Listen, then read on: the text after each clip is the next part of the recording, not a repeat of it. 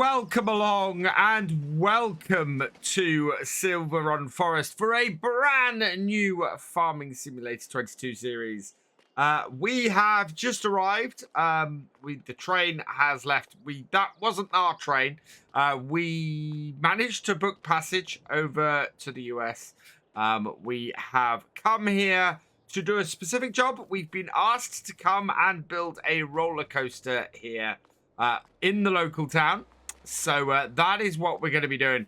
I have sold off my Land Rover. I sold that to book my ticket out here and my train ticket over here to the town. And yeah, we're going to start here. We're going to see what the local shop has to offer, and I'm going to buy some stuff and some bits and pieces. So let's see if there's anything for sale locally that might be of use to us. We sold the TLX Phoenix over before we moved out, and immediately the first thing available to me is a TLX Phoenix. I actually can't pass this up. I think we're just going to go with a standard for now. We can reconfigure it later if we need to. 485 horsepower should be fine. I like the Seminole decals we had on the last one. Bumpers. I'm going with the heavy duty on here to make it a little bit different. We then have visors and mirrors. I'm going to go with the stock fender mirrors because I like how they hang out there quite nicely as well. Straight with flappers. Exhaust like that to be a little bit different from what we had last time. No GPS. Main color, as always, we're going with the olive aged. And for the vinyls, we'll go with the school bus aged. Frame, I quite like in the black, unless we can go, we'll go chrome blackout for the frame, actually.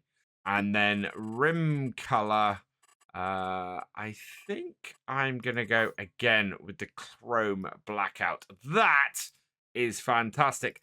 License plate, we need to pick somebody from the patrons. So congratulations to Mark B747. I have put a dash in the middle just to make everything even out a little bit, but congratulations to you. Your name is going on the truck. We're gonna buy that, and that is gonna be our base truck for this series. The Torion is really tempting, but we'll have a look at where we are in a bit. For now though, we're gonna start off with our nice slightly beat up Phoenix. We're gonna go and have a look at some land and see what we can get. First thing we're gonna need is something to process all of the wood that we're gonna be doing on this map. And to do that, our best bet is gonna be up here and the sawmill. I think it's actually quite important we own this straight from the get-go. We've got 455,000 left. So let's go over here. And this is going to cost us 250,000 straight off the bat. So yes, I'm going to buy that. And there we go. We're down to 205,749. So I reckon we've got about another 100,000 we can spend getting land and setting ourselves up. So I think we're going to go and have a look in these areas. We'll go and check out what kind of possibility for creating a logging camp would be over there, and then go from there. Because if I can create a logging camp fairly close to here, that is going to make things a lot easier for us. This area is actually quite flat in places. We've got several bits and pieces where we can very, very easily create a logging camp around the sides and sort of just move things about a bit, I think. Oh, what have we got down here? Just the other side of the river here. This looks like a great place. Just the other side of the river here to maybe create a logging camp and get ourselves set up. So how much is the land that we're in at the moment? It's 18. It's 93,000. we could very easily clear some space here and then attack this area. So, yeah, we are going to buy this and set ourselves up at the back here, I think, which is pretty good.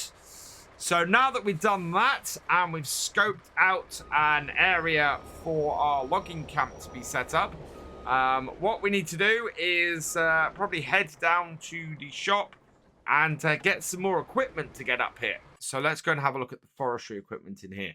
Ideally, what we need is something to cut trees nice and easily.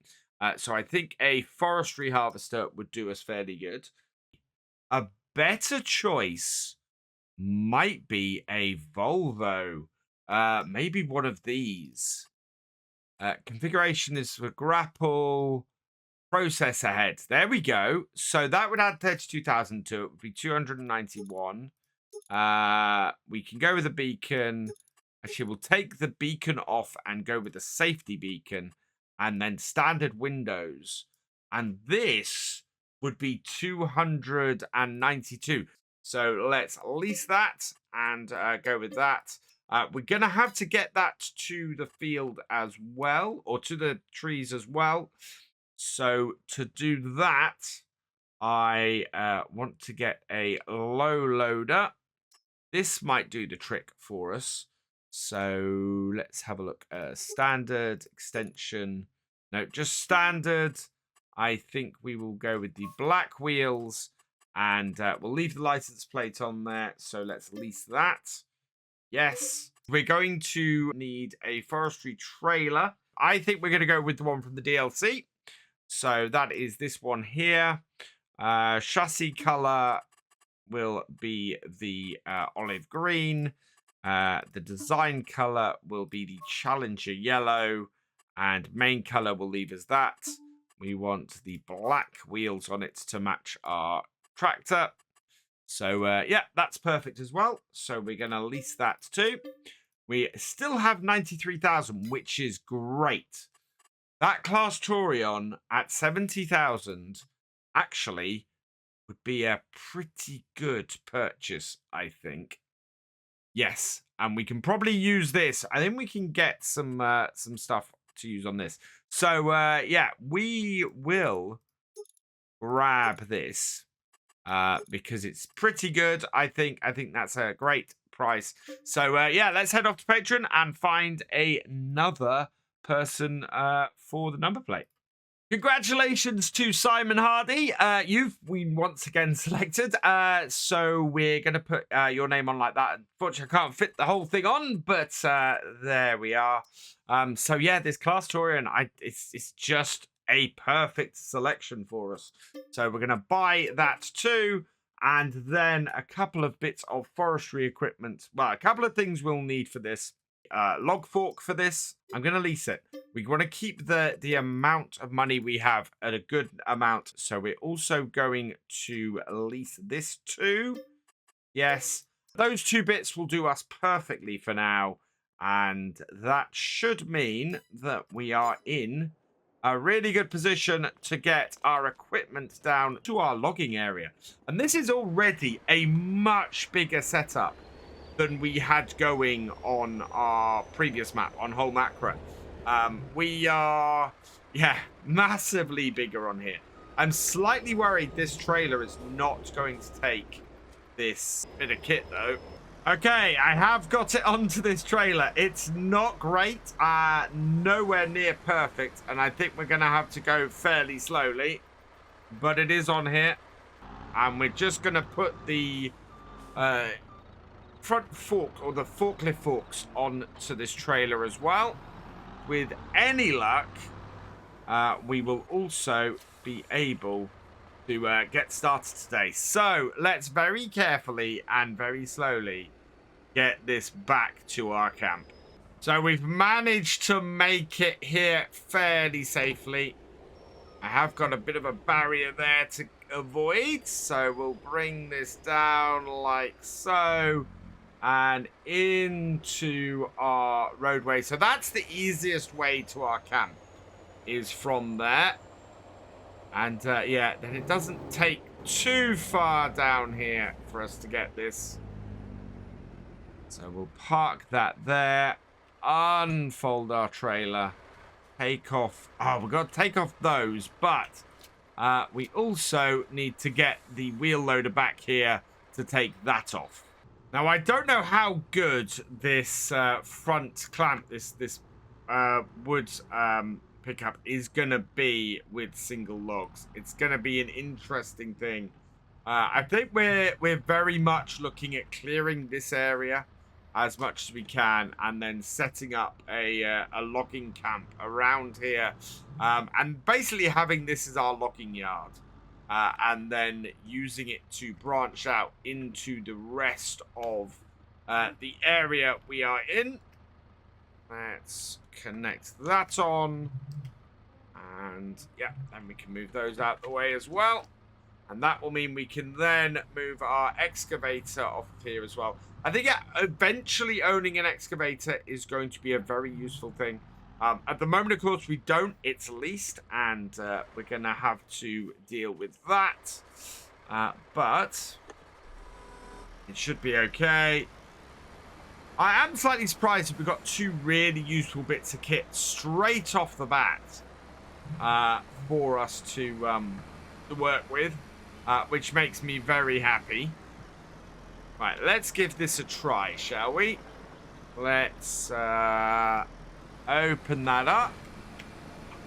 You know what this doesn't do? This just hangs there. So, yeah, the only way this works is for us to cut a tree, pick it up with this, and use this to cut it into bits. So, we are going to have to cut things. We're going to cut things with a chainsaw, bring this along, and then come along and process them with this. And that, I think, is the way we're going to have to do things. As a result, we've got to go back to the shop anyway and pick up a chainsaw and pick up our trailer. But yeah, we're going to be doing it that way to start off with. So I've hooked up the trailer and we'll pop back into the shop. I want to get up a couple of things, actually. First things first, I want to grab some marking spray. So we'll grab some of that. And then I want to grab a chainsaw as well. Are they not? Yeah, there we go. Chainsaws. I am going to take the Husqvarna with us as well. Right, so we should now have chainsaw and spray paint. Perfect. Back into our Phoenix and head back up to the logging camp. And we're back again with our trailer. So I'm hoping this is going to work. Yeah, we spent quite a lot of money getting this all set up. And if this doesn't work, this might be back to the drawing board. But there we are. Right. Let's get this then. See if we can't cut this in such a way that we can make it fall in the direction we want. Like so. 35-meter spruce. So if we cut... Oh, I did hit it. So if we cut this into 5-meter chunks, it should be okay. Yeah, not quite the right place. So current cut length is 5 meters. That's perfect. Let's open it up then and bring this over here. Come on. Reverse up. There we go. Right, and down. Right, and X. So this will clear it off of all of the wood, and then if we go cut, it will cut it into nice 5-meter chunks for me, like so. This is fantastic. I love this, and those are much more stable. when we were doing things on whole macro, yeah, it was a lot less stable than that. And that is just beautiful. Absolutely beautiful. So if we then back this off, like so, and we go and grab our piece of kit over here. So we will drop those off, start it up. You should now be able to grab this entire pile of logs and get them straight onto the trailer with any luck. So yeah, we don't need the beacon on because this is a pretty big grab we've got here. And if what we were doing on whole macro is anything to go by, we should be able to get under all of these logs with a little bit of care. Come on. Oh, there we go. I got under at least a couple of them. We'll tip that over there. Do that. Look at that. That is a nice big chunk of logs we've got in our grab. Bring this round here. And then we've got the height, or we've got the positioning, actually. So the whole idea was that we'll give ourselves enough space, and then we just let it go. And bang, in they go into the trailer. Fantastic.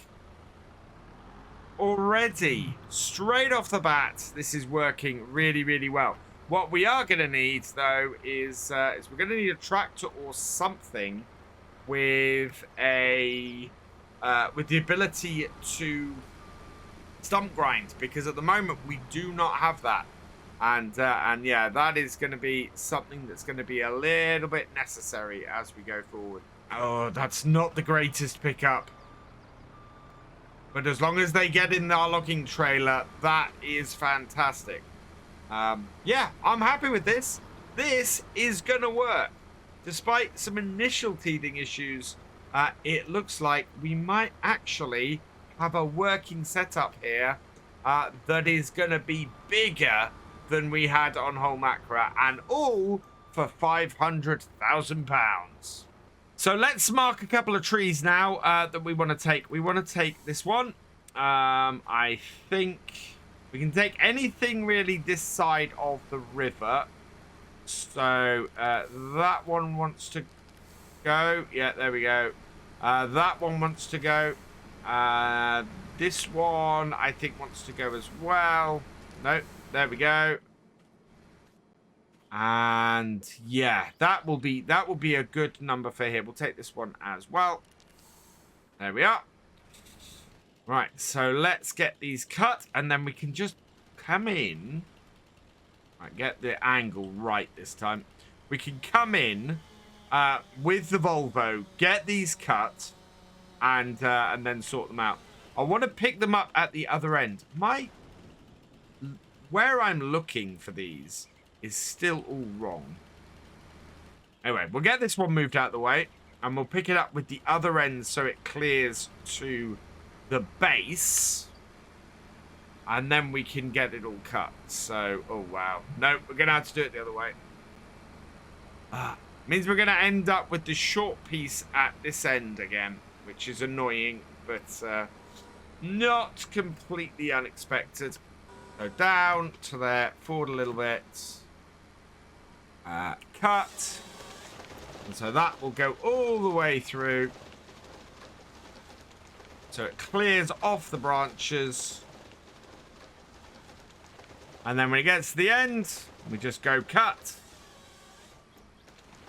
And yeah, make some nice 5-meter cuts. I think under 5 meters, it gets made into, whoops. I believe it gets made into wood chips. So I think our biggest logs at the moment here are in danger of that. But we are clearing a nice area around here, ready for us to make a nice big logging camp with. Oh, look at that. That's gone that has actually gone properly in this time. And if I pull that out and just bring those round and then close that up. Look at that. Oh, all of those in just... No, we lost a couple. Need to restack. Oh, it is working. It's definitely working a lot better. A lot better than it was. And yeah, I'm happy with this. We do need to get these stumps out of the way, though. I'm getting a few end bits now that we want to sort of pick up and move out of the way, because otherwise they're just going to be trouble. Eventually, I want to get a wood chipper so that we can deal with these end bits. But at the moment, we're doing all right. Let's take this tree next. So I want to be 90 degrees to this. So 281, I want to be 5, yeah, 3, 270. So yeah, I want to be about 10 degrees. Really, about there-ish. Got this. Now this should fall in the right direction. Maybe a little bit off, but I think that's about right there.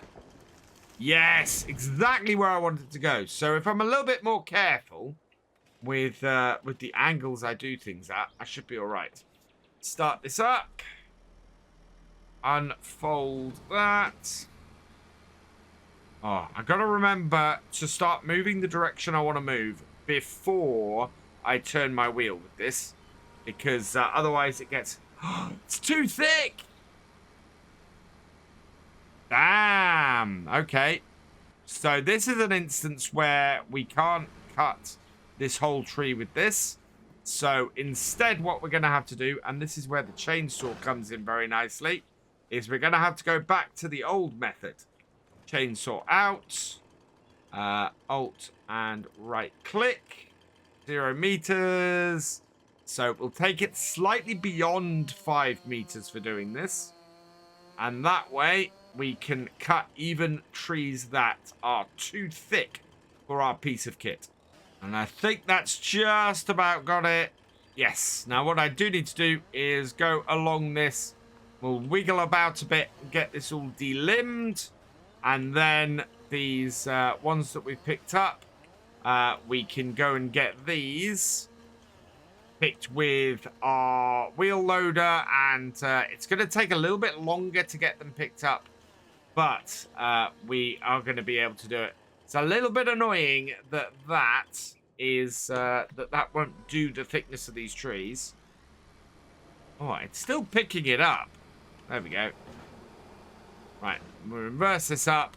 I don't think it's much outside of what it can do, but it is outside of what it can do, unfortunately. Always pays to have a plan B. Right. So in here, close that up, get that collected. And what I'm going to try and do is see if we can start putting these together and maybe take 2 at a time with this. So open that up, down. Still got some limbs on it, this one. Right, and then close it up. Pull that back. Close it up more. Like that. And let's see if we can delimb this while it's here. Because, yeah, there we go. Just a little bit clean up. And then we'll load these up and come and get the next. There's only about 4 or 5 logs here, but it should be fairly easy to clean up pretty quickly. 5 meters seems to be a fairly good length, and this is picking things up really nicely, actually. I've managed to gather 3 logs up into this, and it's made my job much, much easier. We'll get the whole of this tree into here, and looks like our trailer can take about 4 trees worth, which is good. Move it over slightly, get that there, open that up, and those should all get in there. Maybe a little bit more looking at that, which is pretty good. We just need the last couple. We might be able to pick the last 1 or 2 of these up. Or is it just... Oh, no, I think that's... Oh, yeah, we can pick that up. But that does look a little bit like the end pieces there. So we'll move that over there. It would make that into wood chips. And we will eventually take a load of wood chips. Let's go and see if... Well, I think these next 2 trees should certainly be able to be handled by this. So, yeah, again, 80. So, we want this to go down at that angle. So, 10 degrees. Cut the tree. Down it goes. Missing all of our stuff. And, yeah, there's no way that this... is too big for that for this to handle. It's a much thinner tree, to the point where I'm very tempted to... Oh, come on, there we go. Got a little bit confused, or it got stuck on a tree. Yeah, that's what's happened. Wow, I think we're gonna have to cut some of these smaller ones down as well. I think next purchase that we're going to look at is definitely going to be some... well, stump grinder is a must, and also something to create some wood chips from as well. Why is that not liking the look of that tree? Oh, are we too near the end? We might be too near the end. Sometimes that is an issue as well. So let's cut that and cut it. Yeah, and this time it's going all the way across there. This might be a little bit of fun to try and collect up though, because of course we're doing it all over the stump. This one's actually got stuck on another tree. So I'm going to see if I can pick it off the tree. In fact, can I? Is this going to let me? Yeah, it is. So, yeah, we'll pick this off the tree and see if this causes problems. Nope, not at all. Very happy with that. And then we'll just cut it back the other way and create a nice pile of woods to load up. And then we can get in and get the other pile we created a moment ago a lot more easily than we would had we left it where it was. So back into our big wheel loader, and down we come with this. Oh, no, I want to try and get under that and knock that log back onto the pile. Because if we can get that into the pile and we can sort of shift things a little bit to the left, or to the right, sorry, that's going to make everything easier. And then next time what we can do is, yeah, come in here with a stump grinder, clear these stumps off, and start making an area we can work in. Because if I can do that, that is going to free things up for us quite nicely. I'm also going to have to find out how much money I'm going to have to make each day just to keep us afloat with everything that we are currently leasing. Because our leasing bill is going to be fairly high each day, and then occasionally we're going to have quite an expensive day where stuff goes over the hour. Thankfully, 2 of our 3 big machines aren't leased. This Torion, of course, isn't leased, and neither is our truck. So as a result, both of those aren't going to cost us anywhere near as much per day as, for example, our excavator is. Is that on there safely? That's not. Let's see. Can we get this in and up? Just reposition that a little bit. Go on, get in there. There we go. And then I'm going to push that end one in and even this all up a little bit, so that we can then go and load what might be our last lot of logs for today. Oh yeah, that has sort of settled down a little bit. But pushing that on there, like that. That will make things better. Can we get all of these up in one go? I doubt it, to be honest, but we're going to have a try. So I want to position myself so that we can grab them in the middle as best possible. Come into here. Yeah, like that. Oh, actually, that is not a bad shout straight off the bat. It's not going to be all of them, but it is going to be a considerable number of them. Wiggle it a little bit. Yeah. Okay, happy with that. So that's grabbed those 3, and then we just got 4 more to grab up in a moment. Right, can we get all of these in one go? I was hoping so, but it's not being the easiest of things to do it with. Oh, go on. That's it.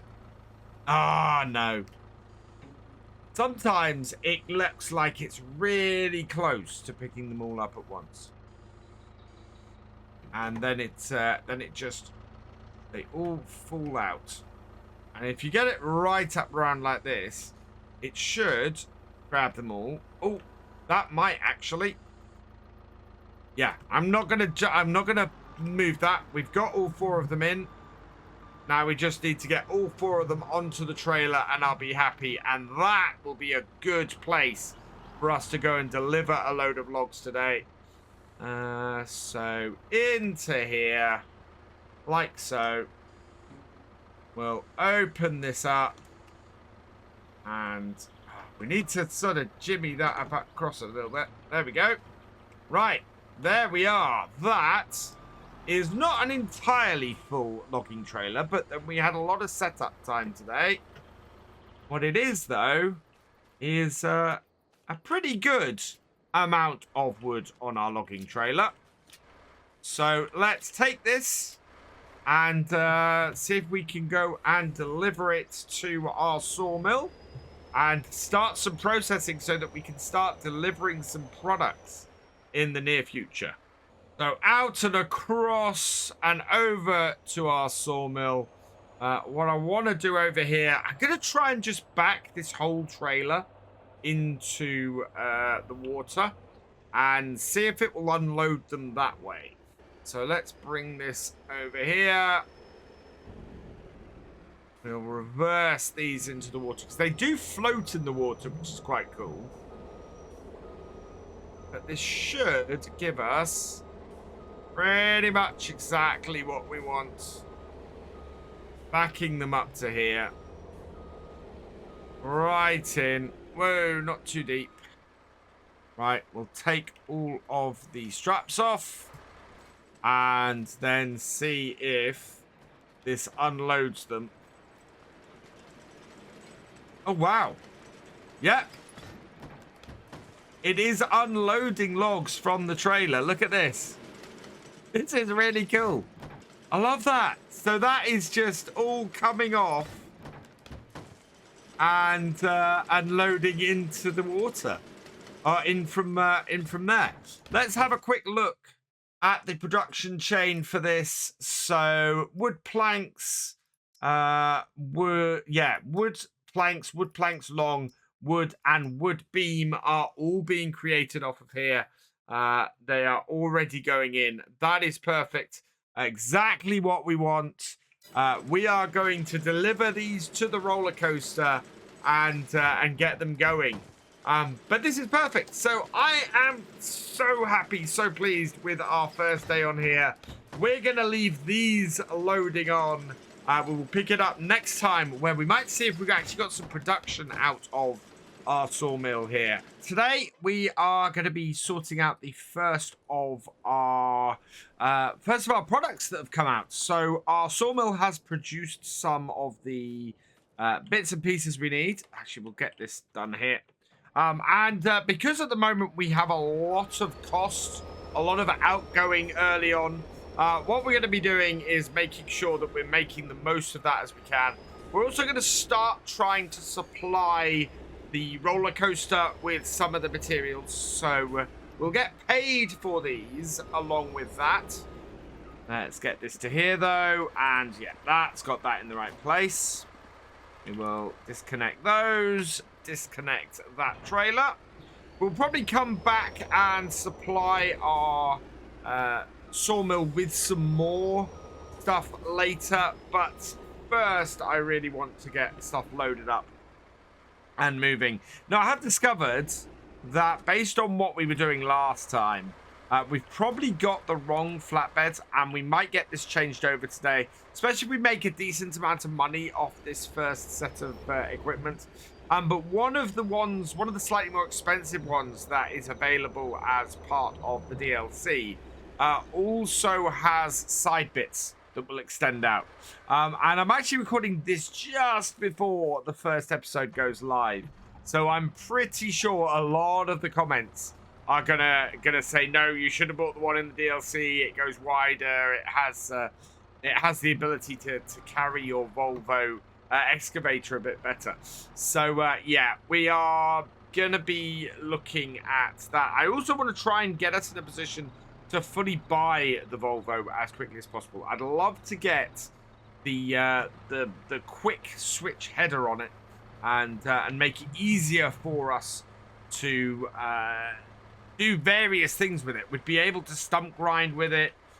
We'd be able to do various bits and pieces that we can't do now without getting another piece of equipment. So yeah, we wanna see if we can do that. Oh no, I've just realized this is going to be useless to us like this. What I wanted to do was get this onto the trailer with our set of forks.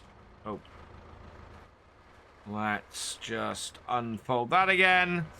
Yeah, worried about getting this on here. Don't want it on here before we've got the pallet forks on, because the whole idea of this is to head down there, get everything loaded up. We might actually leave the pallet forks down there just to make things a little bit easier on us. So pick this up and do this. You might also notice that there's a tent here now. So after I finished last night, I put up my tent, set everything up so I could camp, and so that we could go from here. This is actually a fairly big area we have that's also a little bit devoid of trees in places. So I want to get some trees planted as well. Another reason for getting the head on the Volvo excavator, there is a tree planting head that we can add onto it. So if we can do that, that would make me pretty happy as well. Fold up the back of our trailer, and away we go off to our sawmill. The next thing we need to build up to once we've got the furniture. Oh, sorry. Once we got these bits working, is getting some metalworking done.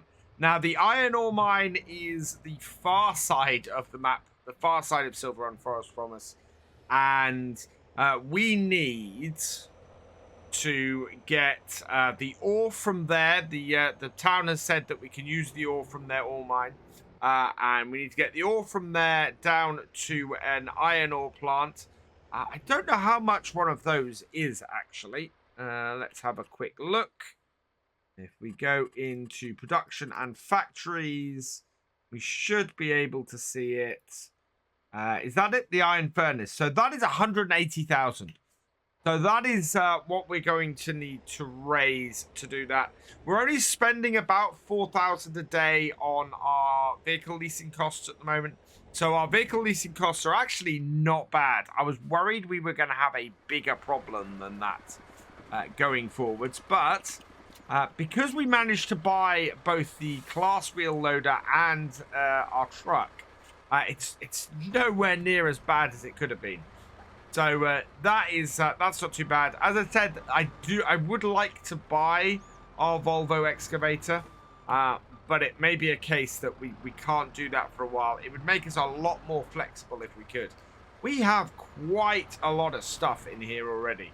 So we already have quite a few of these short standard planks. We've got one set of sides. How much? Yeah, we might be able to... Oh, wow. I can't even get in there with this to pick up the second one. This is massive overkill for this. And I've not parked my lorry in a really good place, to be honest. Let's take this and just see if we can't turn around and get a better loading area. In fact, yeah. So reverse this up here. Get this back onto here. And like so, that will go into there perfectly. So yeah, if we can get an iron factory working, an iron furnace working, we might just end up with another really good source of income. So 180,000 is what we're looking to reach there. I think we'll get a decent amount actually off of here today. That is tight, but we're out. It might be worth having a forklift or something here a bit permanently. The whole reason why I bought the forks on the front of this was because I figured we were going to need to be doing something like this down here. And it was cheaper to buy forks for our wheel loader than it was to go and buy a forklift or even hire a forklift to get up here. But as you can see, for this particular job, these are this is not really putting too much strain on here. There we go. So what we'll do is we're going to deliver as much as we can down to the roller coaster. We're going to see how much it takes, how much it needs, and then go from there. And then we can adjust the production here accordingly. You can see that this is still outputting short planks, or the shorter planks. So I want to, I possibly want to stop those. I don't know if it's going to need as many of those as we're currently producing. Any overflow we can, of course, also take down to the shipyard. But our priority for what we're trying to do on here is get that roller coaster built. That is why we're here. That is what the town has brought us in to do. And yeah, it is an opportunity that I don't think we can miss. So I'm putting all of these on the front here. Because this is going to be the best place for the smaller stuff to go. I am messing it up a little bit. I probably should strap those down. But at the moment, we're okay. I'm just going to keep piling these on until we can't really fit any more on the front. And it's not going to be that many. We should be able to then put the prefab walls and everything on. And then we'll look at getting the long boards and the long planks and the 2x4s in as well. I've got the first set on. We're now going to grab these. And this is where having this wheel loader actually is really useful. These are a little bit funky and a little bit iffy on the front of these. But that looks like that's going okay. We can only really fit one on at a time across the trailer. So getting this on is going to be quite good. Sort of look into the side a little bit. Yeah, we want to get this in the middle. Let's see where we are. Oh, we're a little bit actually far back.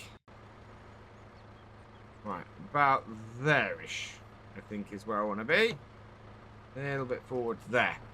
Yeah, so you can see they're a bit wide to go all the way across. Or to put two abreast on that. So we're going to go with the single one there. One thing that does worry me is the fact that there's no middle strap for the two we've got on top. They are strapped down, but they are, yeah, they're a little bit odd in the way they're set up. Right, we now just need to grab this. I don't know, a forklift might be a better choice. A skid steer would be a good choice as well. We're going to need a skid steer at some point. We're going to have rocks to remove, I think, on our land. So we're going to want to remove those. And to do that, the best thing is going to be to get our own skid steer to do it. I've got both of those. And yeah, this is going to be a nice little amount of cash in from this. We do need to replenish the wood that's in our sawmill, as I was saying earlier. So we're going to have to go and cut some more trees today. But once we've got this all in, that should be easy enough to go and do. Because, well, we did it really efficiently yesterday. Last set of boards to load up onto the trailer. I'm a little bit skew-whiff on some of the trailer, to be honest. But we are on to it. Yeah, that's a bit better. That will go on there like so. I am having to drop the forks off a fair amount. But it's all right. Things are good. There we are. Right, we'll leave this here. We will strap these down, and we'll go and have a look. We have 8,000 litres of short planks, 2,000 litres of 2x4s, 4,000 litres of long planks, and 1,000 litres of the frames. So this, with any luck, should be a good amount to get us started. The train has just run through, so I am going to get on the road. And, yeah, go and get these delivered and see if we can kick things off. It's quite a long trailer, this. We'll bring this into here and we'll see what the actual need for here is. And then we can adjust everything. So we've got 8,000, 2,000, 4,000 and 1,000. And we need... short planks, 4,000. So we've got double what we need here. Long planks, we've got double what we need. The wood beams, we are about half of what we need. No, wood beams are a third of what we need. So what I can do now is we'll pop in here. We can deactivate the wood planks. We can deactivate the wood planks long. And I think we just need to keep creating wood beams and prefab. Prefab we actually have no need for at the moment, but we are going to need at some point in the future. So yeah, let's get these unloaded, make some cash, and as we bring this into the unload area, it should take all of these, and it will store all these for later as well. You can tell by the fact that it's paying us money for all of it. And there we go. So 46,000 we are up to. How much have we made today? Finance is a little bit messed up because of what I was doing. Sold products. 28,000 we have made off this first set of stuff. So we've got a fair amount of stuff in storage. We need to get some floor tiles and staircase railings and metal. So those are the bits that we really need right now. Wood beams. Yep, we need more wood beams. We need more. Yeah, it is just wood beams we need more of. So I am going to pop into here and actually turn off, deactivate the with that as well. We've got no wood in there, so that's what we're going to have to do next. If we can keep making a decent amount of money like this every day, and it won't be too long then until we have enough money to get the iron furnace, and in doing that, that will then again give us a good income with the metal. We'll be able to turn around and get a nice amount of money from that. And again, push forwards on our work on the roller coaster. Wow, where is the stump? This is the problem we're going to have at the moment. We can't see anything in this area. We need to sort of start clearing it back to bare. Where is the stump? Wherever it is, I am now fully stuck on it. No, I'm not. Do we have a stump under us? Or is it at the back here? See, I can't see where it is that we're getting stuck on. Let's swing it right round. There we go. That's about it. Oh, it was underneath the truck is where it was. Right, put this right next to our tent, hopefully without taking our tent out. It will get us nicely out of the way. There's a stump right there, and that's why we have the big bumper on it. Right, we won't want to block access to that, but we're going to have to pop over to the sawmill and go and grab the wheel loader as well. But we'll drop this off here. And then I'll go and grab the wheel loader, and we can get started on cutting some more wood. Got this back. Let's bring it round. Really good turning circle on this. Try not to take my tent out. I can get in there. There's enough space. There we are. Yeah. Do that without driving all over my tent. Right, we need to go and mark some trees then and select exactly where we're going to cut today. I think we've not got a huge amount of space here. We've got a dead tree here, so that can go. Let's get that marked. Yeah, you can see over here, it's a bit sparse, so I kind of want to replant this area, and I don't really want to keep taking trees that way, I don't think. I think what we'll do is we will take this one here, and we'll take this one just to the side of our Volvo as well. Yeah, that's marked that one.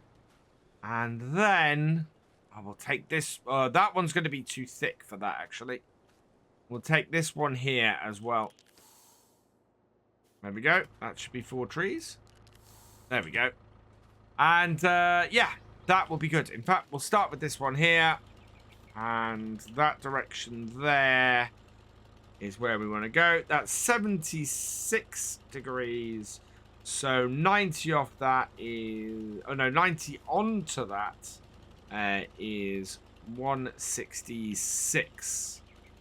So let's get our angle right. 166 is there. Perfect. There. That should fall exactly where I want it to, between our 2 pieces of kit. Look at that. Exactly where I wanted it to go. Right, now, what we can do, run over here, grab this, and we'll go and get this cut. Yeah, this just hangs from here. You can't turn it and cut trees with it. All you can do is clean them up. But that is not a problem, because we are easily able to do that. And it just for the want of a chainsaw is all it was. Also, I've sorted out all of my controls, which is brilliant. I can now control this all with my side panel. And it's going to send that right through to there. And then cut it on the roadside, which is exactly where we want to place all of these. Let's check our length. 5 meter lengths. Good. And cut away. Look at that go. It's just such a cracking piece of kit. And, yeah, making a nice pile over the other side. Although it's not wonderfully piled. That seems to have done the job rather nicely. So we'll just back this off. And out we get. And, oh wow, that is a bit more of a mess than I'd liked. But does mean we can come around with this. From this direction here. Open up. And now we just need to clean up, collect, and drop onto our trailer. Which, again, should be very doable from here. Close that up. Grab those 3 logs, which are my targets. Oh, only getting 2. If we can get all 3. Whoop. There we are. That's got 3. And these will now go rather nicely into the trailer. And, yeah, 4 to 5 trees, I think, normally is enough to do this.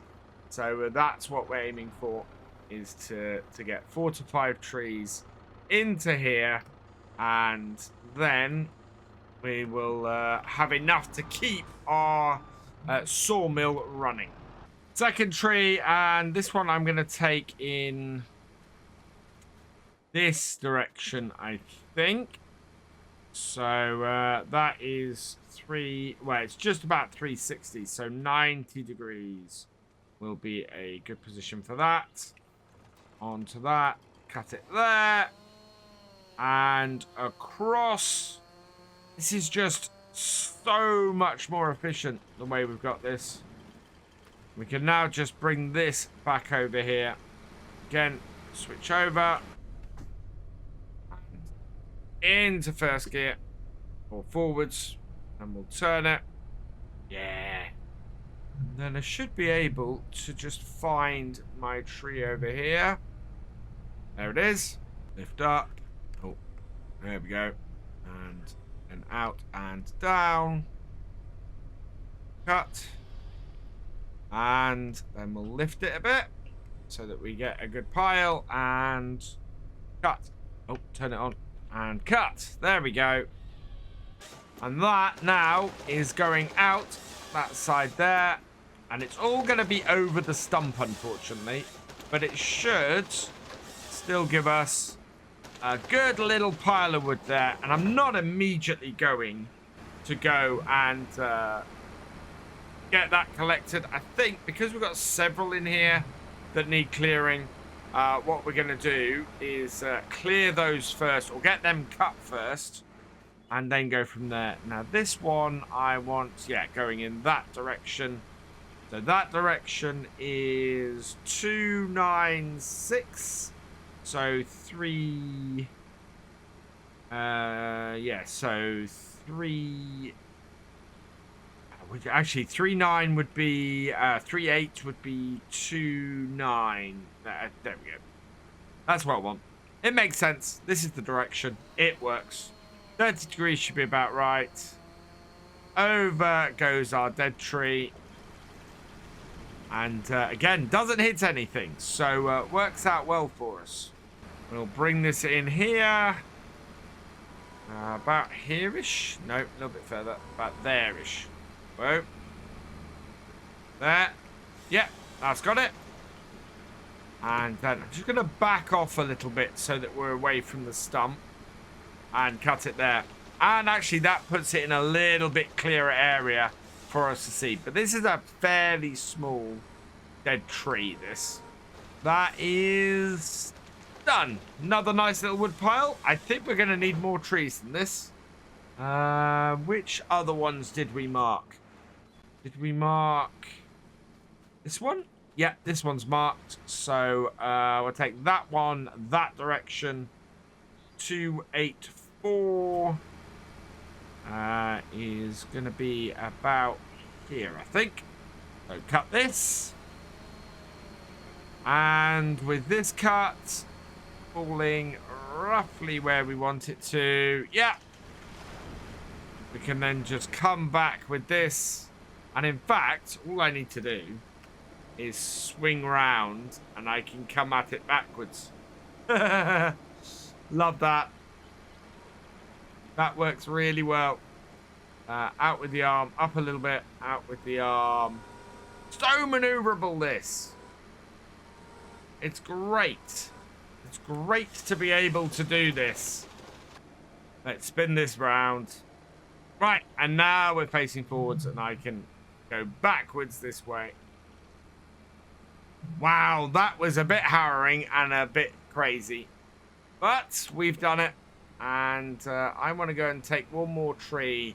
And there's a dead one over here we can cut. So, yeah, let's go cut that. And get that out the way as well. I don't think I've sprayed this yet. No, I have. And that angle there is 151. So plus 90 is 240. Over there. Right. Cut it. And that will put it in the right place. Like so. And then we can go and get this all loaded up.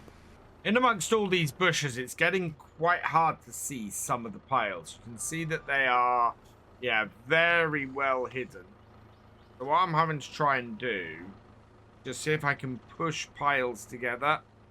And yeah, if I can do that, I can then close up.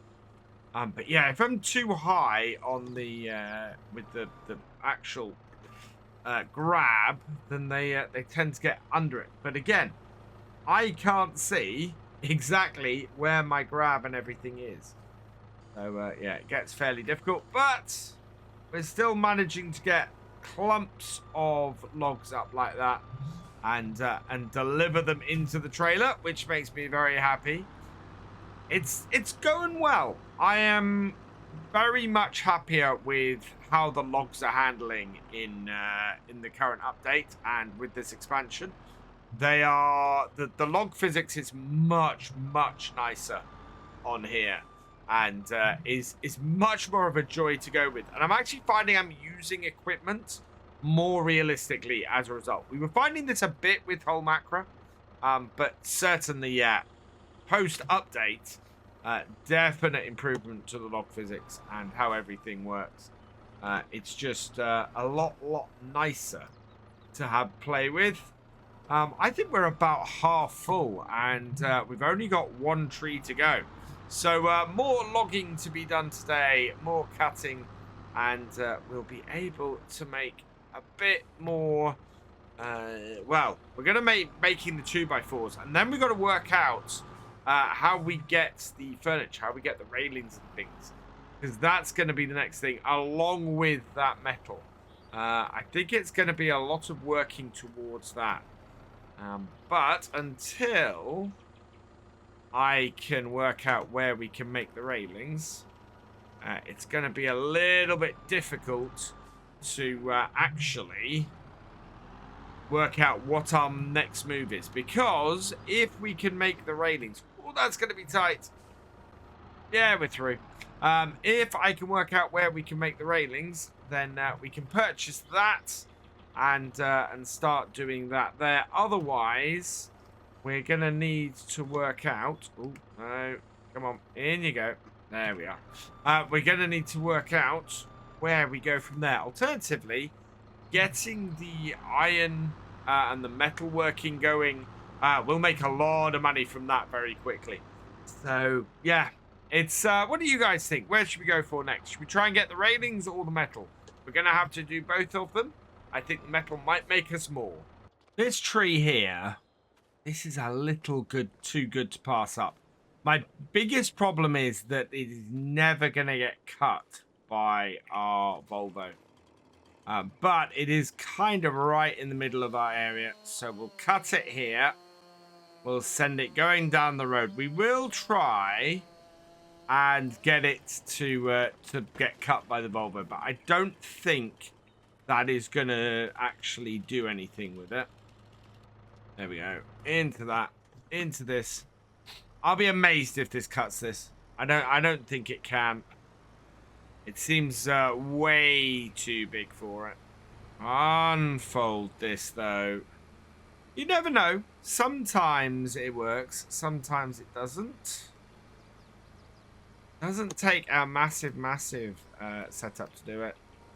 Down onto there. Oh, no, it is. It's going to cut it. Fantastic. Oh, I thought this was going to be too big for this. There are definitely trees around here that are too big for it. But this is going to be a very good pile of wood from here. This is actually quite a dominant little tree. So, I say little when I was thinking it was going to be too big for me to deal with. But that is a good tree. I'm very happy with that. And yeah, look at how much we've cleared out of this area. Wow, we're making it even more barren than it was before.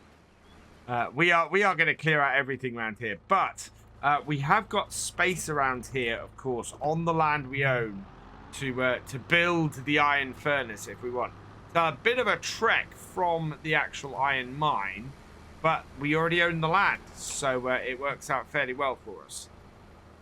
Bring this into here. We'll open it up as much as we can. See how much we can actually grasp with this. Okay. Close you up. Oh, you're not overly happy. No. Open it up a bit. Then we're going to have to take this in 2 goes. That's not going to get through there in 1 turn. Right, close it up. Still missing it because it lifted it right off the ground. Yeah, this is why you want to go in with the forks on the ground if you can. Because if you can, you're going to get a lot more of the logs. But not so much that it's lifting the front wheels of your wheel loader off the ground. In and on. There we go. So like that, you'll then go in, you can lift back up like that, and yeah, grab a load of wood.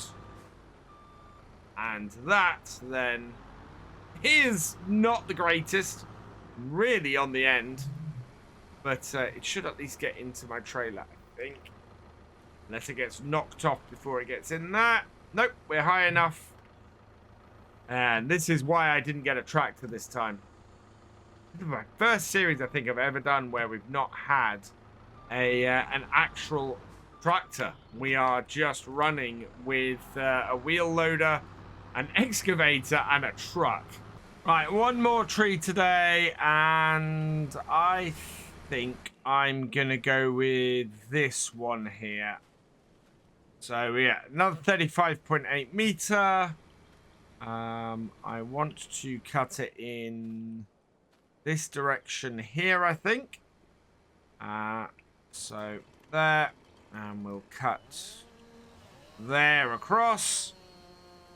Bring our excavator across and get this done. Like that. Do I have 2? I do. I think I have 2 2 chainsaws. Right, where'd it go? There it is. So bring this round.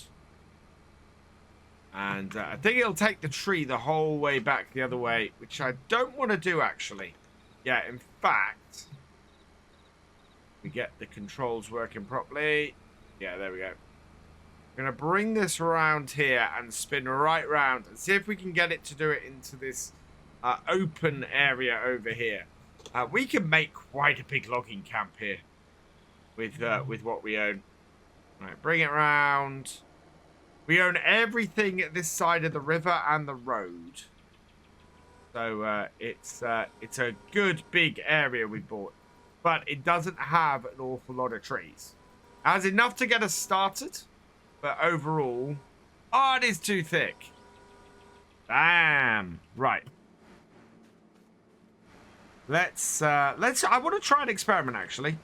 So if I go and set my first point here, whoop, and we go 5 meters along here, does this tree then become thin enough for us to get with this excavator?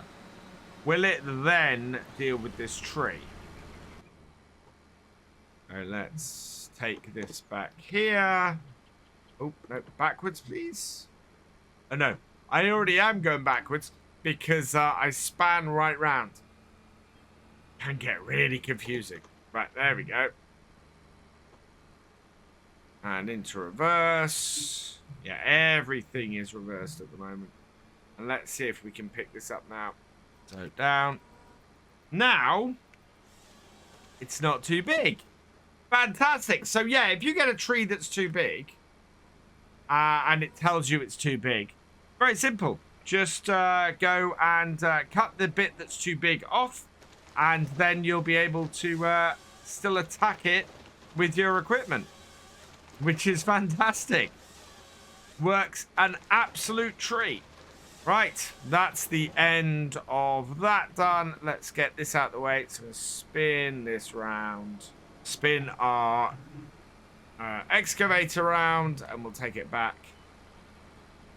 But yeah, we are doing very nicely now. I'm very, very happy with this. We do need, next time, once we've done some selling, to get rid of, our... or get rid of these stumps. We need to get a stump grinder of some description.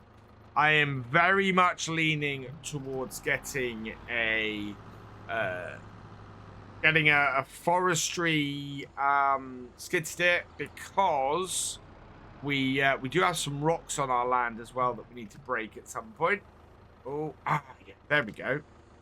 Grab all of that and give a go of all but one. That is my most successful grab of a set of logs so far. Didn't quite get the entire tree though. In on here, and yeah, this should all fit because I've got space on the far side. Open that up because we're sitting in our gap. And onto the trailer you go. Right, we just need to load up the last log and then we can go and get this all sold.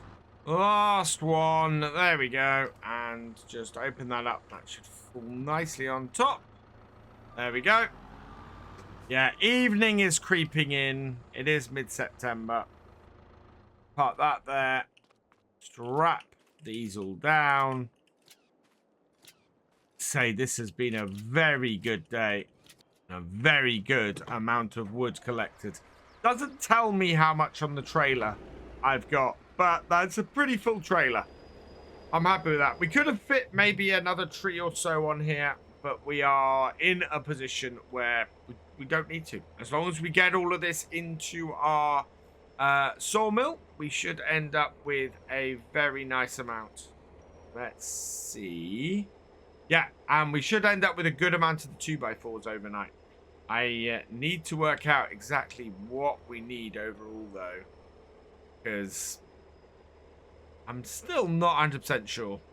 Down to the sawmill and slow down so that we can reverse into our logging pond and start getting these loaded up. These should automatically start going on to the belt and loading up, so that will fill this in, and then we can see how much we make off here. Yeah, already they're going in. Don't reverse too deeply into the water, just deeply enough to unload all of these logs, and we will undo that, and away it goes. Yeah, in go the logs, which is great. So how much wood have we got? We are all the time getting more in, and we're up to 7 liters of wood chips. Interesting. We haven't produced much wood chips so far, so we've got to be producing some fairly good quality wood if we are producing next to no wood chips. Today we're gonna head down to the shop after looking at some of the comments from the first episode and looking around at where we want to go and doing a little bit of research, to be honest. I've decided that we are going to take a slightly different approach. We're not going to immediately go for the iron. It'd be 180,000, and we would have a little bit of trouble initially getting that. We're already putting out quite a bit of money's worth each day, so we can still afford to lease a little bit more. So what I'm going to do is we're going to go and lease a new piece of equipment now, something that's going to really help us overall in our forestry setup. And then we're going to work our way towards one of the other production facilities, because we're producing a lot of wood, and we're in a very good position to do that. It's quite dark here today on Silverrun Forest. We're looking at a pretty dark morning. It's really overcast and horrible, and it is, of course, October in northwestern United States. So yeah, we are gonna go for a skid steer. I want to get a tracked one, and it's either going to be the New Holland C332 or the Kubota. The Kubota has a bit more horsepower, a little more space, and weighs a little bit more. So if we were lifting stuff with it, it might be a bit better. Let's look at the details here. Yeah, 77,000. Lease per day would be 770. Whereas the lease for the New Holland would be 490. I want to use the Kubota.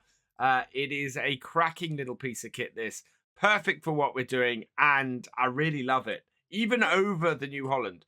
So we're going to lease that, and then skid steer loader tools. What I'm going to start with is just the stump grinder. I think we might come and get the rock crusher at some point, but we're going to start with the stump grinder. This is all we need today. It comes in red or the grey. I'm actually going to get it in the grey. We're going to buy this outright because that's 2,500 and therefore not going to break the bank. And that is pretty perfect for what we're going to do. And load this up. And there we go. Onto our trailer. That is going to be perfect there. We will just strap it down. I do love that in FS22 you can strap vehicles down to your flatbeds. That's really useful. Now, while we're down here, I want to have a look at what we still need to provide for the next load. So we still need 4,000 wooden beams. We have more than enough planks sitting here. We have more than enough planks long sitting here. Metal, we need floor tiles and staircase railings. So if we pop into here and have a look at the production facilities. Now, floor tiling and staircase railings. Where have we got? So that's shingles. So that is staircase railings. So that is going to require the wood turner, which is 80,000. And the floor tiles, where are those? They are... there we go. The flooring factory, which is 110. So we're going to need 190 just to get those bits done, based on what we're already outputting. Plus, we're going to need this. So we need 290, 370,000 to complete just this first stage of this. So I think we'll do it with starting with the cheapest one. So we'll start with the wood turner. We've got to find the wood turning factory somewhere in town. That will take logs and what looks like big planks. So looking on the map, the wood turner is up there and the flooring factory is up there. So we want to get the wood turner first. We need to hit 80,000. We are currently at 36,000. So I think that's probably going to be another day's worth of work. Bring our truck back in. I think we're going to need a signpost or something at the top. Sadly, I think I'm going to build my house eventually towards the top end there. Here, though, we want to pull in over here. Unfold the back of our trailer. And then get this out. Yep. Start her up. Back her off. And we're going to get rid of some stumps and clear out the area. Yeah, make this much more usable. I found out what I was doing wrong earlier. This head now moves because I've connected up all of the hoses because we're using manual attach on here. There we are. First one cleared.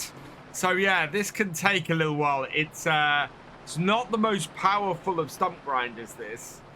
This tracked one should go pretty much anywhere where we want it to in this area, which is why I went for a tracked over a different one. And I can more easily see as well with this how close, in fact, yeah, I'm really liking the visibility on this and being able to see exactly where I'm grinding in cab. You see, you can move it onto here really nicely, and it comes right round to about that angle there, which gives you a lot of visibility with it, which is even better. I'm having a little bit of trouble finding the remaining stumps that we've got around here. So what I'm going to have to do, I think, is do a little bit of ground clearance. and see if we can't clear out a few of these. We'll go with quite a big area, and that should, yeah, just allow me to clear some of these plants out of the way. Especially if we see a stump, what we can do is just clear the area around the stump. Eventually, what I want to replace this with is going through and getting the whole thing done as just ground. We'll do it as dirt initially. We might put a slab of concrete down, but in general, I think we're not going to be doing much more than just a dirt area here, with maybe somewhere to put logs. Someone suggested in the comments last time actually that I cut 20-meter logs for my sawmill. So that's what we're going to try and do today. We're going to see if we can cut 20-meter logs and get them on. Whether our trailer will take that. I think our trailer will actually only really take 10-meter logs. So we're going to start with 10 meters. See if that helps. And then go from there. There we go. Got it. Turn that off. And I think that is all of our stumps ground away. And we'll park this over here, the other side of our big wheel loader. And then I'm going to pick out some more trees and get them cut. See, at 10 meters, we'd only get 2 logs out of that one. 3 logs out of that one. 2 logs out of that one. 3 out of that one. Okay. We're going to take these ones then. We're going to do 10-meter lengths. 70 degrees. So that will be 160. There. Cut that across. And that'll be the first one. We want to line these up so that they all get done over that side, onto the road over here. So to make sure that happens, I'm going to take my Volvo over here. We'll open the front out. And I think it goes to the left. To the right here, if I remember. Lift and in. Let's see. Yep. So, oh no. Right, okay. We want to adjust this now. I want to change my cut length to... okay. We can't do 10 meters. We can only do 2, 3, 4, 5, 6, 8, and 9, and then 12. I'm going to do 12 meters. I think. It means we've got 2 short bits there. But we'll put those onto the top. And yeah, we want to come at these from this angle here. Cut that. Timber. Miss. Oh, wow. Perfectly placed. And then... yeah, 12-meter lengths. Or is this going to hit that tree? Please don't hit that tree. There's 1, 2, and then 3. Great. Yeah, the third. We should get, with the length of trees we got here, about 2 or 3 out of these. So, I'm really happy with that. Okay, there. 50. That is going to be 140. Perfect. This one is 23.2. I got to get used to the fact that I can't turn and move forward at the same time. I either need to be already moving forwards, or I need to be in a position where I turn, stop, and then move forwards. Wow. Yeah. I'm cutting these as long as I can, but not all of them are going full length. Let's go with this one. That direction there. So 80, 170, which is there. Cut. And yeah, this one's another 23.2. So we're not really getting the full lengths that we're chasing out of these. Last one done. Right, let's just stop this here and see what we got. So yeah, we got much bigger logs this time. My logging trailer is in the wrong place, so I'm gonna have to get that in a moment and get that turned around. But this is actually more chaotic than last time. We had a much better arrangement with our logs. These should, though, be easier to pick up everything at once, though. Much larger logs going bigger with it should be much better for us overall. Yeah, there we are. Oh, wow, look at the size of those logs. Right, I don't want that one on the end. Let's see if we can just get that to wiggle out. There we are. Turn this around. I mean, this is perfectly capable of handling this. So I'm not too worried about whether our wheel loader can handle it. What I am concerned about is stuff flying all over the place. And yeah, that last log there, that is huge. Let's undo that, undo this, and we'll go and grab the logging trailer over here and get this lined up so that we can load up. And with that all lined up, we can now get these very big set of logs, yeah, over the top and in. Those should all fit into there, and we can get out of there without too much hassle. Working with bigger logs is definitely more challenging.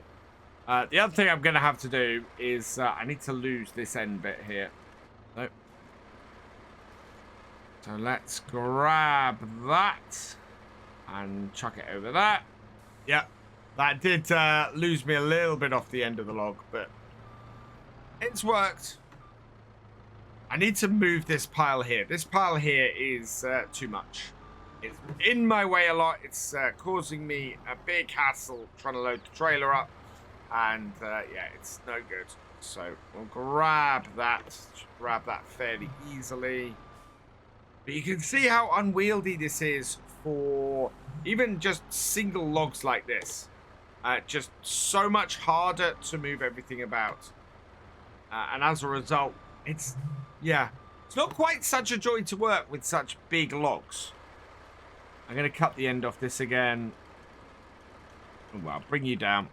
Bring that down. There we go. Take the end off that. Open it up. And then we can push the whole thing into that group there. Yeah, there we go. And then we can grab all this and get this onto the trailer as well. And make some space for us to actually work. That's if we don't lift ourselves too far off the ground while trying to grab it. I'm not convinced this is the better way to do it. We are certainly able to get 12-meter logs on this trailer.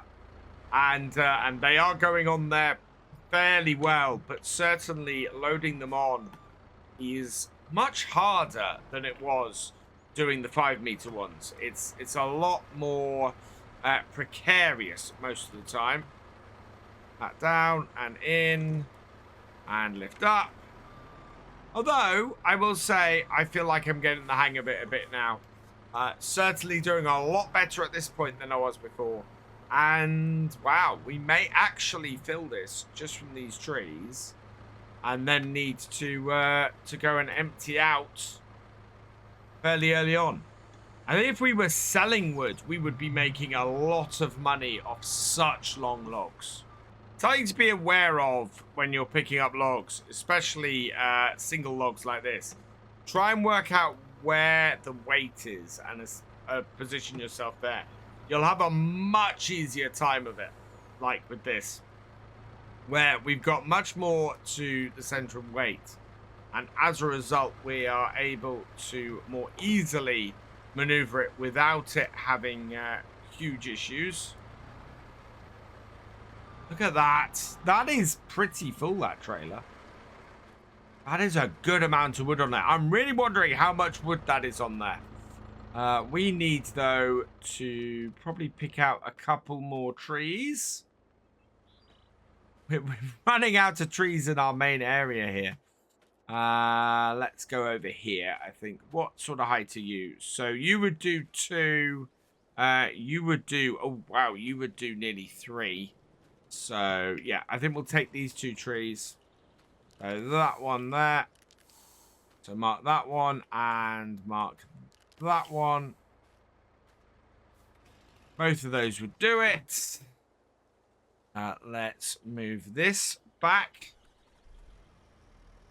Reverse that up. And move it over here. And then we might be able to line these up. If we're right. So 45 degrees. So 135. There. Take this one out. Ponderosa pine. And then similarly, same sort of direction. 135 there. And take that one out as well. And these should be enough to finish off our trailer, I think. Yeah. I seem to have got turned around on this. Let's activate that. Down. Pull back and down. And down. Come on. There we go. Down. Cut. Hopefully it's not going to push, otherwise they're going to release it fairly quickly. Nope, that's all good. Still working 12 meters. So cut, and we're probably going to cut the very tip off this, where those branches are, because we've no need for that. But yep, 3 nice big logs off that. Then I'm going to drive forwards and turn, because we seem to have got spun around and forwards. All right, there we go. There we are. And down.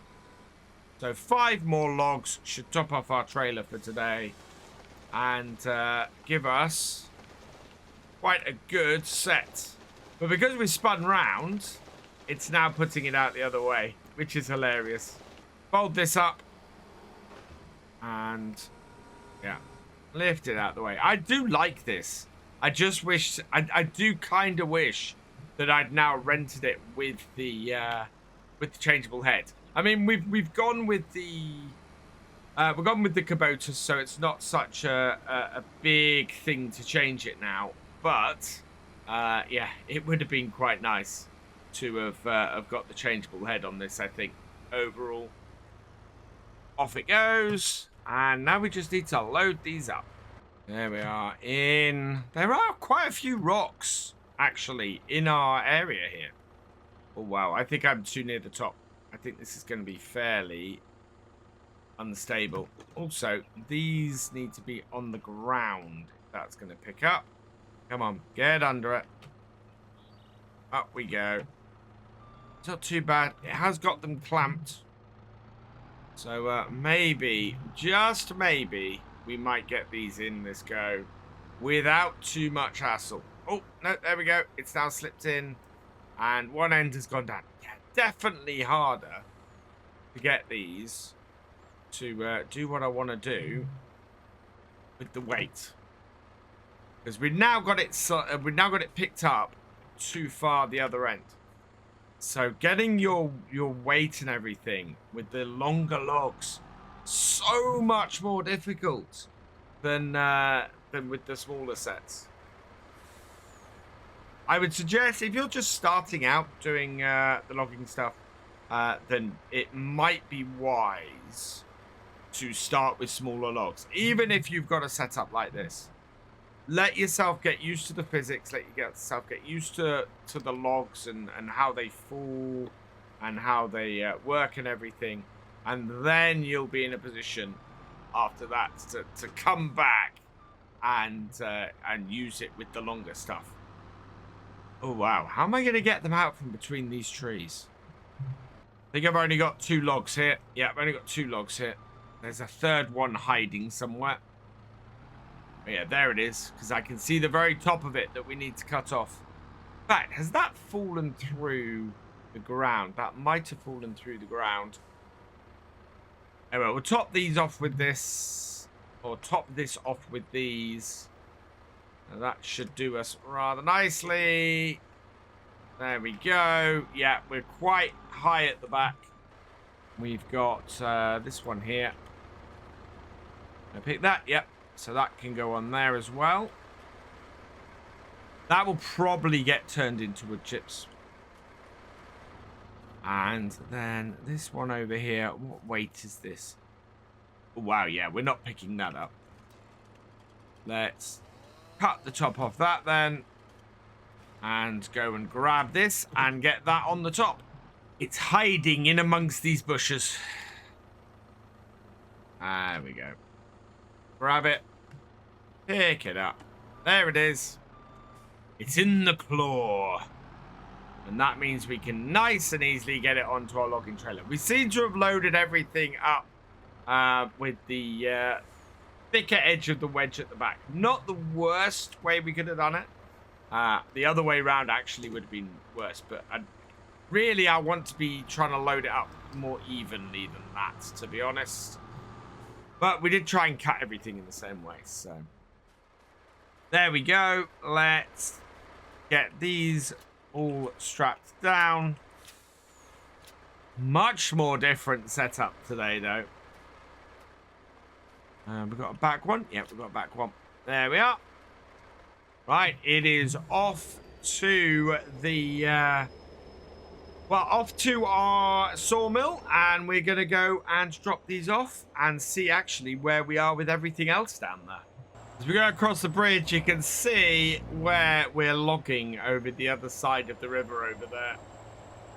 Wow, we've really cleared quite a bit of wood out from down there. And then our, our sawmill is only just across here. Yeah, nice little quick jaunt. We're normally down here a lot later in the day, but that's normally because we are doing other things elsewhere first. Whereas today we're getting the logging done first. You will have to wait, car. Because I am unloading into here. Oh, that's up. There we go. Yeah, this is really nice. I like being able to empty here. And just putting our truck into the water far enough to get all of these off.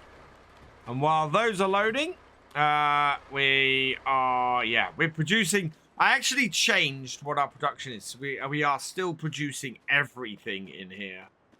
Because I figured we want to kind of make the money still. So we've got 2 prefabs now. We've got 4 of those. We've got 5 of those. Yeah, the little planks, we've got lots as well.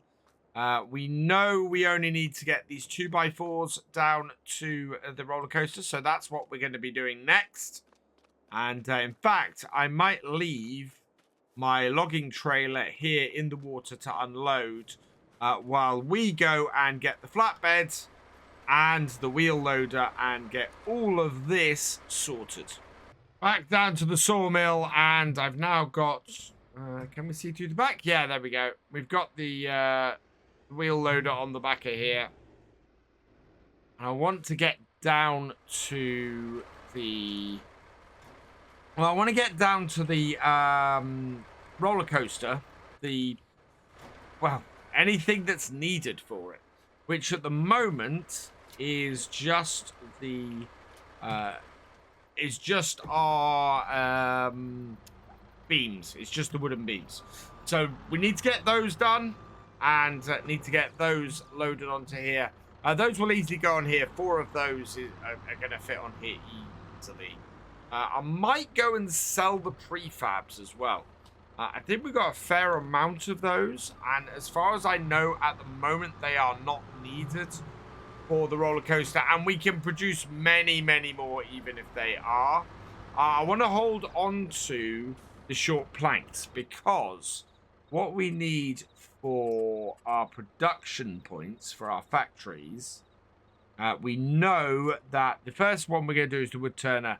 We need long planks and logs, and for the, where is it? There we go. The flooring factory, we need short planks and long planks. So we don't need any of the prefab stuff at the moment. So we can go and sell that somewhere. Oh. And yeah, these are all going to go to the roller coaster because we know we need these on there. And we'll make us a nice little bit of money doing that. So we'll put these on the, we'll put the first two of these on the front. We'll put the second two a little bit further down the trailer, and then the two prefabs we will put on the back. Oh, yeah, I'm still having troubles with the forks. Forks do not want to disengage. They do if I detach them, but they don't want to disengage. Second and last prefab, we'll get that on here. I could actually get, if I wanted, the skid steer on the back here, which would be interesting. It's something to think about, really. There's enough space for the skid steers to fit at the back. I'm not going to worry about that right now, though, because we want to go and drop these off and get some money in for today. It's going to be, well, it's going to be a decent amount because we only had 2,000 of these beams yesterday and 4,000 of and 1,000 of prefab. So yeah, we're definitely going to be selling off a better amount of each today. We just want to make sure that when we pull into the roller coaster, we don't pull in so far that we sell the prefabs off there. Although, where is the best price for the prefab roll? Silverrun Market. So yeah, we want to drop those off at Silverrun Market if we can. Because, well, the roller coaster is paying for them, but it's just not paying quite as much. It's getting quite dark now, but then it is October, so that's kind of to be expected. Let's very carefully bring this into here. Only want to unload these front ones. As soon as they start unloading, I want to watch that. Oh, slowly forwards. I could bring up exactly where the hitbox is. There we go. That's those. Then second lot. There we go. And with those delivered, what we want to do is head over to the market, which is just the other side of the road. And we'll sell the prefabs over there, because that will make us a decent amount of money. Yeah, Silverrun Market. Guessing it's the, I know, it'll be the far drop point, won't it? Yeah, not there. That doesn't take it, but I bet this does. Oh, look. There we go. All in, 10,800 for that, and we're up to 57,000.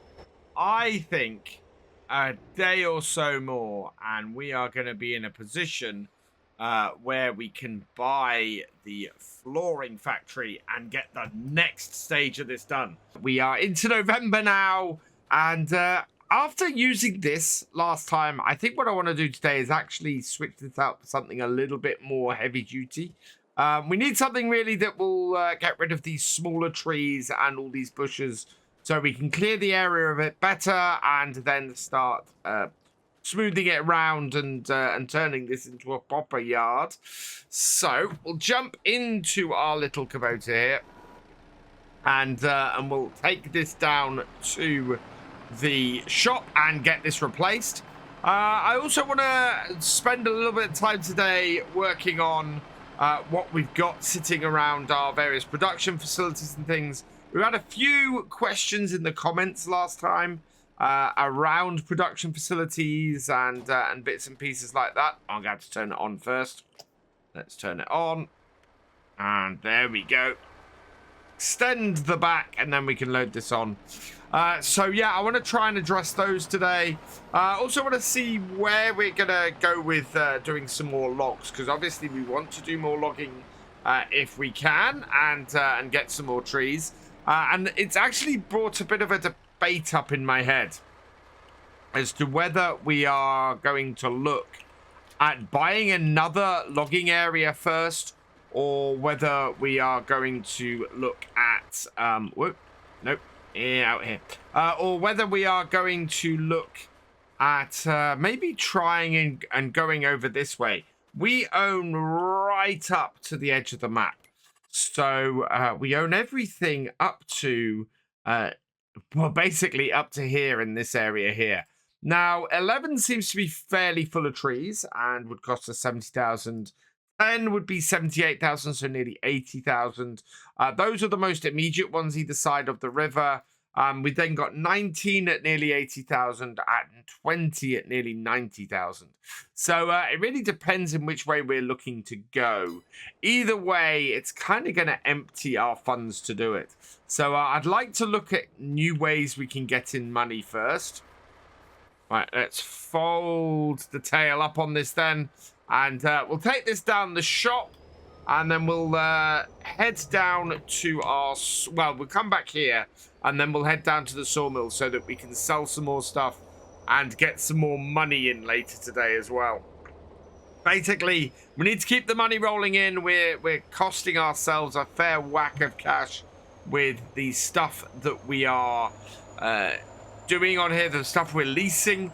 So, yeah, we need to make sure that money continues to come in constantly. Otherwise, we're going to end up with a bit of a problem. So what I'm looking to replace the stump grinder on the front of here is with a more general use mulcher. I had considered the Tree Be Gone, which is a fantastic mod that you basically drive up to a tree and it gets rid of the whole thing. Would be really, really useful on stumps, grinding stumps. However, I'm not sure whether it works as a general use mulcher as well. And so I've actually picked something else that will go on this skid steer that should do the job just as well. Now, had I just been selling this, I wouldn't have put our skid steer on the trailer. I would just have I had just driven the trailer up and got rid of it. Let's get those off, and then this will actually disconnect. There we are. So yeah, having to actually pick up a new piece of kit means that I needed to pop in here. So where's what we want to buy? I think it's under forestry equipment. So in here somewhere, and further down towards the back. Yeah, lots of add-on bits and pieces. Where are you? It was certainly listed under there on the site. Maybe not. Maybe we will find it under skid steer loader tools.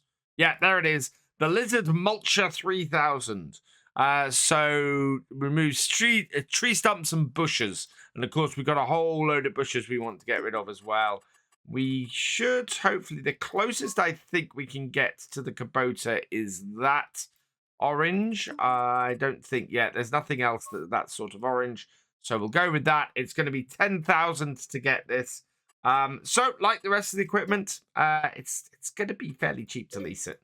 So we're going to lease it because we've not got anything that we want to change on there. And yeah, we're up to 52,000. But what we can do now is sell this, repaint it. Yes. And yeah, we'll get 2,199 back for that. Perfect. We'll go with that. The other thing I think I'm going to pick up, because we have a need for it, we started driving over a couple and they are going to get in the way, is I think we're going to lease a stone smasher on here as well now. So we'll get this up here, get this dropped down, leave that there, and then we'll go and grab one of those two. So that's also found under the stone tools, and yeah, again is 9,000. So we'll lease that. That's going to be £90 a day. And perfect. Right, there it is. So back in our skid steer, we'll get this loaded up. And then we will head back up to our logging camp. I'm just turning around, actually. And how much is our trailer worth? Because as I was leaving, I went, well, what's in the sales today? This, the low loader with the extending sides we were talking about the last time is available. And the other low loader is as well. But that for 17,932 is perfect. Are we leasing the other one at the moment? Yes, we are leasing this one. So I think that is actually going to be a better choice. So we're going to switch everything around quickly, and I'm going to go and buy myself a brand new low loader trailer. I say brand new, it has 37.9 hours on it, but that's fine. It even comes in the olive green that I like to have stuff in. It's got the spare wheel on it. It's got the rim color. I just need to check my number plate. And to match my truck, I'm setting that to Mark B747. There we go. And buy that. It is 18,900 because we got the spare wheel on it. But I think that is going to be a much more useful trailer to it and for us. And it looks like it was originally paired with this truck because it is just as worn down. Right, so what I'm going to do now is get everything unloaded off this, switch it over to the new trailer, and then we will head back up to our logging camp. All loaded back up and back down to the logging camp. I do like that entrance there. It works really, really well. And wow, the sun is so low and so bright. But this should all work out fairly well for us now. So let's drop down the ramps at the back. Oh, I left this running all the way back. Never mind. I'll be fine. And of course, I now have the stump grinder on here, or the mulcher on the front of here. And we'll get to see how well this works. We need to hook up those and turn it on.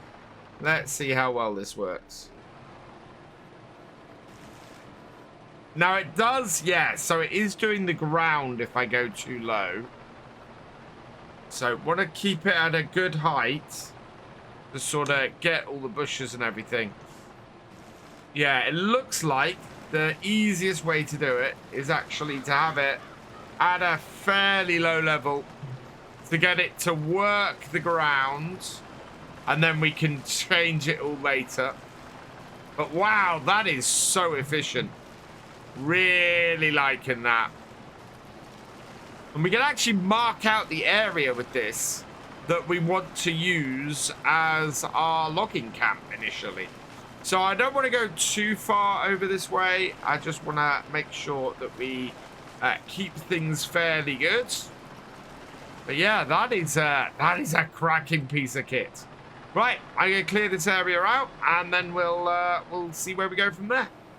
Yeah, we should have had this yesterday. This has made some very short work of all of the bushes and everything in here. And it's a little bit more realistic. So before we go and put dirt on the ground everywhere and sort of rework the ground, it's actually quite cool to be going through and getting rid of all the bushes and mulching all of this to clear it. Makes more sense to me to do it this way and to clear a nice area for us.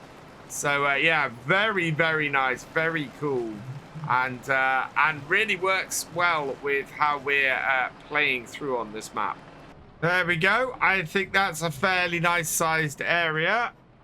We have got the rain falling now here, and I also do need to move these bits of kit out from in here, and then we can expand this a little bit further. I want to take this down to the or down to our sawmill as well. We need to go and load up a load of stuff down there. So let's just move that out. Oh, actually, let's start that up, drop the front off, and then back up, because we need to get our grab out of the way as well. And yeah, this seems to be a nice area for us. A good sized area to set things up and sort of start our logging camp off. And we can expand out from here rather nicely. But with that done there, let's just get these final bushes out the way here. So start that up, drop it down, little bit off the ground, and we'll take out that tree here. This is what I love about these. So yeah, back it off a little bit, angle it upwards, and it will take that tree down, and then you just mulch into that tree to get rid of it, which is quite cool. Although actually it's left a stump, so yeah, we mulch through the stump and then mulch through the tree, which is really neat way of doing things. I love it. I'm very pleased I bought this, and or actually leased it, because we haven't bought it yet. We will do it eventually though, because this is perfect for getting rid of stumps and bushes and everything else. And when we come to replant trees, it'll be useful for us to see where we're doing our replanting as well. Right, so with this all done, let's park this by the tent. We'll turn it off so that I don't go and damage the tent. There we are. And yeah, so we're going to turn this all into regular ground in a bit.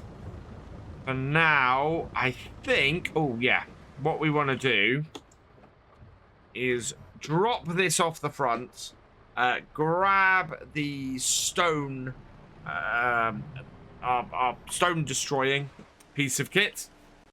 Don't know why the name doesn't come to me. The hydraulic breaker. We need to get the hydraulic breaker off of the trailer as well. And then we're going to get everything down to the sawmill and get that loaded up again and see how much we can make off there. I think owning the land this side of the river might be a good idea. Certainly there's a lot of trees and a lot of possible or a lot of potential around here. I think that would be good. My worry at the moment, as I said, is that I don't think we're going to run out of trees anytime soon in our current area. I mean, we do have a fair amount of area still that we can go and work, but I think at some point we are going to have to look at the next area, and we're going to have to make sure that we don't mess it up and find we don't have any money to get into it. There's quite a lot of stuff here now. And yeah, I think we're pretty good. Someone was suggesting that I get the wood turning factory as well first, instead of what I was planning to do, which was getting the... I think we want to push those out a little bit, actually. Let's go around to the back here. Instead of getting the flooring factory, which is a little bit more money, or which is a little bit less money. And the suggestion, or the reason for that, was because I'll need planks in order to do that. We have a lot of planks. The other suggestion, which I'm very tempted by right now, is to load a load of this up and send it away on the train. Let's have a look at prices, shall we? What have we got in here? So our various wood set up. So wooden beams are 2x4s. Those are going for a lot of money in Elm Creek. The prefab walls, those are going... Wow! I definitely think selling the prefabs in Elm Creek is a good idea. What else have we got? We have long planks. Those are going to a lot of places. For 2,229. Yes, pretty much the train is the best price for everything. So the other thing we've got is planks here. Again, 1,300. So yeah, we could sell a lot of this excess. There's nothing more that we need to provide to the roller coaster at the moment, so that's actually pretty good until we can get things going there. What do we need to provide to the... actually, to look at this, we want to go and look in the placeable versions of this. So to do the floor tiling, if we want to go that way, we are going to need, that's the wood turner, so we're going to need long planks and logs to do the wood turner. Actually, I think we want the wood turner first. Yeah, and so so the comment was right. We want the wood turner first, which is easier. But yeah, we need to keep the planks and the boards. Train's here. Let's see if we can't stop that. It's going away from me at the moment. We'll have to wait for that to arrive. But yeah, I think we'll load up the train today, see if we can sell some stuff on there. We are not going to need all of these planks, all of these long boards, or all of these 2x4s. In fact, the two things that we have at the moment, we're not going to need any more of the beams, and we're not going to need any of these at the moment. So that can all be sold. And here comes our train. I'm hoping it's going to stop. Oh, just slightly out of where I want it to be. So let's see if we can't just reverse it up a little bit. Oh, start the engine. And we want to bring it ever so slightly forwards. Like so. And stop. Wait, no, stop. That should do it. And we might need to bring it a little bit further forward. But yeah, let's get some excess stuff onto the train and see if we can sell it for a really good price. I'm actually thinking, as I'm loading all of this up, that we would be better served to have sold all of this to the... sell all of this now, load all of this on the train, get a really good price for all of it, maximize what we're getting for the cost of having to spend this time loading it up, and yeah, and then we will make the most out of this. Oh, this is quite a clunky piece of kit to do this with. It is the trouble with the fact is those are really container forks that we've got there. Nope. And yeah, so they're not quite so happy doing the fairly, well, the little bit more precise work that we're trying to do with this. It's very useful for the really big ones, for the prefabs. But yeah, I don't think it makes I don't think it makes for a really great piece of kit to use on this. And I turn this round. Nope, but I can use that to push that on to my forks a little bit better. Or not, because it doesn't want to go on there. But yeah, if we can load majority of this stuff onto here, I think we'll make a large amount of money today that will both offset buying the new low loader and should also offset... should allow us to maybe get the wood turning base. And then we only need to put as much into the wood turning factory as to produce the railings we need for our roller coaster. So there we are. Let's get the rest of this loaded up, see how much we can get onto this train. Last prefab onto the train. I've had to back it up a little bit because I was running out of space on that flatbed there. So I thought, oh, we'll try this section here. This seems like somewhere that kind of seems to be where this kind of thing should go. Actually, that's not far enough on that. Let's see if we can push that on a little bit better. So yeah, I think the prefabs fit on here fairly well. I think we may be able to get other palleted stuff on here or other stuff that's on these. So probably these should have gone on there as well. But I'm going to move the train forward a little bit. And yeah, I've pretty much decided to sell 90% of what we've got here on the... Whoa. There we go.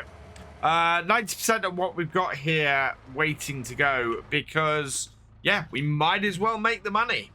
I've loaded everything but 4 pallets of the longboards because the longboards are what we're going to need in the wood turning, along with a load of logs.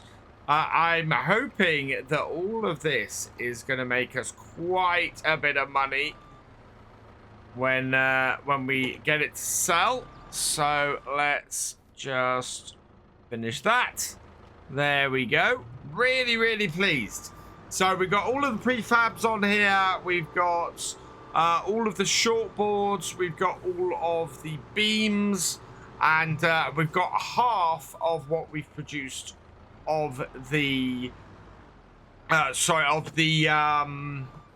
longboards as well. We're going to put this back on here so that we can easily get it back to our yard. And yeah, we're going to go and take the train and see how much money we make, which is really exciting. Because is this going to be enough for us? There we go. To move forwards on here. There is only one way to find out. I think I can probably go backwards with this, but to be perfectly honest, I want to drive the train and head off. I don't think I've done this since FS22 came out. Across the river from our logging camp we go. In fact, no, I think we're further down than that. We're right down by the town now. Through where we started off. Oh, we got we've got 3,000 litres of prefab. We've got 8,000 litres of longboards, 18,000 litres of shortboards, and 4,000 litres of the wooden beams. Oh, I'm really wondering how much this is going to make. This is going to be quite a bit of cash. And it's going to all head off and disappear just around this corner when we hit the sell point. Yeah, which heads off there. Okay. We will see. Look, there we go. Wow. 105,468. I think we should go and load up the boards and go and buy ourselves a wood turning factory. Those are loaded on there. Oh, good catch. Oh, yeah, this is not a precision piece of kit for doing this kind of work with. It'll do at a pinch, but yeah, I'm not overly happy with using this this class to do this. So let's bring this round here and bring it up onto the back. That way, well, we're going to go a little bit further than we mean to with this. Although, actually, I think what I can do is probably swing by our location. In fact, no, I know what I'm going to do. We are going to finish up today taking all this back to our logging camp, and yeah, we will go and buy ourselves a nice brand new factory next game day. We'll take this lot straight down there, and yeah, we'll get that going. We'll get the wood turning going, and we'll see if we can't get some stuff produced tomorrow. That means we're then going to be in a great position going forwards and continuing the roller coaster.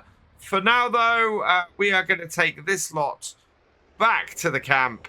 Today we are, well, it's a very snowy December, and we are heading into town. We have 4 stacks, 4,000 long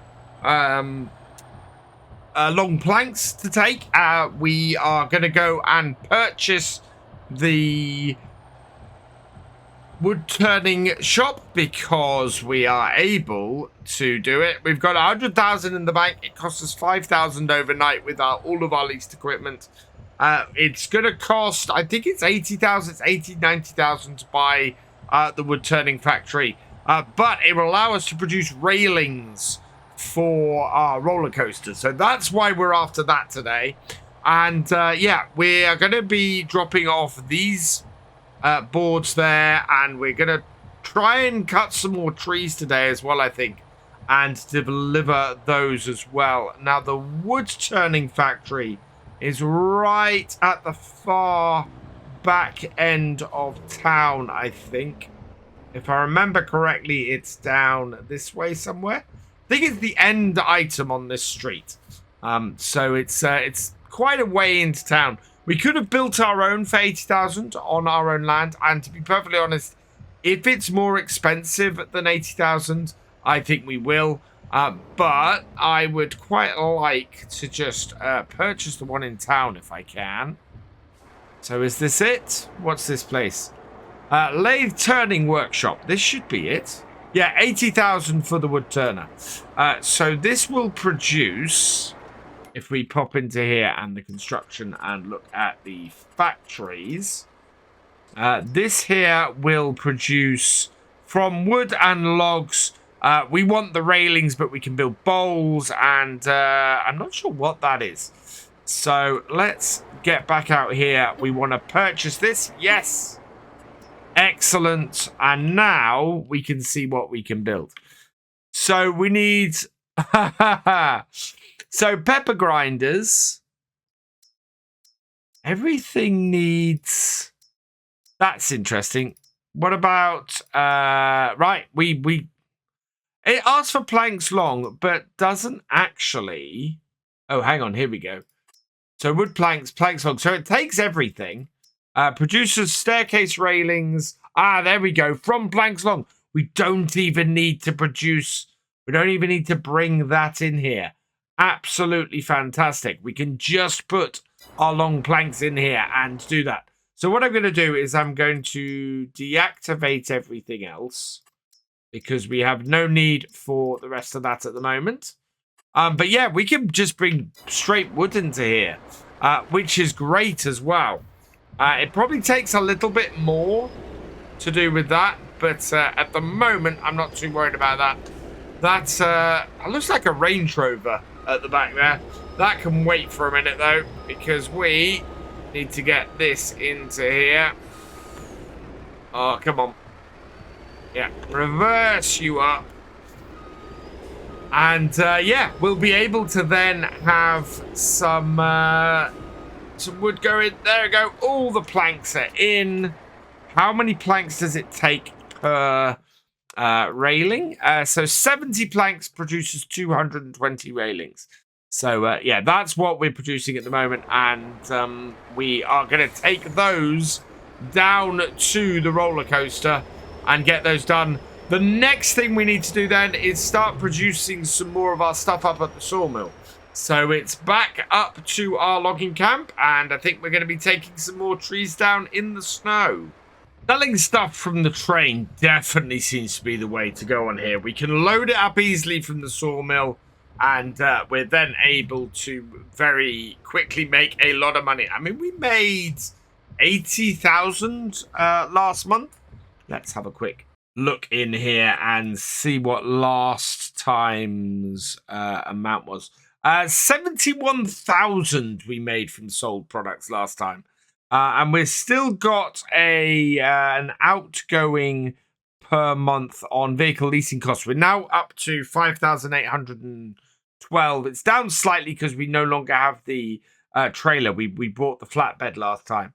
So, yeah, that's pretty good. New vehicles, yeah, we spent 18,000 last time. Nothing in the shop this time that would be useful to us. So, there's nothing really to worry about there. Just try to turn these lights off. Right, we then want to get some more trees cut. So I'm going to head over and I'm going to mark some. I think we want to move out of our logging camp a little bit now. And maybe take some of the ones over here. We've got a river just here. Wow, this is really sparse. We need to plant this, I think. Cross the river. And have we got anything up here that really we can take? Don't know how far we are right from the edge, so we'll keep going. Yeah, that is the edge. So that is as far as we can go. So none of these trees beyond here are really doable. This clump here might be, though. I quite like the look of this. I think we can get stuff over here. So let's mark these. And there. And we're going to do that one as well.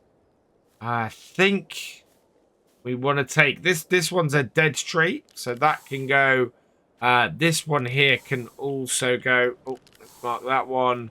And yeah, that one there I think is tall enough as well. So that should be pretty good. Let's get the excavator over here. Yeah, the biggest problem with our starting area that we've got here is it is fairly sparsely populated as far as trees go. So there's only a few clumps here that we can really do stuff with.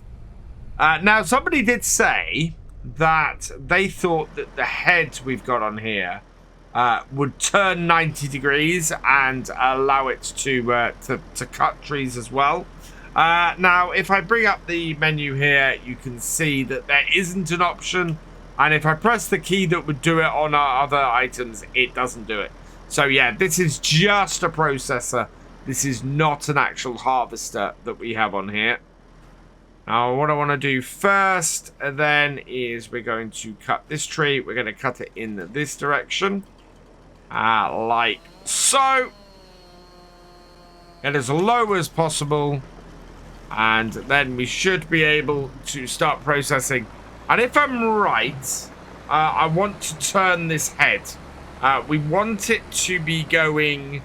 we want it to be dropping towards where our actual head is. Whoa. No, not that. I want to turn the head. There we go. Right, like so. We then want to unfold it like that. Push that out and then down. Oh, no. Depth perception. Not a thing in FarmSim. Said that many times. Right. We should be able to cut. Now, I'm going to change the cut length. After last time, lots of people in the comments suggesting cut lengths. I think my best choice is actually about 6 meters. Yeah, I think 6 meters is our best choice. Longer than 5, but not so massive it causes us issues. So we'll cut. There we go. And now we can just back this off, bring it this side of our stump so that doesn't interfere with it, and cut. And yeah, we're getting the hang of this. And 6 meters looks like a decent cut length as well. We should be able to handle that pretty easily with the class. 2 trees down, and third has just been cut. Now, one of the nice things again about doing this is if I want to place the tree in a certain place overall, all I need to do is select where to pick it up. Now, I need to be careful that the tree isn't going to get jammed on somewhere. So we do have that to worry about. But if you have it high enough like this, you should be fine.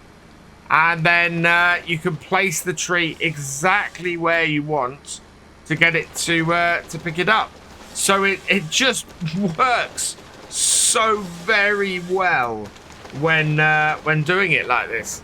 And I seem to have got fairly decent control now over how this harvester works and where it places wood and everything.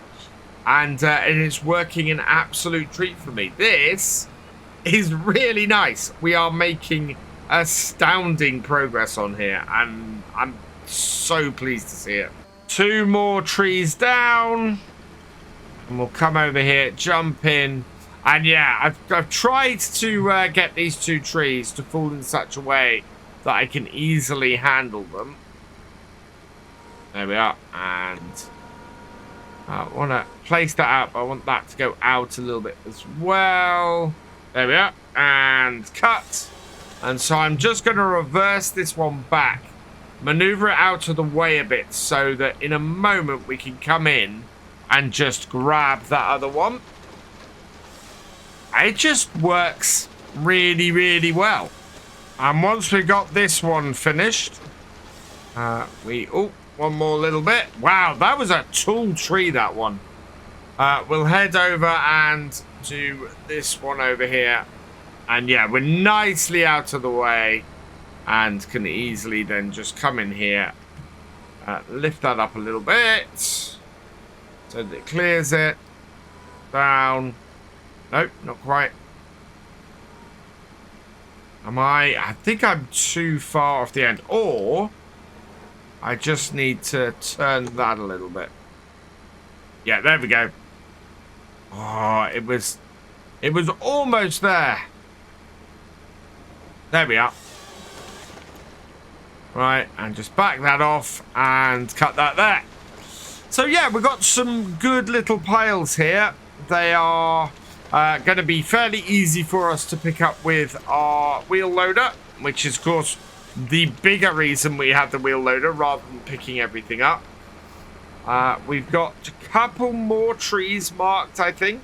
Let's just have a look. I think, yeah, this one here is not marked. That's a dead tree, so that needs to go. I think we'll take that one, and I think we'll take this one. Yeah, none of these are actually marked, but I'm going to mark them and take them as well. There we go. And yeah, this is very dead. Right, so these all need to fall in this direction.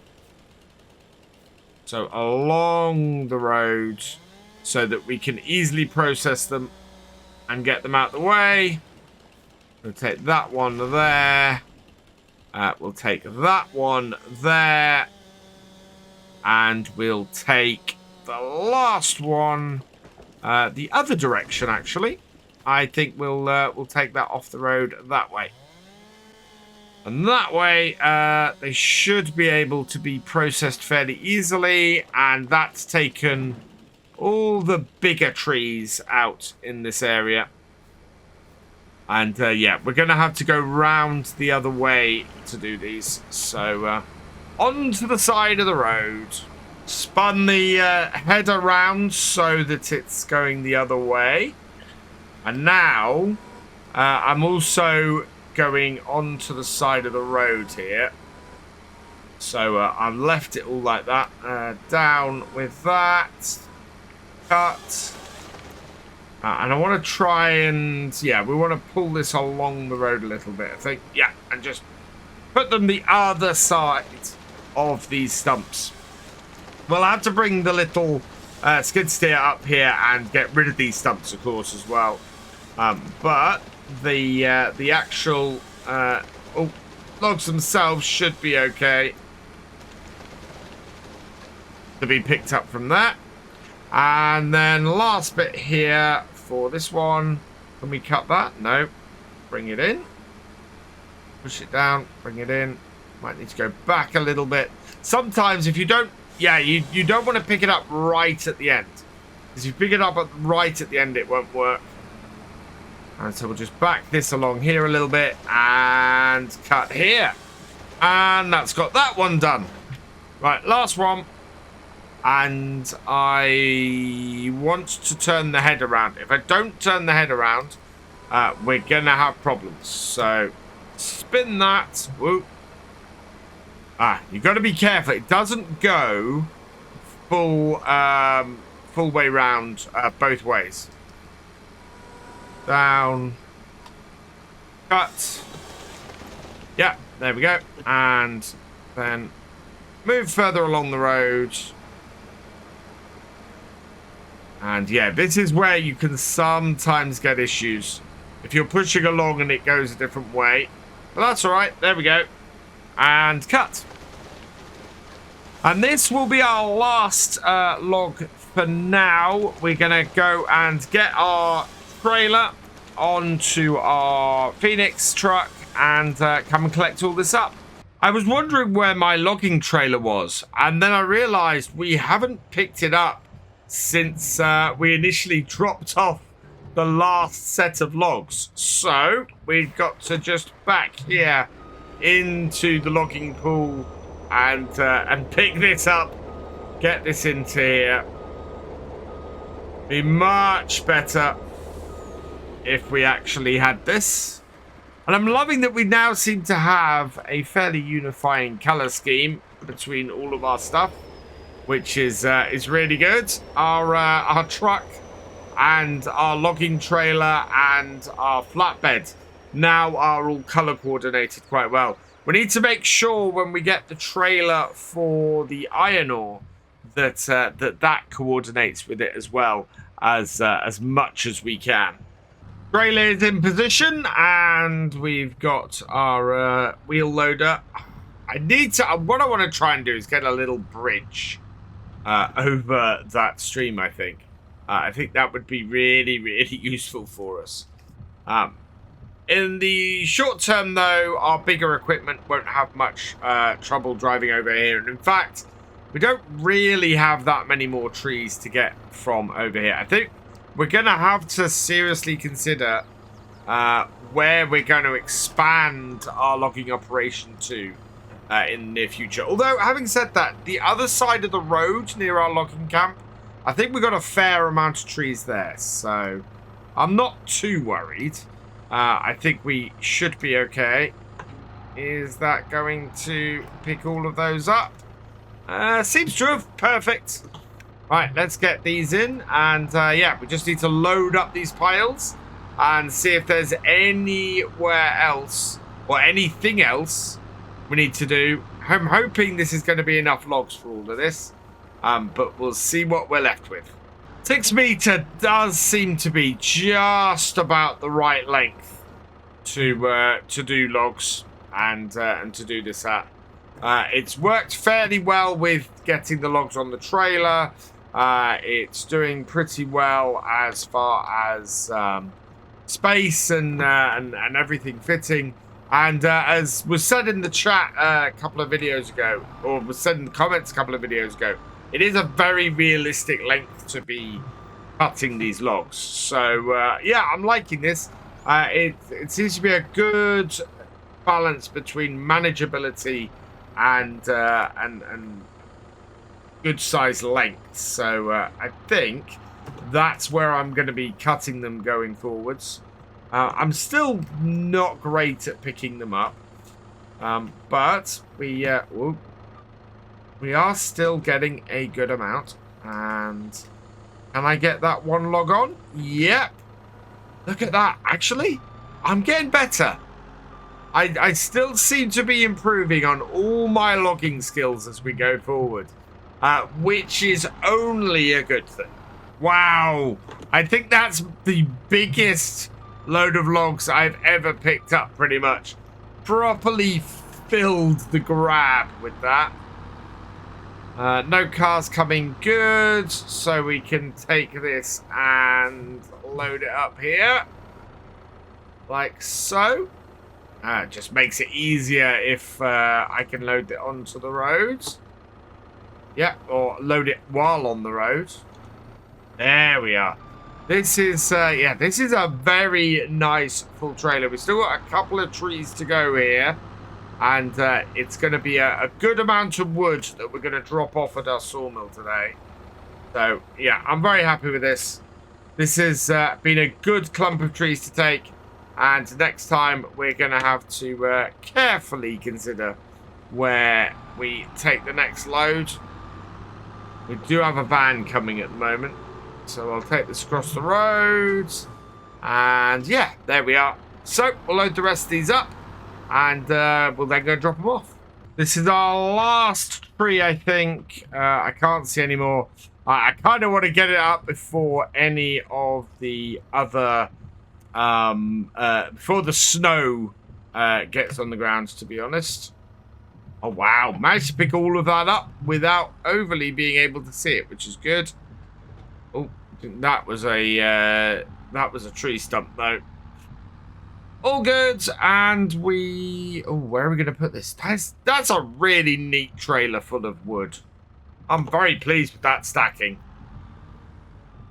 Right, let's get this over here, and then we'll go round on foot, see what remaining wood we've got kicking around. But yeah, that's pretty good. I'm liking that. That's loaded on there rather nicely. Let's see if we can not destroy it with this last lot. Oh. Whoa. Back that out. You off the tip. There we go. That's on there. Right, now what I need is just that one there. Chuck that on the top. Okay. I think I saw another couple kicking around here somewhere. Yeah, we've got this one here as well. Yeah, these are all under 100 kilograms. They're a pain in the butt to try and pick up with the wheel loader. Any more for any more. Nope, I think that's... Wow, to only leave 2. I'm really quite pleased with that. Right, let's get all of this strapped down. And then we can get this down to the sawmill and just leave it unloading while we come back here and grind some stumps. Let's turn this off first, though. So down and off. And we're all good. It's time to head off to the sawmill and get these all unloaded. Right, we'll bring this round here. Don't want to spin it around too fast because we'll turn everything over if I do. So slowly up to here, reverse this in, and yeah, then we can leave the truck here for a little while, unloading all of this, while we go and get rid of the stumps and clean up. And I think I'm going to have to come up with a plan soon for planting new tree stumps, or new trees, because at the moment, we've got a lot of stumps. So undo those, and we'll just let that unload. So we got the Kubota over here now. Turn on our stump grinder. Yeah, there we go. And we should be able to clear these out fairly quickly. This is, in fact, I just cleared one out without realizing it. That's brilliant. Drop it down a little bit more, and wow. Oh, there we go.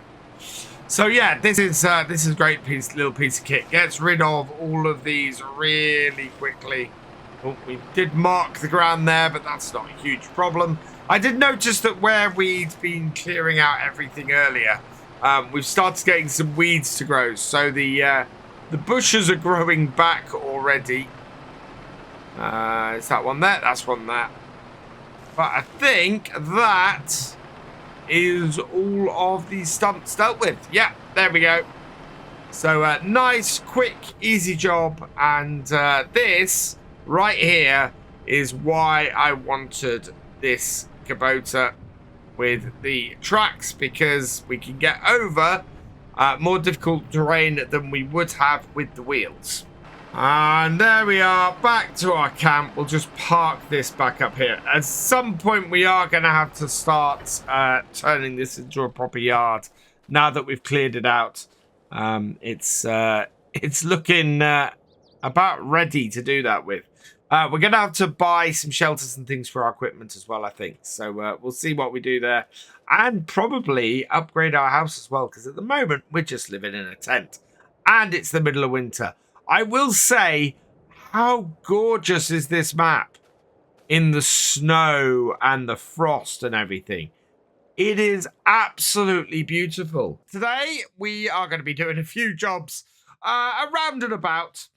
We basically can't do much in the forest because, as you can see on this incredibly beautiful map, I mean, this is just stunning.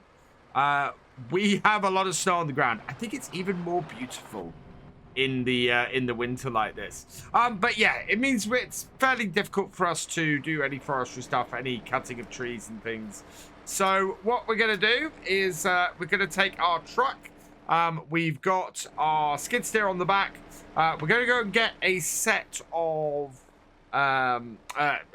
forks for the skid steer, and try and get the wood turning or the stair rails from the wood turning, because we need to get those in and get those to the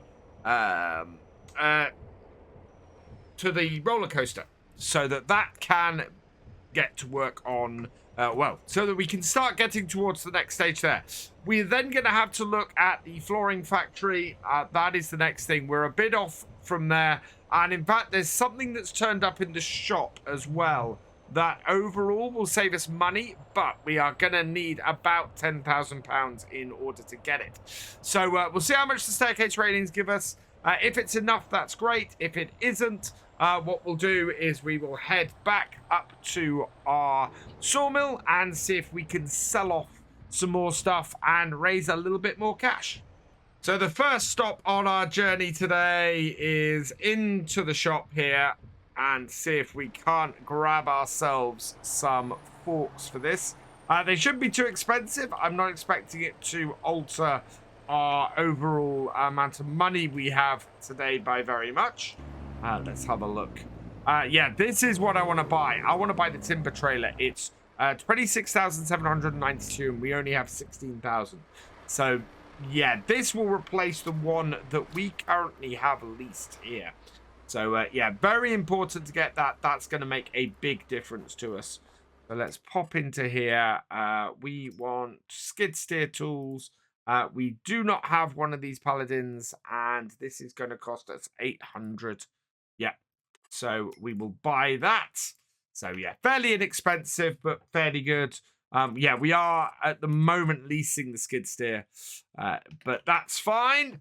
So let's get this off here. I think my general plan is, as equipment that I'm using appears in the shop for sale, we'll buy it. We'll replace the stuff we're leasing over time like that, and save ourselves a whole whack of money. I mean, we've not had our trailer very many days, so it hasn't cost us too much. And in fact, for us to outright purchase it, would cost us 43,000. So yes, we've spent a little bit money on its rental so far, but to be honest, unless the price of the one in the sales shop is more expensive than it would be for us to just buy the one we have leased outright, I am quite happy to go for the second-hand one in the shop. All loaded up. Let's get this out and down to the wood turning so that we can load that up and yeah, just bring that little bit back here. I'm very happy with our progress so far on this map. I really am. I think we've still got a long way to go before we're going to be able to actually do much with the roller coaster and finish it off. Oh, I thought I'd unfolded that. Hang on. Has that done it? Yeah, that's done it. So, yeah, that's going to be a little while. But, all in all, we are making good progress. We're making good money. People are making some really good suggestions in the comments, so please keep those coming. There's one suggestion that got made in yesterday's video. Today's video as I'm recording this, but yesterday's video, which was basically... Well, there's a piece of kit. I'm not going to spoil things too much because we're going to go and grab it in a bit. But there is a piece of kit on here that will be really, really useful to us. It'll save us a lot of time and a lot of back and forth. So I'm going to go and sort that out in a minute.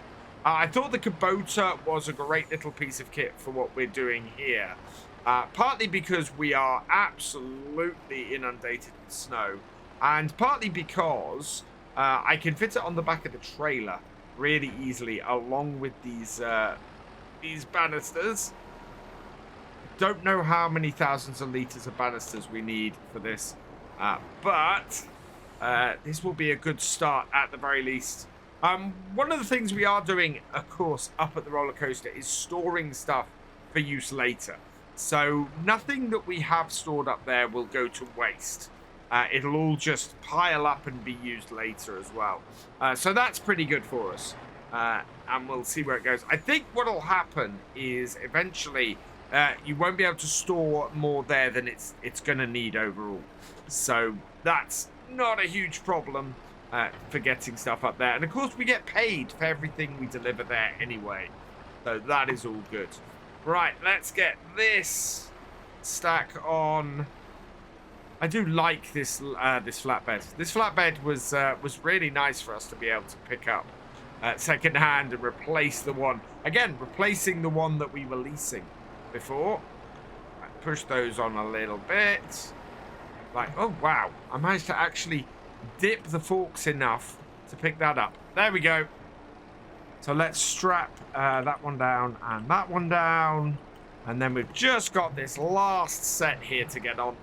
There we go. That is the last set on. Let's load our skid steer back up because we're causing a little bit of a traffic jam here. And then we can head down to our to the roller coaster. Whoa, and get that all done. So yeah, that will do there. Strap that down. Strapped down our skid steer.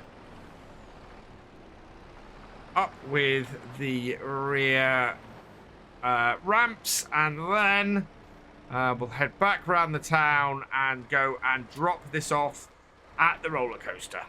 Down and in, and we want to get this pulled over to the drop-off point. All of these should go in, and 5,614. So yeah, we are going to have to pop back up to the sawmill and sell some more stuff off today if we're going to get that logging trailer.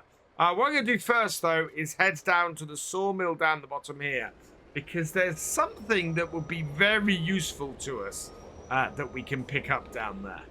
What we want to pick up is down the side here, I think. Sliding about a bit on this snow.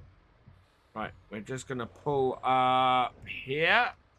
Because one of the nice things about this map is there's several pieces of equipment and things that you don't own, but you can use. So we're going to go and grab one of those now. And in fact, no, I want to put it on the trailer in front of this, because if we're going up to our sawmill, we're going to want to drop this off on the way. And in here, somewhere... Oh, does it not appear and start from scratch? Yeah, it doesn't look like it appears and start from scratch. So, yeah, never mind. I thought there was a forklift here I could use. There isn't, so yeah, we're going to keep using our little Kubota.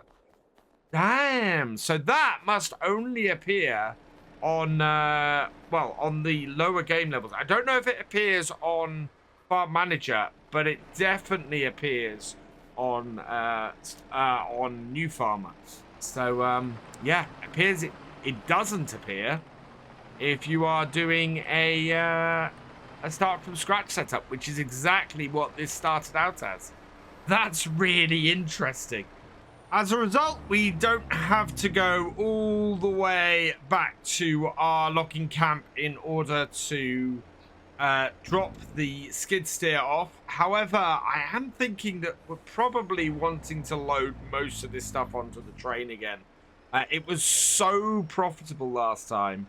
And yeah, I think the beams and the prefab stuff can almost definitely go onto the train again. So I'm going to call the train and we'll wait for it to arrive. I keep forgetting to turn the engine off on the Kubota while it's loaded on the trailer, which is really, really annoying. But it has... we've got up here and it's fine. I'm actually really tempted just to leave this. Oh, somebody told me... We're going to head over here before the train arrives. Somebody told me that there are places over here where stuff spawns other than in our main area. I've had a look around, and the only stuff I can see spawning is this, a load of wood chips. which I want to build those up and wait till we have a bigger trailer to do.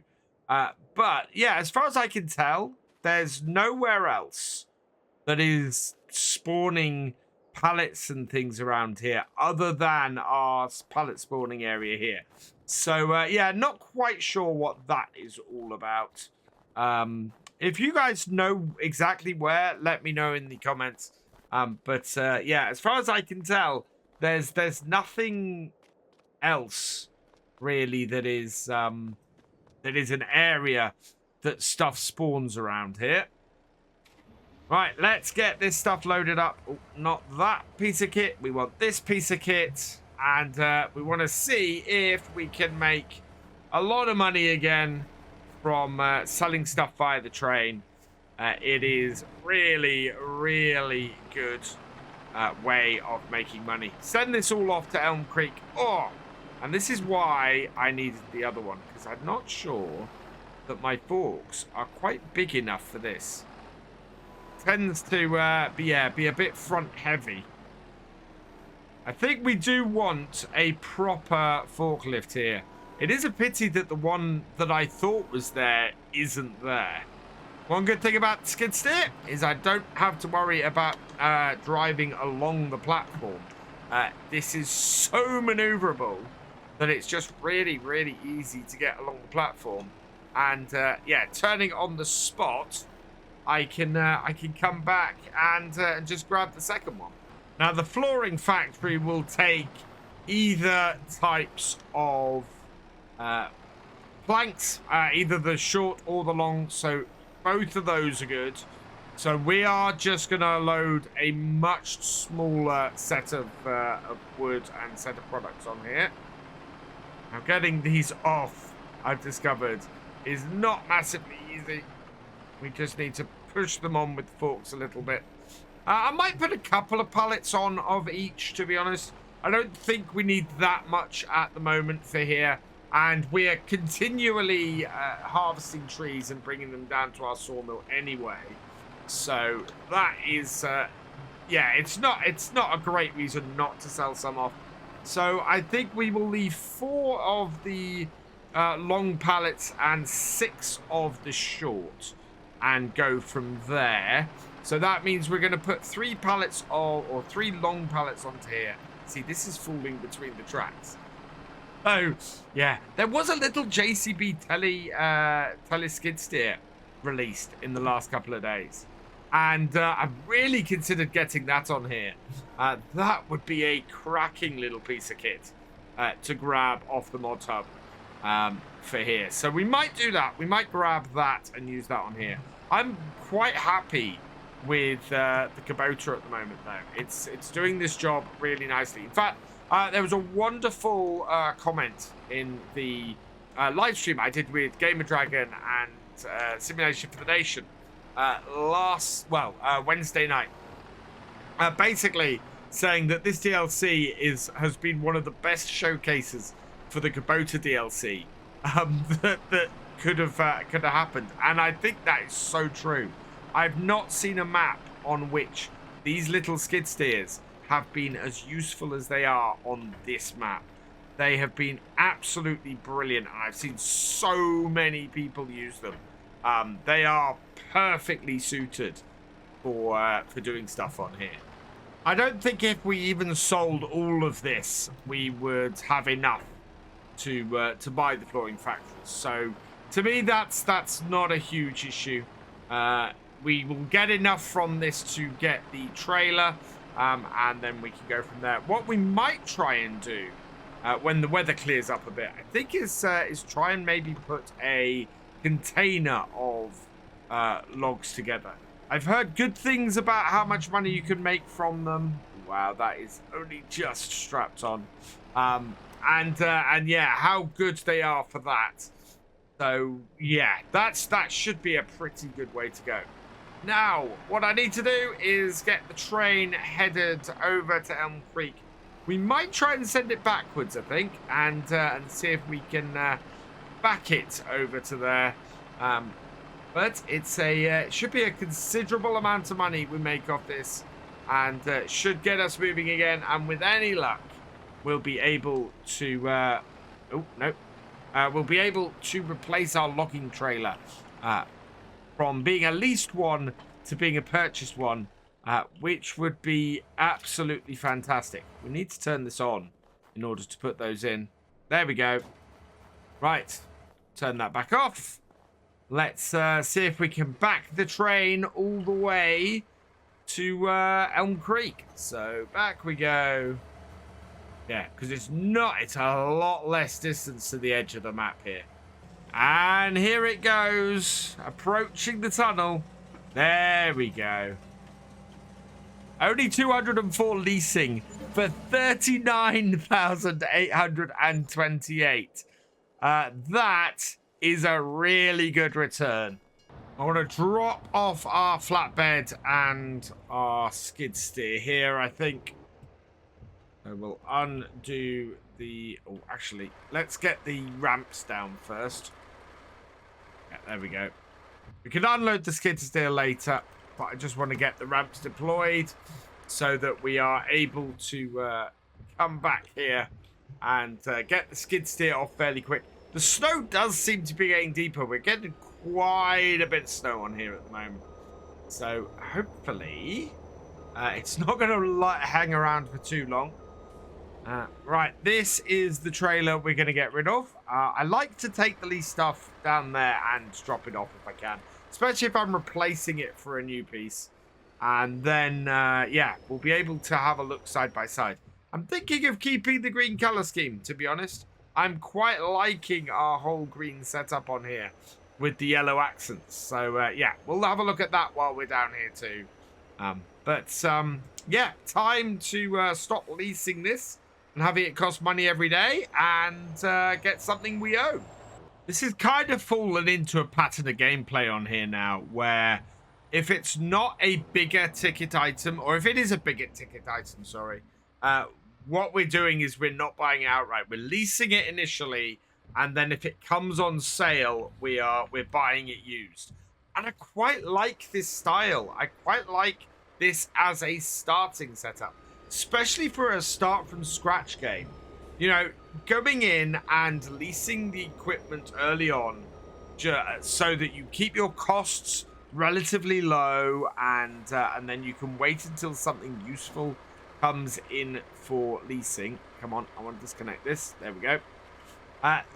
Really helps and has really got us off to a good start as well.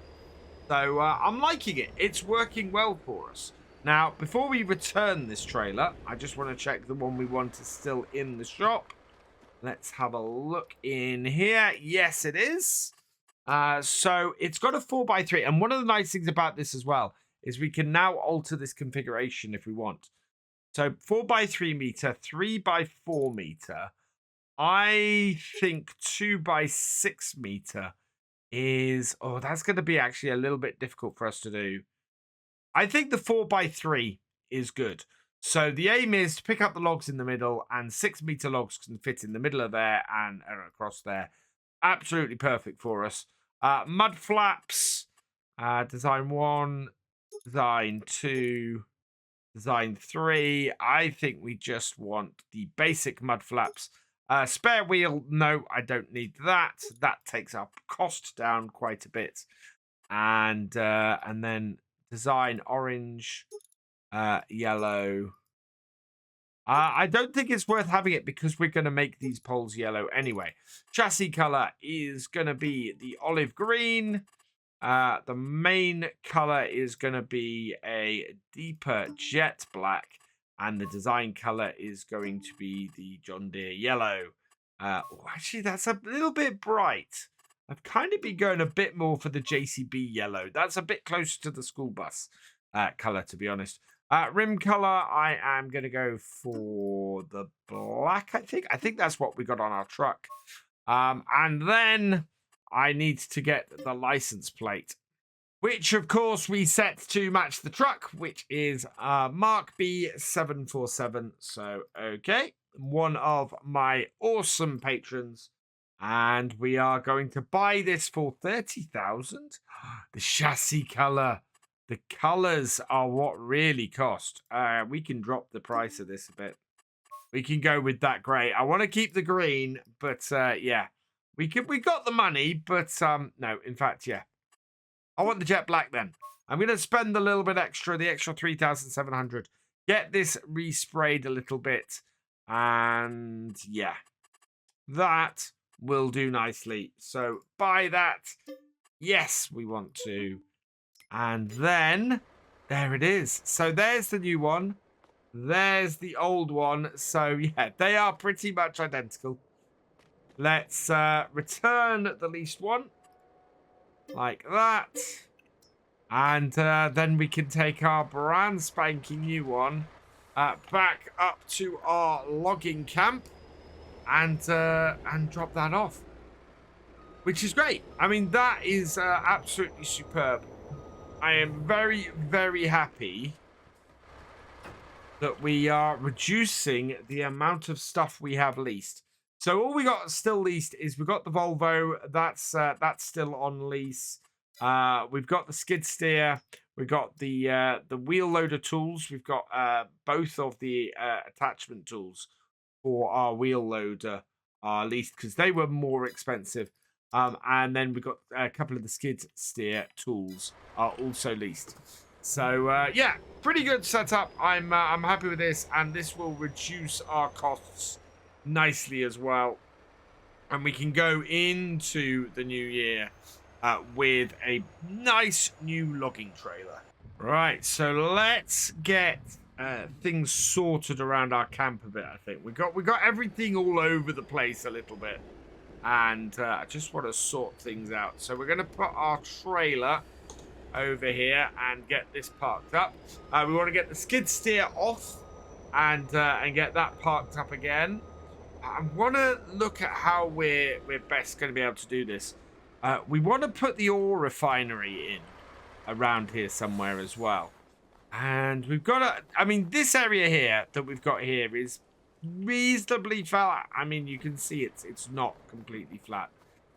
There's nice areas around here and everything for us to build a good-sized logging camp and everything. So I'm happy with the area we've got to work with. We do want to try and get some trees planted around here, I think.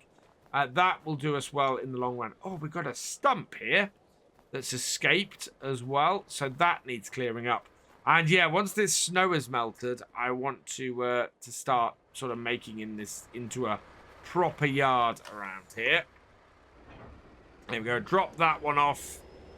And we'll come over here. We'll get the skid steer off this.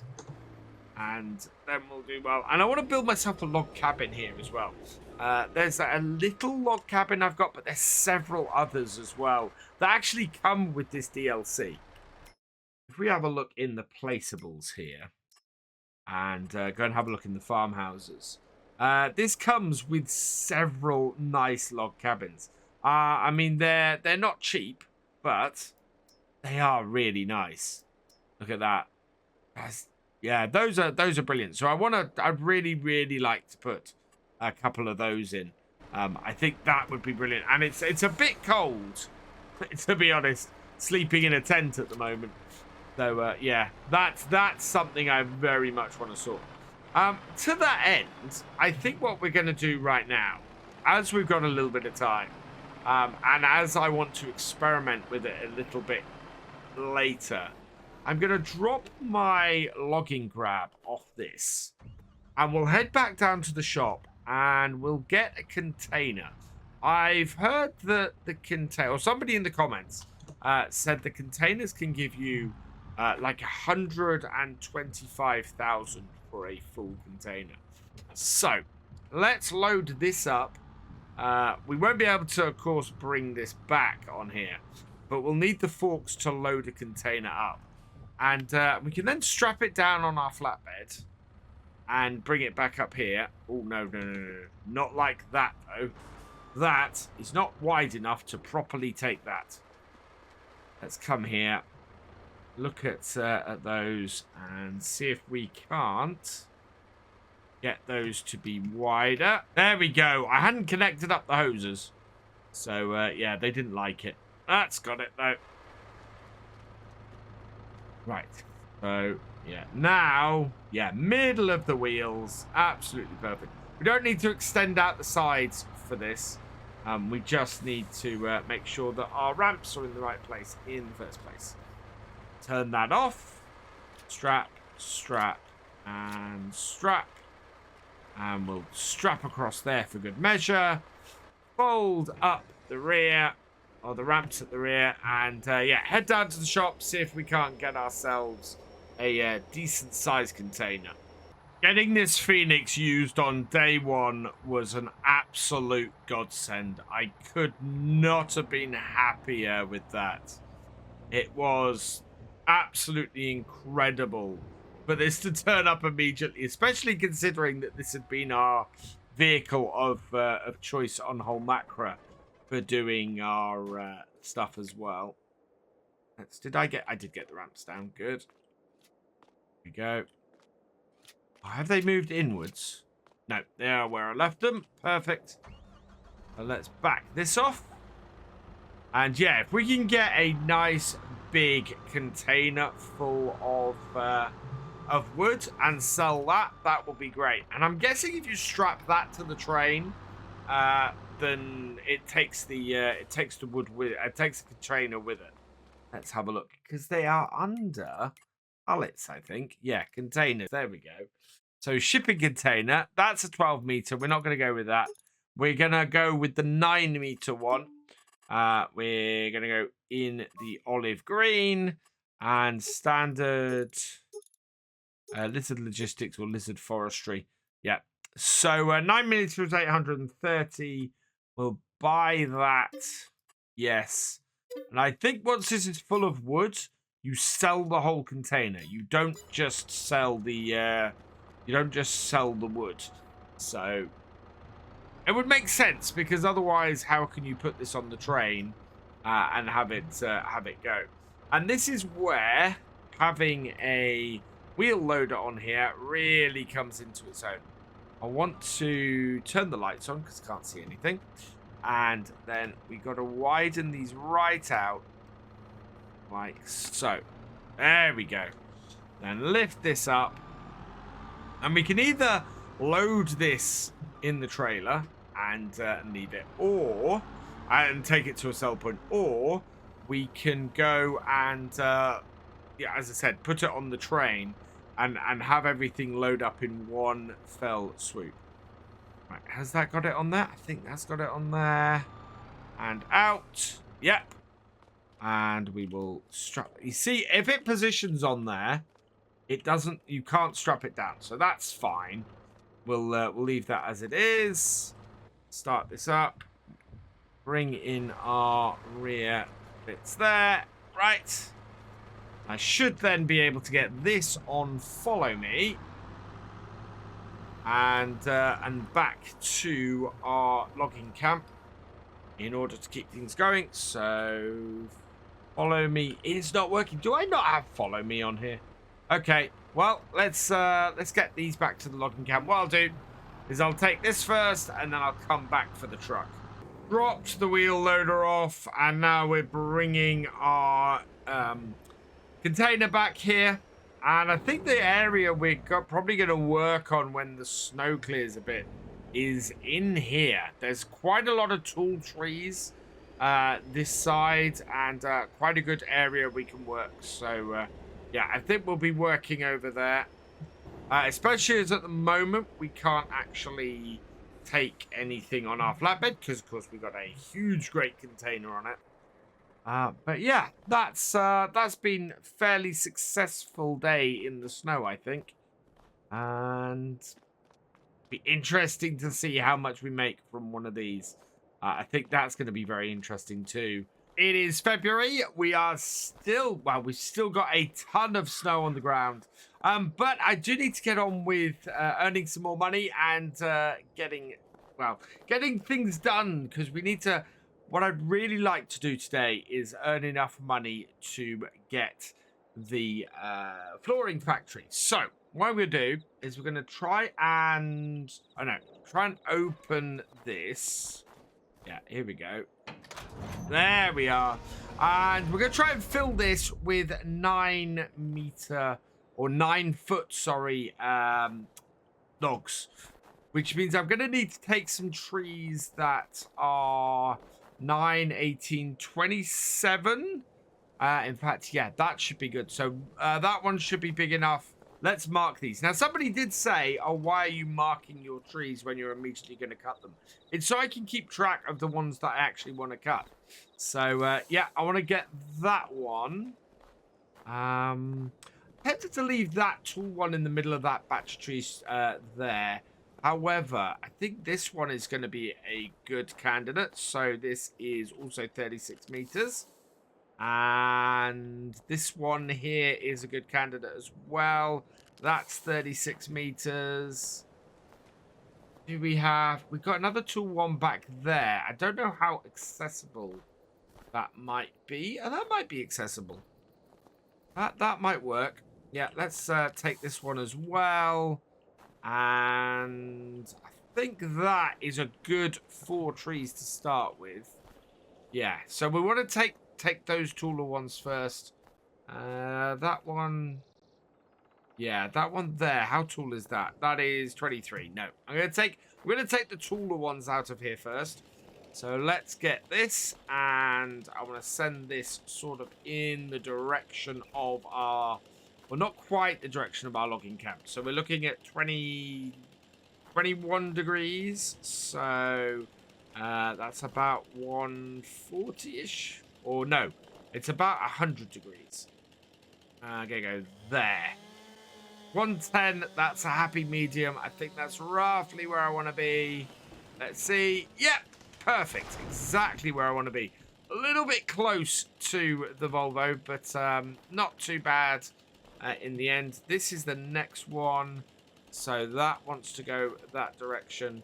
Again, we want to be about 100. Well, actually, I think it's probably about 130 degrees. I'm going to take it at that point there, which is 122 degrees. But that is falling exactly where I want it to, which is perfect. This one then can come over here. And we want that to fall at about that angle. And there we go. Through we are. And, oh, very close to falling on another tree. And then, finally, as I said, we want this one here. Oh, yeah, I should be able to get the wheel loader in from this point and the Volvo in from this point. So, we can cut that and send that through there. So, 55 degrees. We're going to want 35 degrees, I think. So, there. And cut through that. 4th tree done and dusted. And, ooh, not quite where I wanted to put it, but it bounced off another tree, so it's absolutely fine. Right, let's go get the Volvo and get these chopped into nice 9-meter lengths. So as I said last time I had this out, we want to get the head round the right way. At the moment, it is facing... Oh, no, it is facing the right way, which is great. This little tree here has got us stuck, so we'll get ourselves off of that. And then I want to lift this up, sort that out, and through to here. Yep. And then we'll be able to just get this onto here, and hopefully then get this out of the way. If I can drag it a little bit, then I will. Will you cut? Yep. And yeah, thank you to everybody who made suggestions about how we should, or how I should handle trees on here. Oh, other way, other way. There we go. That's what we'll do. And which end I should be picking them up and everything like that. Because, yeah, I'd kind of figured it out by the point I saw the comments. But good to have it confirmed that the way I was doing it seemed to be the right way. Right, the length we have this set to at the moment is only 6. So let's up that to 9 and get these cut. So 1, 2, And then 3. And then what I want to try and do is these last little bits. I want to try and move over, because we can move around with them in the grip, and just sort of put them out the way. And that way we won't have to worry about them. But that is not a full 9-meter one. We'll probably lose that until the snow disappears. So not great, but yeah, we'll see how it goes. And if we can pick this one up here, that will clear the way for us a little bit. So lift, turn forwards. Yeah, there we go. And nice thing about being positioned sideways on is that we can pick this up in the right place. We can turn our head a little bit, and yeah, it'll work out pretty well for us that way. It'll push it forward a little bit. Hopefully it won't hit anything or get stuck on anything. Let's see what happens. Are you going to be okay? Yes, we are going to be okay. And we can move forwards a little bit and get this cut then, which is great because it means it gets it out of the way for when we do the next one. So cut that there. I don't know how out of the way that actually is, especially with that pushing that first log along a little bit. And yeah, again with this one, 35 meters, we won't be able to well, yeah, that log is the wrong length, so we'll have to watch out and try and make sure we don't put that log in, because it won't make us as much money, and we really kind of want to make sure we can do as well as possible out of this. Do you know what? I think we are going to have a big problem with this. I think we're going to end up with this tree at the back here not being able to get that out. We may be able to get the our wheel loader in there, but I think we're going to be hard pressed to get 9-meter logs out. So let's just lift that up, push that out, lift it up a bit. There we go. Right, down, pick it up. Yeah, I think 9-meter logs are going to be a bit of a push to get out of here. So let's see if we can't reposition this a little bit and make all of these easier to handle. There we go. That should work better. And then if we reverse up here, put these the other side of this tree, that will work perfectly for us. So cut that there, and suddenly everything becomes more accessible. Final tree, we'll twist the head round. Oh no, other way. Yeah, it doesn't go the full 360. Grab it here, and then we should be able to be able, whoa. There we go, and cut. Push that through, don't get stuck on anything. Nope, brilliant. Move forward a little bit, and cut. There we are. So that's 4 trees with really only 12 logs off it. But that will be a good start for us. We can see how full our trailer is from there. And then if we need to, what we can do is get some more. I need to swing this round now, because that needs dumping off. And preferably not into my into my excavator, because that does not help. Piles of 3 logs each should be fairly easy for us to handle with our wheel loader here. I'm hoping, especially if we can get nicely in the middle. Back that out. I'm not nicely in the middle.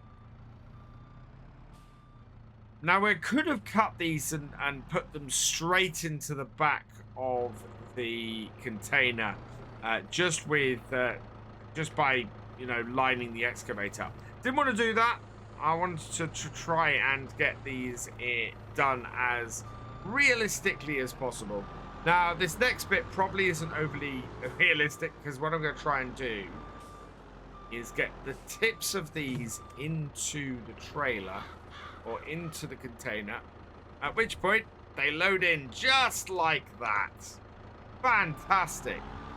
So judging by this, our 4 trees, well, how full did that make our thing? Shipping container. It doesn't say. Oh, maybe if we get in the truck. 18%. 5 trees will fill this shipping container. Fantastic. We've cut 4. We need to cut 1 more. I'm very, very happy with that. That is going to make our job really easy. And yeah, this is kind of brilliant. Let's grab this one. And yeah, this is the one with the extra bit that we don't really want. Wish I could get it out. Oh, I probably can. I think I have a way of getting it out without having too much trouble. Because of the way everything here sort of sat, it's not going to be easy to get these loaded in. But if we do this and get that one in, there we go. There's one. You just need to get the tip of the log into the container, and it will load it in. Which means I should be able to separate out the shorter log we don't want from the longer log we got here by just putting that one in and then dumping this to the side. That worked so well. Load number 3. Can we get these up and round and in? If we go in slightly at an angle like that. 1, 2, 3. One more. Let's go and grab those from over here. And yeah, these are the ones that we mostly got the correct side of the tree. Either way, we should be able to get that last one out of there fairly easily. And then, yeah, I think I need to just select one more tree to go and cut and do, because that should top up and finish off the trailer.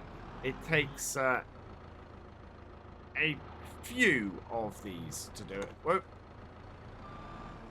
But yeah, I'm quite happy. One more 36. Actually, probably a 23 might do it as well. Let's drop those off there, and then we should be able to grab all 3 of these at once and get them all back nice and neatly. And I am very chuffed. Up and over, close it up. Oh, I'm getting the hang of this. Look at that. A properly collected load of wood. And we're able to handle the 9-meter ones for this container really well. I'm very, very happy with this. Whoa. We are sliding about on the snow, though. Bring that in again at a slight angle. And then just these 2 in as well. Bam, bam. Right. That is looking pretty full. How far off a full trailer are we? We're at 78%. So one more tree should do it. This one here, this spruce, I think is our right choice. I'm not going to mark it because we don't need to. I'm only doing this tree. And yeah, we'll send it that way. Now this might be a bit thick at the bottom is the only thing that worries me. Some of these spruces have been. And as a result, yeah, they've been not too liked by the Volvo. We'll find out soon enough, though. Let's just position this over. Whoa. Oh, I want to turn the heads. We want to push out a little bit, push down, and out. There we go. And cut. Yeah, this is fine. And we'll move a little bit forward so we're out of the way of the stump. Double check our cut length at 9 meters and cut away. That is those 3 cuts. And we'll just move this out of the way and then cut that. And that will then leave that out of the way. And we can go and grab the wheel loader and get this loaded up. It's really quite stunning in the snow, this. I love this map in the snow and in the winter. The frost on the trees and the snow just fits so nicely on the ground around here, and it's It's a joy to work in. This map is just gorgeous all round. Let's get this picked up though, and yeah, is that full? Yep, there we go. So nice when they fall into the grab like that. Look, really, really nicely set up like that. We're not quite in the middle, but it's not a huge problem. They're pretty stable in the grab, and as a result, is going much better. One thing I do love is how much the physics are improved with the release of this DLC. It just makes such a difference with the logging in Farm Sim, with everything so much more stable. There is the tiniest of spaces. 92%. You know what? I'm going to try and find the slightly shorter length. Rather than cutting another tree, we'll shove some of the shorter lengths in here. It won't be as good, and we won't make as much money from them. But compared to mucking around with another tree, I think we'll be fine. And you'll see... Oh, actually, that took it. Oh, no, there we go. The loaded log has the wrong length for container. Reduces the sell price. Yeah. I don't suppose I have a 9-meter tree here, do I? What are you? You're 11.6. See, one small tree might do it. Target length of 9 meters. Does reduce the sell price. Ah. Do I take one more tree from here and clear it out? What is this? This? Yeah, we'll take this one. We'll only get 2 lengths out of it. But I don't want to reduce the sell price of my container. So we'll take this and we'll load up this last tree. And there we are, all hooked up to it. Just pushing it back a little bit so it's easier for us to collect up with our wheel loader. Yeah, there we go. And spin round, head towards the tree. We can put it on the road then, and it will be enough. So cut. Like so, and cut.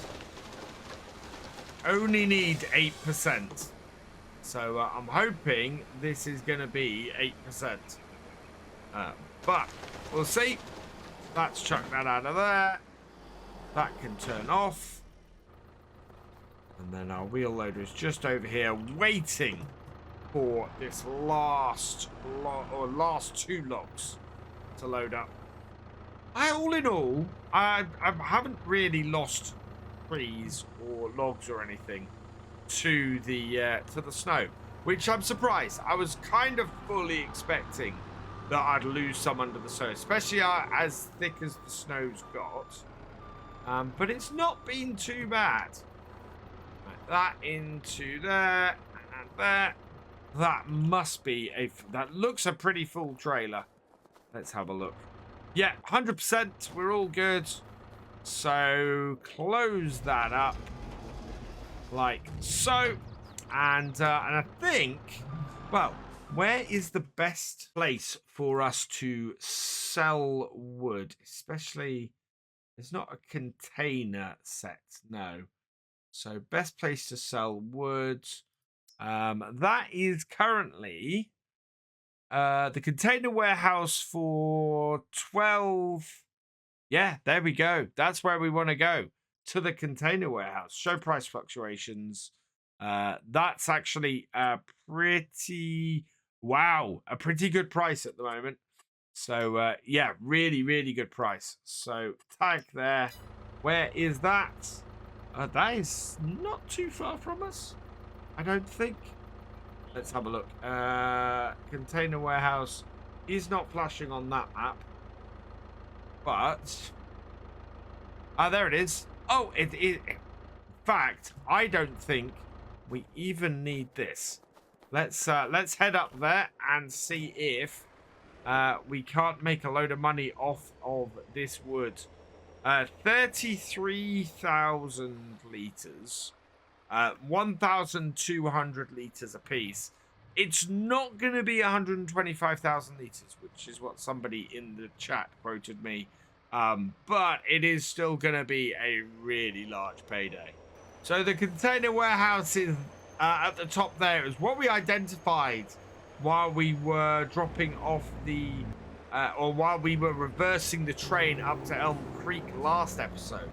So I think this might be, don't think we've got an entrance here, no. But I am going to just try and pop across the snow. But yeah, I don't think that's an actual entrance or exit for this place. Bring this onto here. There we go.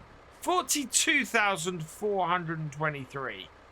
That's not bad at all, to be honest. I'm pretty happy with that. The container's gone, so we'll take 800 off that.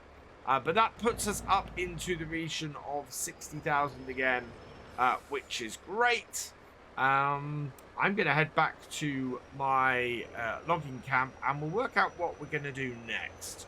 Now, as an experiment for what we can do with the containers, I think that was pretty good. However, on reflection, from a single trailer full of logs that we took into the sawmill and then produced and loaded onto the train and sold, we made twice to 3 times as much money. So, yeah, I like the idea of the containers. The containers are great, but I think for what we're doing and for where we are owning the sawmill, we probably want to be doing 6-meter logs, loading them into here, and just keep producing stuff from the sawmill. So, as a result of that, what we're going to do is switch over. I'm going to cut a load more trees down. We're going to cut them into 6-meter lengths because that kind of works a little bit better for us. We're going to load up the trailer and resupply the sawmill so that we can go and sell a whole load more stuff and make a whole load more money. So I've cut a load of trees down. We've got one there, one there. We've got one here. There's one there, and then there's another one over there. So that's 6 trees that we've got cut down. We're going to jump into this. I want to alter the length to 6 meters because for our trailer, that's a good setup, especially now with the spacing that we've got. We'll start this up, and yeah, that is going to crash straight into that. If I go and pick that up from there, so that's that's not going to work.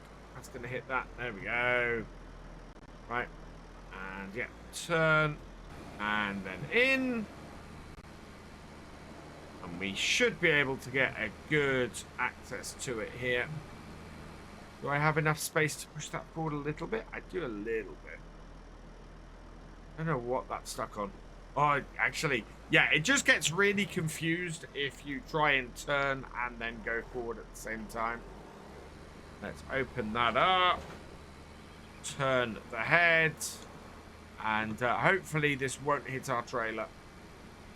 We'll see, though. Yeah, we're fine. Ah, the tree is not where I thought it was. That's a second tree over there. These are 2 distinct trees that run into each other.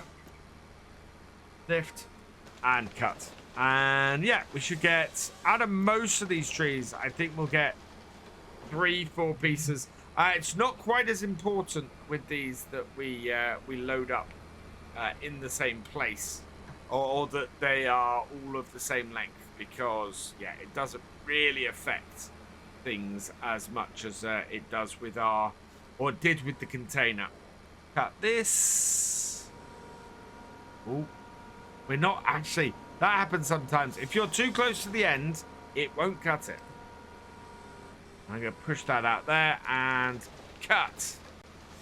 Perfect. Yeah, we're going to grab lots of logs off this. We're about to get charged a lot of money for our Volvo. We have, yeah, we're at 0.9 of an hour. So, yeah, the Volvo's about to charge us. because, of course, it charges by the hour, being a hired piece of kit.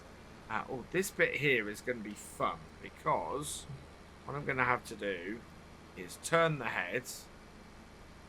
We will drop it down. Are we on it? We are on it. There we go. And then I want to turn it out a little bit like that. Get it out of our way as well, because we're going to want to go forwards and get that last tree. It's going to be a lot of fun actually getting the wheel loader in here to get these ones elected. But we'll see how we go. And yeah, actually, the head being at a slight angle is going to help us for this one as well. Down, cut. Yep. And then we'll pull it across a bit off the top of that stump and make it just easier to access overall. And maybe we won't have such a horrible time getting the wheel loader in here. Right, I think that's our last one done for now. So, oh great, yeah, getting the wheel loader in here is going to be fun. Back this out, and oh, maybe this won't cost us the extra money today if we can get it backed out and out of the way quick enough. I don't know though, we're getting fairly close, and I need to make sure it doesn't impact my wheel loader. Let's park it here, turn off the head, turn it off, and yeah, we've not been charged. That's good news. We can get more money in and then get charged. So I've had a thought about the container and the containers and the money we made and everything. And I'm kind of thinking that containers are great early game. If you've got a flatbed, a wheel loader, and a chainsaw, you know, you can cut 9-meter logs, you can load them into a container, and you can make money. And for early game, when you've got limited resources and limited equipment, I think that's really good. I think that's so powerful and so useful. Being able to make like 40, 50 grand, 30, 40 grand in one go with a container full of wood would just be so useful at that point. And you wouldn't have to have a logging trailer or anything. Just load up the container and away you go. I think at this point where we've got the sawmill and we're producing stuff and we're able to sell the stuff we produce, I think it's less useful to have the container. Maybe for quick money, if you're looking for, you know, you need to get some quick cash in, and you want to, well, it's still the cost of wood. So it doesn't earn you any more than if I just delivered a trailer of wood. And to be perfectly honest, we have not filled this yet. We still have a lot of space on here. And I've only got 2 trees worth of logs to pick up again. So I'm going to be cutting double the number of the trees that we've cut to fill this trailer. And yeah, we would have filled this trailer pretty much. Well, we did fill this trailer off about 5 trees. So yeah, I think this logging trailer also holds more too. So yeah, I don't think containers are something I'm going to be doing again massively soon. But as I said, I think they definitely have their place, and they definitely seem useful at certain points in the game. Whereas right now, I'm trying to get my log grab out. Yeah, but look at that. I reckon we're half full. And we've got 5 trees in here. The last couple of logs off this bit. Oh, that's the second time I've hit that stump. It's not a great position for coming out of that bit of woodland. But all in all, I think that's been a fairly successful day. We've cut down lots of trees. We've made a bit of money, so we're good for getting into the next day. But we are coming up to, well, the sun's beginning to set. It's winter. It gets dark early. We got this trailer about half filled. So I think what we'll do is we will continue to fill this trailer next time. Cut some more trees, thin that area out a little bit more, and go from there. It's looking Not too bad, actually. There are a few trees I think we could take around here. Clear out a little bit more. We've got some logs and things as well that I might try and get loaded up. The short offcuts from last time. It's March. The snow has melted, and we are going to be getting on with loading this trailer up and resupplying our sawmill today. To do that, I'm going to have to take down a few more trees. So I think we're going to take down that freestanding one there and probably this one here. Maybe one more. Might take this one here a bit.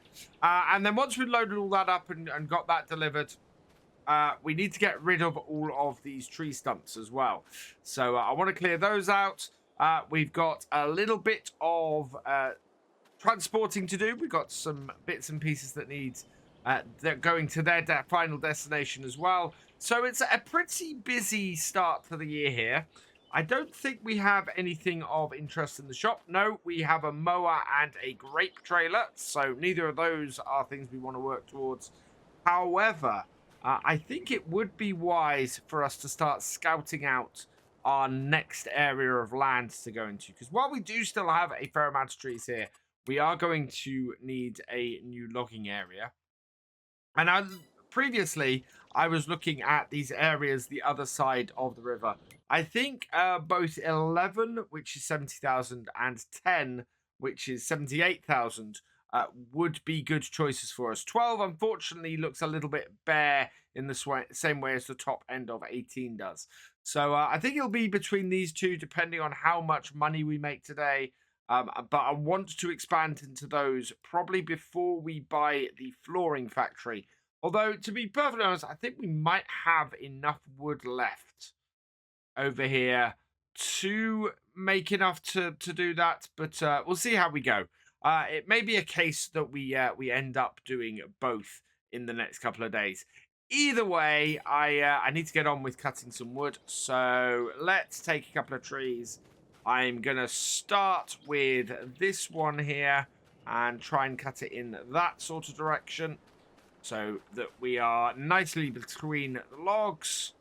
And then with that one cut, I think, yes, we'll take this one over here that I was talking about as well.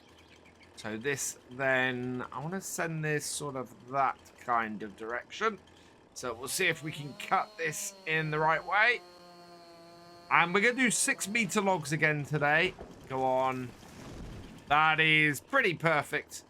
One more tree, I think. One more that's fairly easy for us to get to would actually be this one here. Yeah, we'll go with this one. So 3 more trees. These should all fit on our trailer and be fairly easy for us to do. I think there are 3 different types of trees. So there is that. Also, we have a few logs kicking around, so we'll get these loaded up today as well. But we've got to jump into this. Now, this is about to hit an hour. So we're expecting to suddenly have to pay a lot of money for this piece of kit. Let's lift this up. Open it up. There we go. Right. And lift. And now what I need to do, get these cut, and we can then get them loaded up and taken. So yeah, I'll get that done, and then we'll get them loaded up.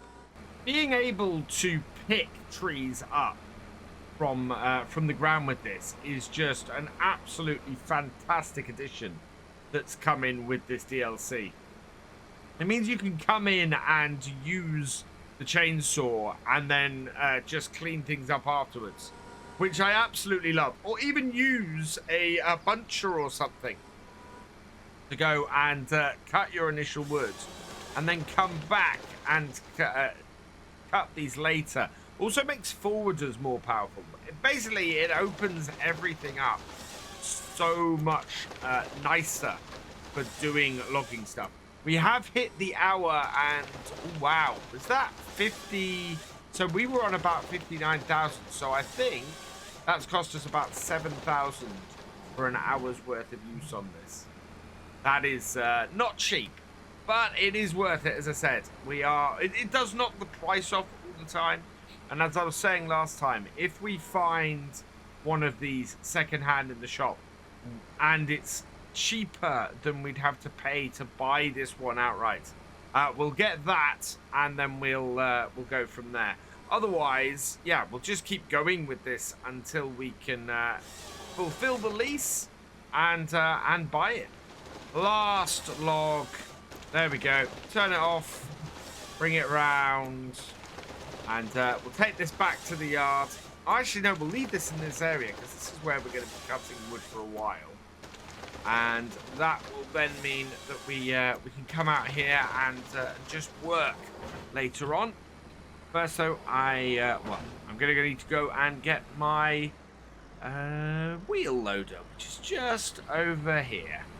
I think given the choice between getting the flooring factory and getting the getting another area today, I think I'm probably going to go for the flooring factory. Simply because it will give me the opportunity to keep moving our production for the roller coaster forwards. Allows us to keep building stuff. We know that we are going to need the furniture factory further along as well, because we've got to produce tables and chairs for the roller coaster as well. So it's yeah, the more we keep doing the factories, the more products we have to sell, the more money we'll make. And we will need more forestry area, of course, but we will more easily make money with the factories initially, and therefore be able to buy the forestry stuff or buy more forestry area. I'm gonna have to re-pick this up because it's gone way too far and slipped way too much. There we go. That's much more balanced. So let's get this onto here, and then we can keep going. Wow, we still have a lot of space on this trailer. I think we might actually have space for 2 more trees on this trailer. It's not filled quite as much from these as I'd expected. Don't hit the front of the... There we go. Oh, that was a bit of a careful maneuver. I think we'll put this on the back. And then we can push this rear log that's a little bit further out in. So, down, open. Somebody did tell me off in the comments for dropping logs onto the logging trailer in the last couple of videos. Which is fair enough. It's partly because I've been unable to get this in or position myself quite right to properly load, as you can see there from that. Wow, that's messy at the back. We did so much better when we did the logs up the top. Just lift that up and over. Right, that's got that onto the trailer, and now I just want to push this one on. But you can see there's plenty of space for 2 more trees on here. You can see on the mod hub a fantastic mod for pushing logs onto the logging trailers, which I just thought was a wonderful thing. It was a bit that fits in a grab, and you can just then use it to push logs on the back of the trailer. Yeah, which was utterly fantastic. What a really good idea. No idea how realistic or how much it exists in real life, but certainly is something to have in the game. It was a really great idea. Right, let's get this one picked up. And then I think we've got, yeah, 2 more logs over there. And I think there's 1 more hanging around here somewhere. Looking at how full our trailer is here, I think we probably have space for 1 more tree. Looking at this. Yeah. So which one am I going to take? I think we'll take this one, as it's quite near, and we'll take the one behind as well. So, cut this down here. Hope I've got my position right. Yep, nowhere near our truck. And this one here as well, I think. We'll take this too. Get that on the right angle. And into here. There we are. We might try some rock breaking today as well, actually. Or I might save that for next time, maybe. Both, I think that would be a really good thing to do. We've got plenty of rocks that we need to clear out of here. And I think we got somewhere... Well, if we can get some rocks together and break those, we can take those up to the ore mine when we're ready to go and do that. And get them into there. Now, this is going to be fun. Because I want to turn around here. We lift this up. And ideally, we want to push this tree across the road so that it will then cut here. And then we could possibly get both trees in the same pile. So, cut. No. In and cut. There we are. Like so. And yeah, that's going nice and free and easy across that road there. And then we can create a nice stack here, immediately pick up the next one and cut that into the pile as well. And there we go. That's both trees into the same pile without having to move. That's really good. That's really efficient. We'll turn off the head. And yeah, we've got another hour from this now before it charges us again. So we're going to make good use of it. I think buying the forks for my little skid steer was probably unwise, considering everything else for that is hired. I think we probably want to buy these, the attachment we've got at the front of here, the claw, the log grab on here at some point, because yeah, we own this class wheel loader, so we might as well own the implements for it as well. Bring this over here. This is where we get to see if this is going to go on this trailer. I'm not quite straight enough onto the trailer. Ideally, I want to be unloading in between that wide area there. It's absolutely perfect for our setup. Trouble is, we rarely manage to pick up the logs right in the middle. But it would, yeah, it would work really well for us to pick the logs up in the middle and then just unload it. Pull that off the top. Get it seated better. So just like that, carefully. Yep, and I'd call that fully loaded. So we'll load the next lot onto the back, and that should fully load up our trailer. Wow, managed to get quite a few logs onto this, although not overly well. One of them is going to slip out. Yep, there we go. And then I'm going to have to drive over it. Ooh, that wasn't great, but these will slip onto the back here quite nicely, I think, especially if we line ourselves up properly. Yeah, you can see what I mean about needing to be more careful about picking logs up in the middle. It will just go onto the trailer so much easier if I do that. Right, we've got that little log there and one other. There's a offcut. So there's a couple of offcuts down here. They're not going to make us much. But this one here and the one just a little bit further over, both of those should go onto here. Both of those are needed. And we can then go drop these off, and then we can come back and deal with these stumps, which obviously are getting in the way quite a bit. And if we're going to continue working in this area, I'm going to need removing, or we're just going to keep hitting them. One thing I do need to work out is where we need to take wood chips. The next big purchase for our truck is going to be a dump trailer. And we're going to want to load up all the wood chips that are down at the sawmill. But exactly where I can drop them off and make the most money, I don't know yet. There's definitely not the train. The train has no facility, as far as I can tell, to load up wood chips. Is there a back one? No. That's a really nice amount of wood. I am very pleased with that. It's also... I pushed some bits around with the head and everything, and yeah, that's come out really, really nicely.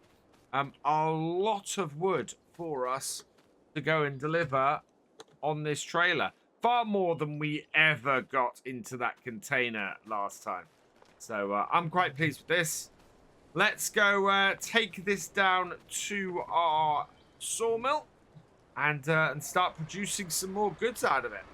There was a comment on the first video in this series in the last couple of days that basically said that they like the TLX Phoenix from the outside, but they think the interior is kind of ugly. Personally, I like it. I think it works. It's got a very rustic feel to it, the interior of this truck, and I quite enjoy it for that reason. It tends to fit in well on maps like this for me. Because of the way it is.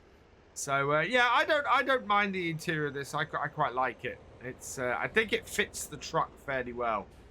This is not designed to be a modern truck. This is not something that is yeah is designed that way from the looks of it to me. I haven't spoken actually to 82 Squared and found out if that was the case when he was designing this. But to me, yeah, this feels like an older truck, and as a result, the interior kind of matches that for me. The other comment that I know that's relevant, really relevant for today, is that I don't need to back quite so far into the pool. So what the comment said was I only need to back in as far as the hitch in order to get these to unload. So we're going to try that, and we're going to see if we can unload all of these. It has started unloading them, so yeah. Only as far as the hitch. We'll pull out to about there then, and see if these trailers empty. We'll undo all the straps and let it unload. For now, we're creating planks. We're creating long planks, wood beams, and prefab walls. Prefab walls we are selling to Elm Creek at the moment, with no use for them on here. Although we may see if we can get into some shipbuilding once we get the metal work going. Once we get to creating the metal rolls. For now, though, I just need to get this unloaded. So I was saying earlier, one thing that this place does produce is wood chips into here. We found this last time, and if we wait for a minute, there we go, out of the spout. So yeah, it doesn't take very long. What I'm thinking though is if we go into productions, and I don't think, yeah, wood chips as an output. No, if I go storing, so basically it will keep outputting to here until this is full. I don't know how many. The trouble I've got is I don't know how many liters of wood chips I've got here at the moment. I basically want to fill our dump trailer when we do, and the dump trailer I want to get and that we'll be working towards. Well, in fact, that we'll probably grab. There's this side dump trailer which is quite cool. I like this a lot, and that would work quite well for on here. 54,000. Least cost would be 2,700. But the one we've grabbed is either the Random Dumper, which I think is an American brand, so this would be quite good. Yeah, it can get in an American configuration, so that would be perfect. 76,000. To lease that would be 3,800. So yeah, this would be pretty good. 85 tons of this weight takes 60,000 liters. So yeah, I think that's the one I want to go for, and that should do us fairly well. Done with everything. The other one is the scissors trailer, which I've had before. This only has 42,000 liter capacity. So yeah, I think I want to look at the Random and see if we can get that to do both this and the ore. I do love the animation of this and how this all unloads. It's absolutely brilliant with these logs going into the sawmill. It works just absolutely wonderfully as they disappear up here. Because you can get up here, actually, you can walk around most of this sawmill. You can go inside the sawmill. Ah, okay. I thought you might be able to see some stuff inside, but no, it's a fairly closed system. As I said before, people have said to me, oh, there's place stuff that gets dropped out inside. Are these? Oh, this is what people are talking about. So this is the end of the conveyors, and you do get products appearing here. That's actually pretty awesome. I really, really like that. So yeah, stuff does come into here. So whoever was putting into the comments, oh, don't forget the stuff in the shed. Yeah, there's stuff in the shed. So next time we load that lot up, we need to remember there's stuff in the shed that needs loading up too. Looks like this is still loading stuff. We do have a bit of floaty log syndrome. So I'm intrigued to see if these will now load off. Yep, and they are. Although you do need to jump into the truck every so often just so that they drop down and drop back into the trigger to take these on here and load them up. Because it's loading from the bottom and because it's not the these aren't wholly in the trigger because of where we're parked, it can cause issues if you're not careful. The last of the wood is unloading, just a single log to go. There we are. So yeah, you don't need to back too far into the water. I was going a bit far, being overcautious before. How much have we got in here? We now have 42,000 litres of wood. Fantastic. Yeah, and that is far more wood than we got in that container last time. We only had... I can't remember exactly how much it was, but it only made about 42,000 with a 1,200 sell price. So it was definitely less than we've carried on this trailer. We've not got a lot of productions yet, so nothing to really pick up today. What we need to do then is head back to the logging camp and sort this out. Back down to our logging camp. We'll park this here. I need to start actually sorting this ground out at some point. But what we need to do today is grab our mulcher and get the land here sorted. I want to see. We don't have any actual rocks in our immediate area of our logging camp. What we do have is some rocks elsewhere on our land and on our area, and it's going to become necessary to clear those out as we expand. I think we're going to probably build our own little empire around here, somewhere where we can go off into the wilds of the map a bit more and make a whole load more money from cutting more dense areas of trees. I can see lots of trees in the distance that we can go and cut and add to our income. First, though, we have these pretty pernicious, if that's the right word, stumps that need getting rid of. So we'll go and do this. Makes it so easy, this mulcher. Works so well. Ooh. Don't want to mark the ground too much. Yeah, here's a rock formation. So we could conceivably get rid of that as well.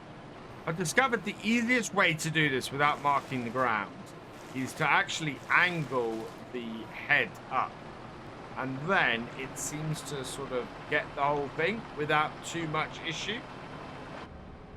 There should be a couple more around the back here. I think we pulled one out of here, didn't we? Hunt the stump. Where's the stump gone?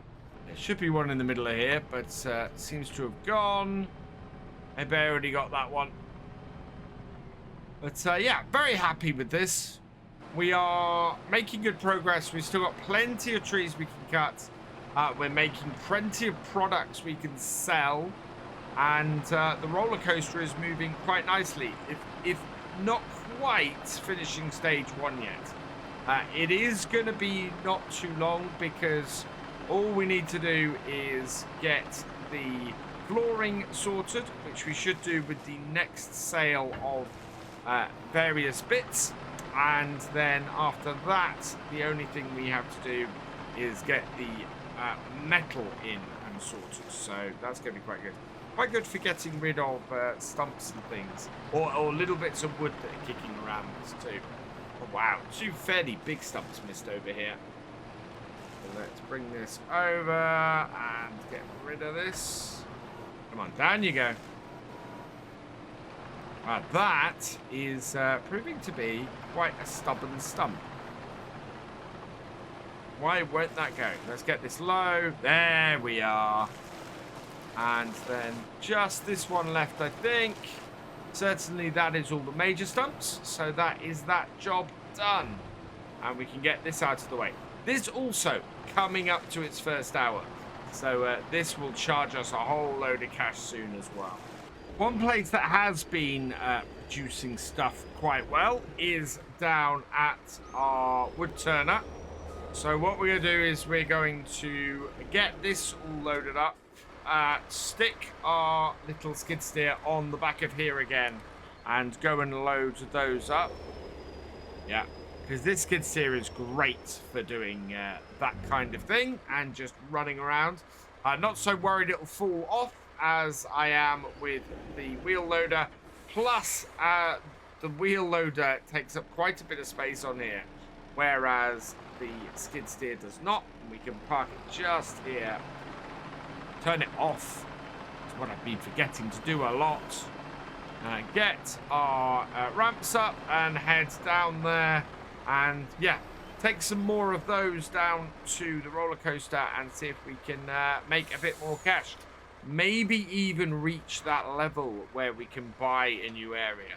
Although, as I said, I think I'd rather save the cash a little bit longer and get the flooring factory first. So once again, we're going to stop the traffic along here while we load this up. Although there is a parking area to the side. So if we pull in to here, this should work fairly well as a parking area for us to then be able to load stuff up. And not cause any trouble for the traffic. Bring our ramps out. Stop our skid steer. And this area is actually, at the moment, full. And we've got quite a lot stored here as well. So I'm expecting to make quite a bit from these railings today. I don't know how much more our actual roller coaster is going to need, but we will check that out just before we drop these off, because I'm willing to bet that there's actually a really good price for them elsewhere. Where's our railings? There we go, staircase railings. So Elm Creek will pay 1,269 for them. The roller coaster is actually the worst price at the moment. So if anything, the excess I want to get up to our sawmill ready for when we do a big sell-off next time. Because we will get an extra £400 per pallet off them, which is that's quite an amount to leave behind. It's like a fifth of their value. So yeah, we want to try and avoid that if I can. So we'll load as many of these onto here now, I think, as possible, and see where the best place for us to make bank with them is. So there we go. That's the last one on. Let's get up to here. Wow, these it doesn't hold much in here, this actually. So we've got 583 liters storing. It looks like it only stores then about 4,000 liters actually inside it, which is yeah, very interesting, because it means that we don't get a huge amount out of here at any given point. Let's go and see what our roller coaster needs. Our roller coaster is going to need extra railings beyond stage 1. But there's not much point in putting it in there if it's not the best price. So it may be that we go and take all of this and just hang around with it back at our logging camp until tomorrow. When, yeah, I think we're probably going to end up doing another sell-off to the... Come on, hold in, please. There we go. Another sell-off to the Elm Creek, or to Elm Creek, and make some more cash. First, though, I want to go and see whether this is actually needed. I don't think it is. I think we're going to get down to the roller coaster and find that this is not a needed set of stuff. So pulling in to the roller coaster here. Let's have a look and just see if see what is needed. So required materials for next step, yeah, is 480 liters of metal and 200 liters of floor tiles. Yeah, I'm not selling these rails here if we don't need to. Wow, that is such a small amount for stage 1 that we need to get in order to complete it. And we got to spend 290,000, I think it is. It's 180,000 plus 110,000 in order to do that. Yeah, I think we'll sell these to Elm Creek. We'll make a huge amount of money, and we'll see where we go. But yeah, flooring is going to be the next thing, and we've got about we're going to need to double our money before we can do it. In the meantime, we will park this up back at our logging camp. We'll park this just over here. It's gone 20 past 5, so that's a fairly good place to end for today. I am, again, pleased. Our progress is good. We've got products to sell. We've got money to make. With 12... so how many thousand liters we got here? 7,000 liters. Oh, these are only 1,000 liter pallets. So 7... it's going to be a fair amount. I think 7,000. It's going to be 7,000 plus 2 times that. So that is going to be 8,000. 8,400. We should get for all of these, plus all the stuff that we are currently building up at the sawmill. So it's all good. We are looking at making a good amount of cash next time. We might take the wheel loader up there simply because those prefabs are pretty heavy, as we discovered last time. Today, we are going to head up to the rail station again. I want to get to the point now where we can get either the flooring factory or the iron furnace. We're going to see how much money we make today. We've got 49,000 in the bank. We have all of these staircase railings on the back of the trailer here, which we can get sold and make some money from those. We also have a lot of stuff up at the sawmill that we can sell to. So we're going to, like we have been doing, load up the train to do this and to make the most money from that way. So, yeah, back over to here.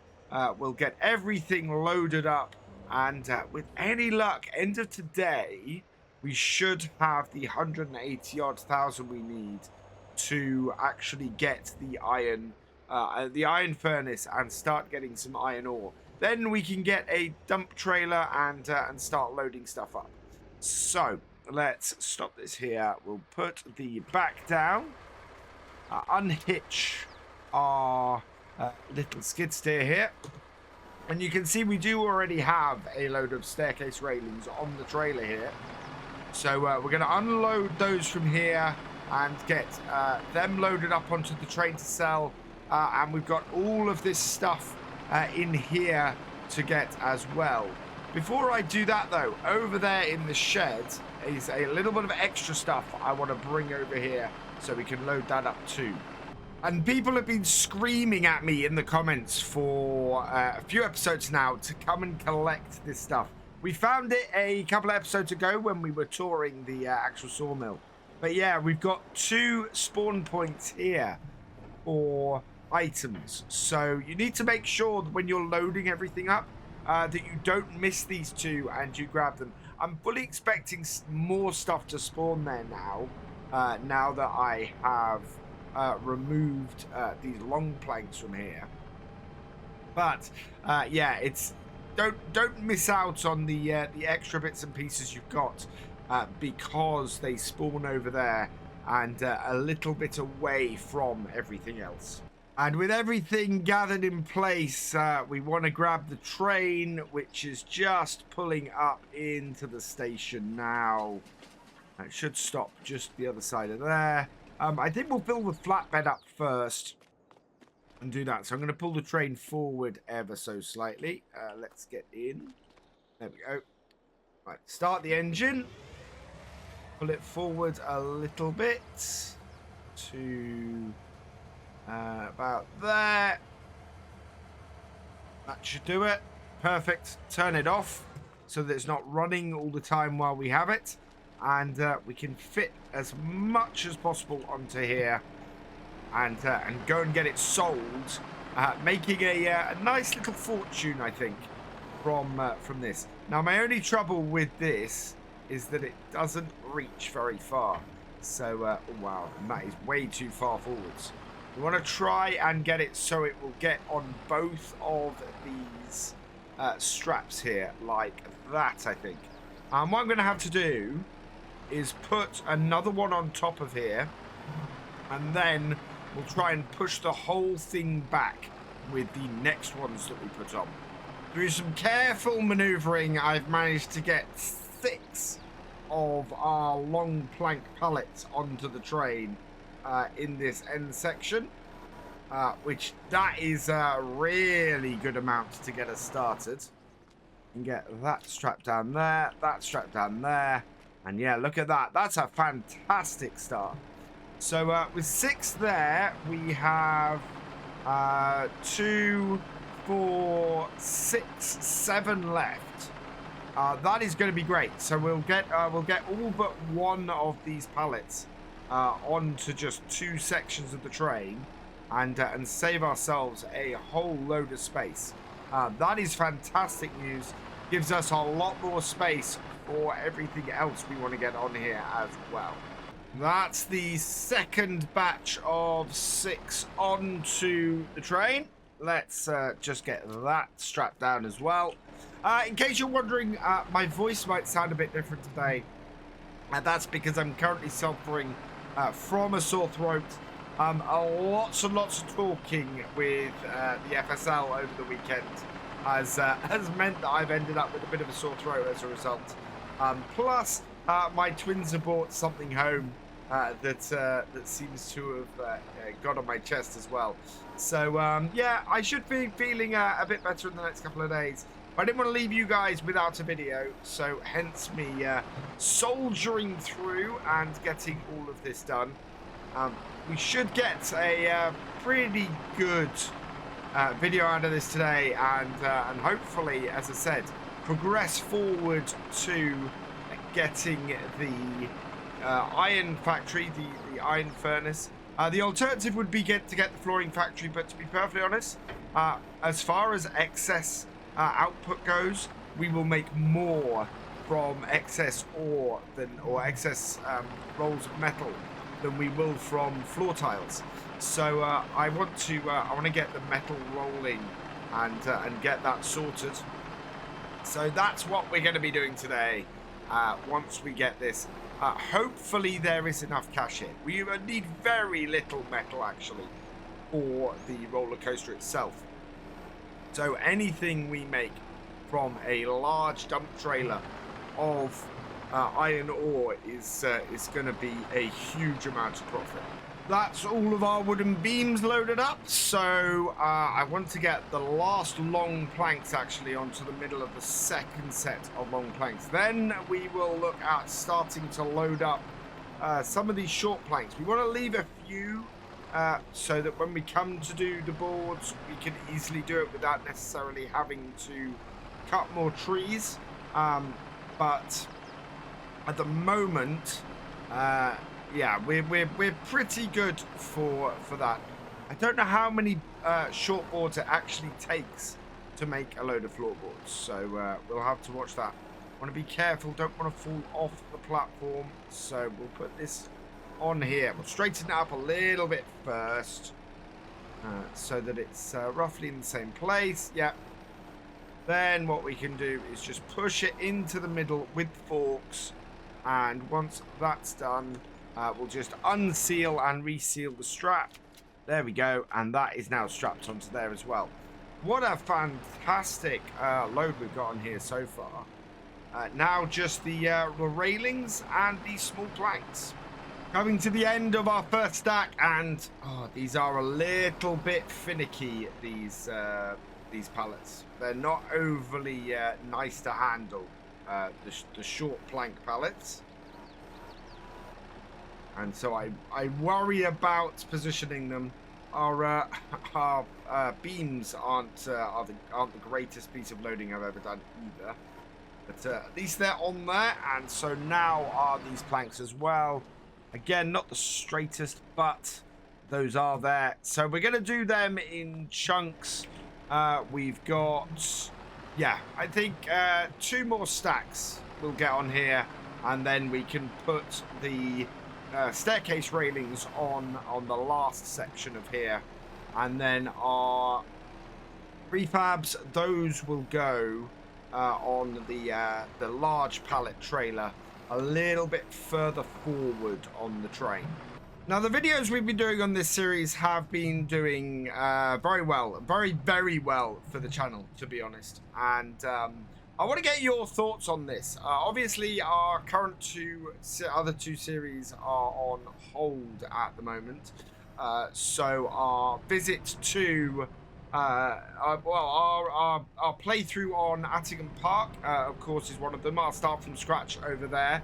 And the other being our American survival over on Spruce Mountain Farm. I do plan... Oh, wow, what happened there? I do plan to continue both those series and want to continue both those series. Let me know in the comments, though, because I'm very much thinking at the moment, while this series is doing well here on the channel, that we might continue this for a bit longer and then return to those series maybe at the beginning of next month. Or if you'd like to see a return to those series a little bit earlier, let us know. I'm really, really interested. I do notice with great interest that yesterday's map first look on New Park Farm didn't do anywhere near as well as some of the videos on this map have been doing. So I am intrigued by your feedback. As always, feedback is very, very welcome. Let us know down in the comments below. And also, you know, pop over to those series. Let us know in the comments for those series as well if you want to see more. If you are new to the channel, go and check them out. Let me know what you think. I am intrigued. And of course, if we see a boost on the viewing figures for the older videos for those series, then that is a huge encouragement for me to return to those a lot sooner. There we are, the final stack of short planks that we are sending in this load. We are going to keep hold of one pallet of them, as I said, to create some floorboards when we eventually get to that. In fact, we've got 2 of them now because it's produced another one. And in fact, we also have, you can see over there in the shed, a whole load more of the long planks and the wooden bars, the wooden beams are there as well. So next thing I need to do is we've got to load these 3 up onto the next section of the trailer. And actually, in fact, before we move it, we need to get these loaded up as well, and get them on there to get those sold too. There we are. That is the staircase railings all loaded up. Just just our slats at the top. In fact, wow. Yeah, we have a whole load of wood still coming out from the sawmill. It is still producing stuff. So I might go and grab a few more bits. In fact, yeah, we do have 2 more sets of long planks and a set of wooden bars that I can put in here. Wooden beams that we can put on here. So, yeah, let's go grab those and get them loaded up as well. The last bit of the extra planks, just get them squeezed onto here. Like that. Happy with that. Strap those down. Right, let's move the train back a little bit so that we can access this section here and get our 3 prefabs loaded up as well. There we are. That is moved into position now. Let's get the prefabs loaded up. One thing we can't sell from on here, of course, is the wood chips. There's no... Well, we can sell them. We just can't sell them to can't sell them on the train. So those are at some point going to have to be sold. There's not a massive amount of them at the moment. We haven't delivered a lot of really small logs. Oh, I don't know what I've hit. I've hit the post, that's what. Right, let's see if we can... visibility with this on the front is awful. So, yeah, much easier to do it third person like this and get them loaded up. But 3 of these is going to be worth quite a bit of cash. We've got so much stocked on this trailer. This is going to be our best payday yet, I think. If we get the 180 we need for the iron ore furnace, we are going to be quids in. So let's move this out of the way, park it up. We have a few short planks left, but that's fine. In fact, let's park this back on our truck, ready to transport it back to our logging camp. And then we will get the train on the way, see how much we actually get for this lot, and see whether we're going to be able to place an iron ore factory or an iron furnace, sorry, and get that all started. I am going to be very excited if that's the case, because that's going to be a big move forwards for us, and another massive source of income come a couple of videos time. So into the train, let's go and see how much we're gonna make for 3,000 liters of prefab, 7,000 liters of railings, 15,000 liters of longboards, 7,000 liters of wooden beams, and 18,000 liters of shortboards. Here we go. How much are we gonna make for all of this? And is it all gonna fly off as we go?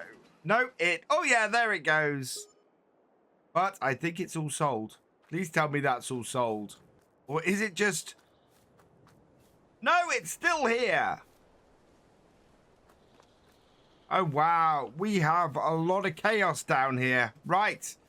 I'm going to have to get the train back and get this loaded up and get this sold as well. That's really annoying. 140,000 though is where we are. So that's 90,000 of what did actually sell.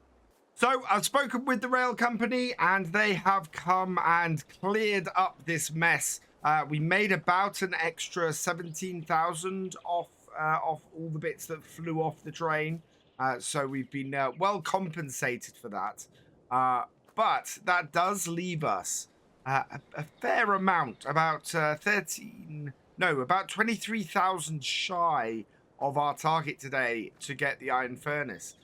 We just can't buy it, which is going to leave us with a couple of choices to make. Yeah, really, this is going to be down to you guys. Now, our 3 choices are... basically, to purchase some more land. We can purchase that area over the river there, the area just the other side of the bridge there, or possibly over the other side of the road there. So that would be areas 11, 10, or 19. So 11 is 70,000, 10 is 78,000, and 19 is 79,000. So, yeah, and give us plenty more wood to play with. But, of course, diminishing our income, the amount we've got by 70-odd thousand or 80-odd thousand. Our second choice is to cut some more trees down from the area we have here. We have more than enough trees to get them into the sawmill, create some more productions, create some more output, and make up this 23,000 gap in order to get the iron furnace up and running. So yeah, we could just keep with our current area and do that. Or finally, we could come down and purchase this here. This is the flooring factory. Its cost is 110,000. So yeah, we would then be we'd be down to just 47,000. We've made enough money today to buy this outright, just in what we made today. So yeah, those really are the three choices we've got. What I need you guys to do is let me know in the comments below, which should we go for? Should we go and make some flooring and maybe sell some of that off? Should we just continue cutting the trees in our own area and get a few more products out the sawmill to make up that 180,000? Or should we go and expand our logging operation into another area? After last time, when I asked you guys what should we do, where should we go from here, and how should we do things, overwhelmingly everybody went, get the iron ore, get the iron furnace, and get the metal running. It'll bring you in a whole load of money, and do it that way. So we are basically going to sell a few trees, a few logs today, and make a bit of cash.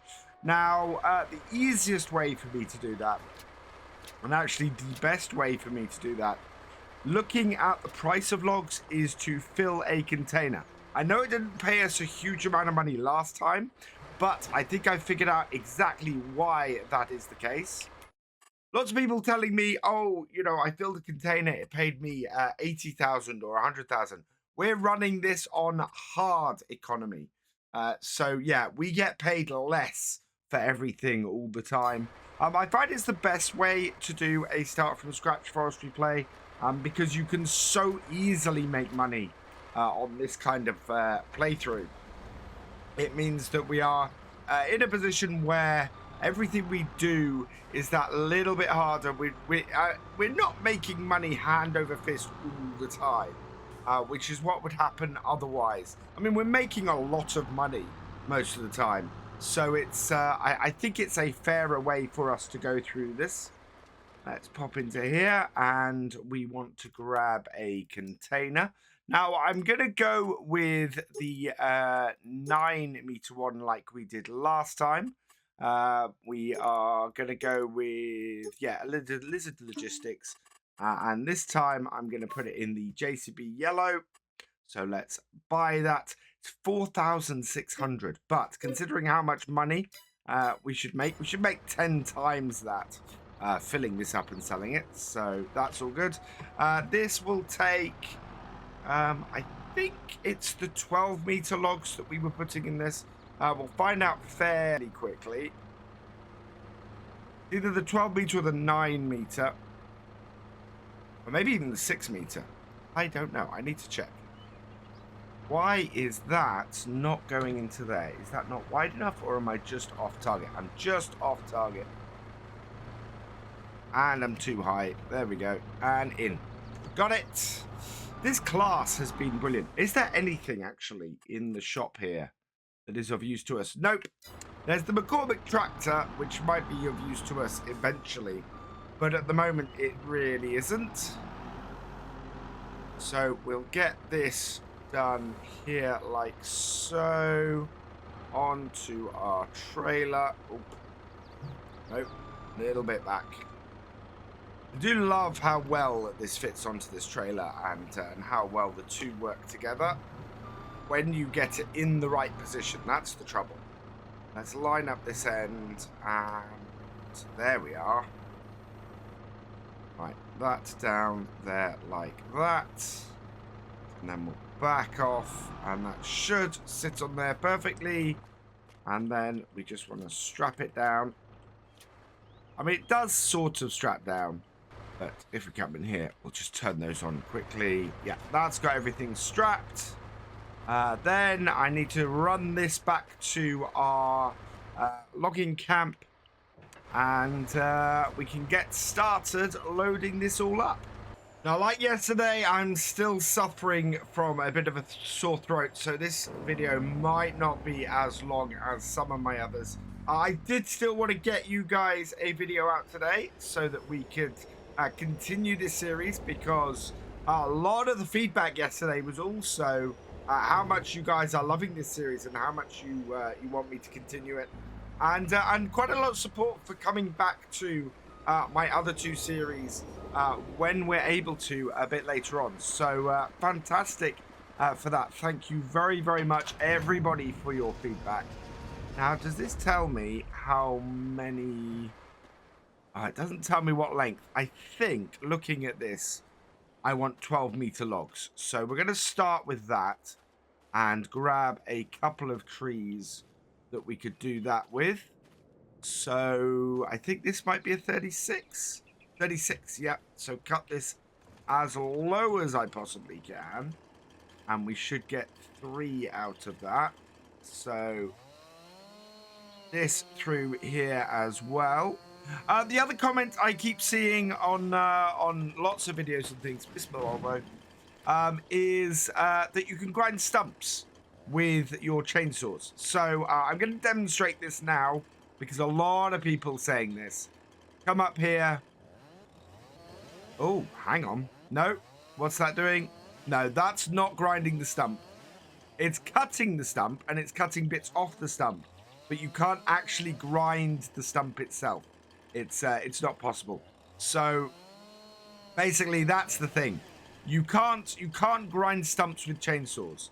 To clear things up, that is something you can do with the lumberjack mod. So if you want to be able to grind stumps with a chainsaw, that is how you do it. Grab the lumberjack mod, and you can do it that way.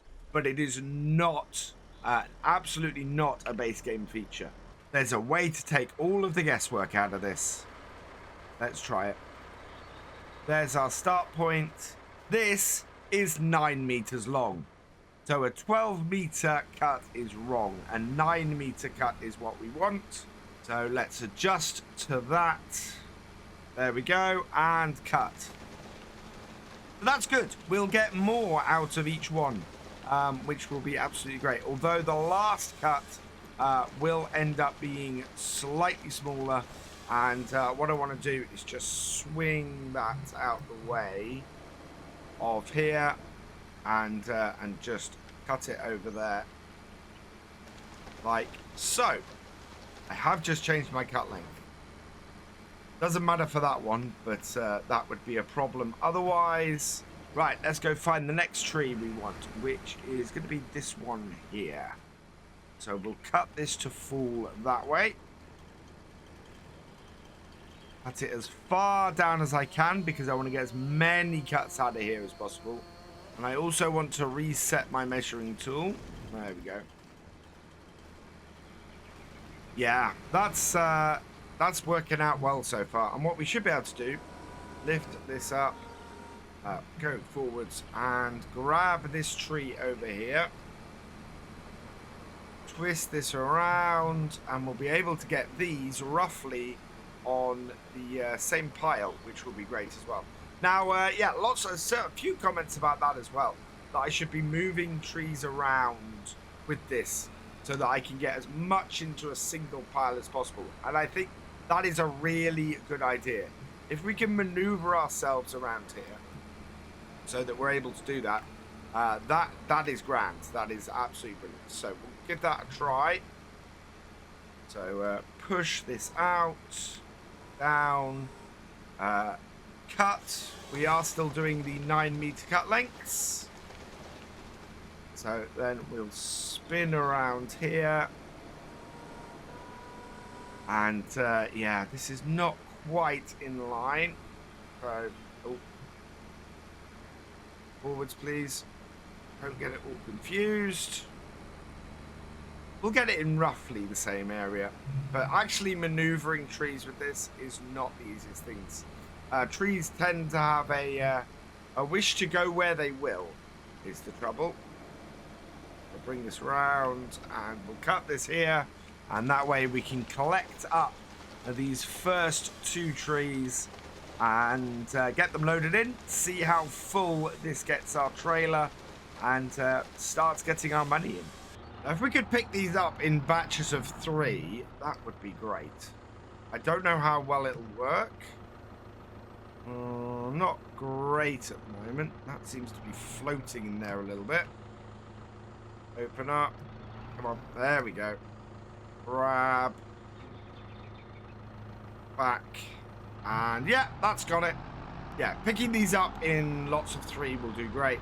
It's a pity we haven't got them all stacked in the same place, but thankfully we're not putting them onto a trailer. We're putting them into here. So as long as we get the end in. Wow, that put a fair amount of wood in there straight off the bat. And then just reposition these 2 and get them in there as well. So, no, back it off. Out and in. And then in with the last one as well. Perfect. So that looks like it's done maybe 20% off one tree. Yep, exactly 20% off one tree. So we're going to need 5 trees of about that length in order to fill this container. 3 more long pole pines cut. One there. I think we've got another one here, running through here. And then, yeah, you can see it here. And then one more up the top here somewhere. I think that might be it, actually. So, yeah, we need to go and get them chopped down to smaller amounts. So, we'll jump back in here. We're only at 1.1 hours on this at the moment. So, we're fairly good. It's just going to be getting these trees out of here. But these should finish this job off rather nicely. And, yeah, maybe by midday we'll have enough money to go and purchase the ironworks and get ourselves set up. So let's get this picked up, and then I can maneuver it out the way. We should be all right. Yeah, missing our wheel loader. Pick it up, drive forwards, spin it around, and so yeah, we can move them around like this. Hopefully that's not too big, that stump we've got there, and position things so that they are easier to load up. The other thing people have said is why don't I just drive up to here like this and cut them straight into the trailer. Personally, I find that really, really unrealistic. The idea of just cutting them straight into the trailer is not something I'm interested in. So we'll cut them near to the trailer like this and hopefully not hit it. But yeah, I don't want to load them directly into the trailer from my harvester here. To me, that just feels so unrealistic as to not match really anything that I normally do in a series like this. So yeah, we'll get it close and we'll move stuff around, but I'm not looking to do that kind of thing. Last log, or the last tree, is over here, quite a way away from our other stuff. So we want to maneuver ourselves here, grab that, and then I think I'm going to have to try and pull this back around this way and sort of go the long way round. So it's currently in the middle of the trees there. Oh, this is not going to be the easiest of pulls to do. In fact, you can see there that it's just going to get stuck on that tree. So yeah, going to be a much, much longer proposition to drag this back to where we need it. But should be able to do it. It's not looking like too much hassle to navigate our way out of here and get it back to where it's going to be easier to load it up. And I'm not quite going to get to place this where I want, so we'll cut it here instead, and it'll be easily accessible still to our wheel loader. Second cut done, and third cut done. There we go. Nicely loaded up. And I'm just going to drive this out of the way now and dump this last little bit. We need to probably wood chip these last few bits, and they're not worth a huge amount to us. Yeah, they're not small. It's 7.5 meters, and yeah, we're getting about 7.5 to 8 meters off them. They're not big enough to go into the container, so they won't make us any money from that. But I suppose they could go into the sawmill and earn us some money that way, maybe. But I'm not worried about them today, and we'll do a little bit more cleanup with them later on. Let's get these into here. And we are... Nope, that's not going to work. But we've now got that under the first one. It's getting that hook at the front under. If you can do that, and then get the whole thing round, then you're not doing too badly, actually. It's getting that first bit. Come on. Nope. There we go. There we are. All three picked up at once. And now we just need to back it up. Not hit it on the container. But just pull it round far enough that the tips go in. And when we get this into that position, we'll then be able to load it in like so. And there's one more. Oh, it's just swung the wrong way slightly. There we go. Right, 2 more trees to go. We're almost there. Just grabbing this last set. You can see the trailer is looking pretty full at this point. Or the container is looking pretty full. Just need to get these 3 into here. And my ability to pick up logs is definitely improving. Multiple logs a while ago like this would just not have been something I could do. Now, I'm seemingly able to do it on a fairly regular basis, which makes me very, very happy. Right, last one in. There we go. That must be, at this point, a full, if not nearly full container. In fact, yes, 33,000 litres. Let's close that up then. We'll move, well, we'll go and put this away. And yeah, this should now be enough money for us to get our ore mining set up, which is fantastic news.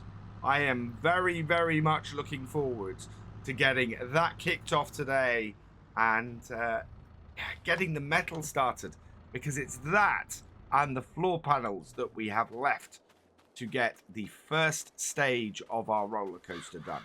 So we're expecting £1,210 per 1,000 litres off this. We got 33,000 litres.